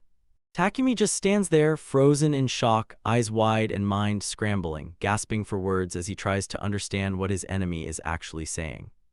Rick shouts that his real dream is to forge Takumi into the king of the world, and then slam the final curtain on everything. And Takumi's eyes widen. That flashback wasn't some random glitch. Rick was doing it on purpose, showing him exactly what that vision meant. And Rick finally admits he never expected the demon sword to follow him, but Karna snaps back that she's sticking with Taka no matter what. Takumi steps forward and fires off the killer question: why would anyone go through all this just to prop up a weak nobody like him and make him look strong? Rick says the king can't be some tough guy, he has to be someone who truly understands pain, the kind of weak human who's basically the lowest of the low. He keeps on talking, insisting that this one weak human somehow has to rise higher than all of them somehow, and Rick yanks his hands off his face and shows that his real body crumbled long ago, leaving Takumi with no choice but to step in and take over. Takumi snaps the second he lays eyes on the rot. He panics, screams at the top of his lungs about how terrifying it is. He keeps screaming that Rick's completely headless, nothing but a hollow shell, because the empty armor scares the life out of him. Rick lunges to get his point across, but his words snag and tumble out in stutters. Takumi snaps him shut, turns, and strides off while yelling, "Just slap on a helmet already, having a talking neck stump is way too creepy." Rick gets rattled by the outburst, then blurts out "fine," and scrambles like crazy to yank his helmet back onto his head. Once Rick finally chills out, Takumi snaps back that making him king changes nothing, he's helpless, and he flat out refuses to lift a finger. Rick just nods along and straight up admits it. Takumi really does spend every second sprawled out, doing nothing but lazing around. So he shrugs it off and says being the king of misunderstandings is totally fine, because Alice is the one who will wear the title of the strongest. Rick throws his arms wide and shouts that, after thousands of years, this is the one outcome he still couldn't force. And he just stands there in full armor, somehow rocking pigtails, and declares it a perfect world. Takumi just stands there drenched in sweat, completely lost, and blurts out what Rick means by a perfect world. He finally gets that Rick's dead serious, and the moment he clocks it, he calls the thought gross, because realizing he's been thinking about this for thousands of years is actually terrifying. Takumi shuts him down fast. There's no way he's ever becoming king of something that humiliating. But Rick tells him your wants don't change a thing, because these misunderstandings keep feeding themselves and they're not about to slow down. He cranks the drama to the max, boldly proclaiming that Takumi will rule this world forever. Takumi snaps in and cuts him off mid-sentence, finger raised, eyes wide with panic about something. So he snarls at Rick to shut up and look behind him. Rick freezes mid-breath, then blurts out a confused, puzzled noise. Takumi's face suddenly lights up and he blurts out "Bihibu," as he realizes the little blob is right there. The creature chirps out a sweet little sound, straight up recognizing Takumi like it's saying, "I see you," and then just. Right then, Alice barges into the scene, and Takumi instantly tries to rat out Rick to her.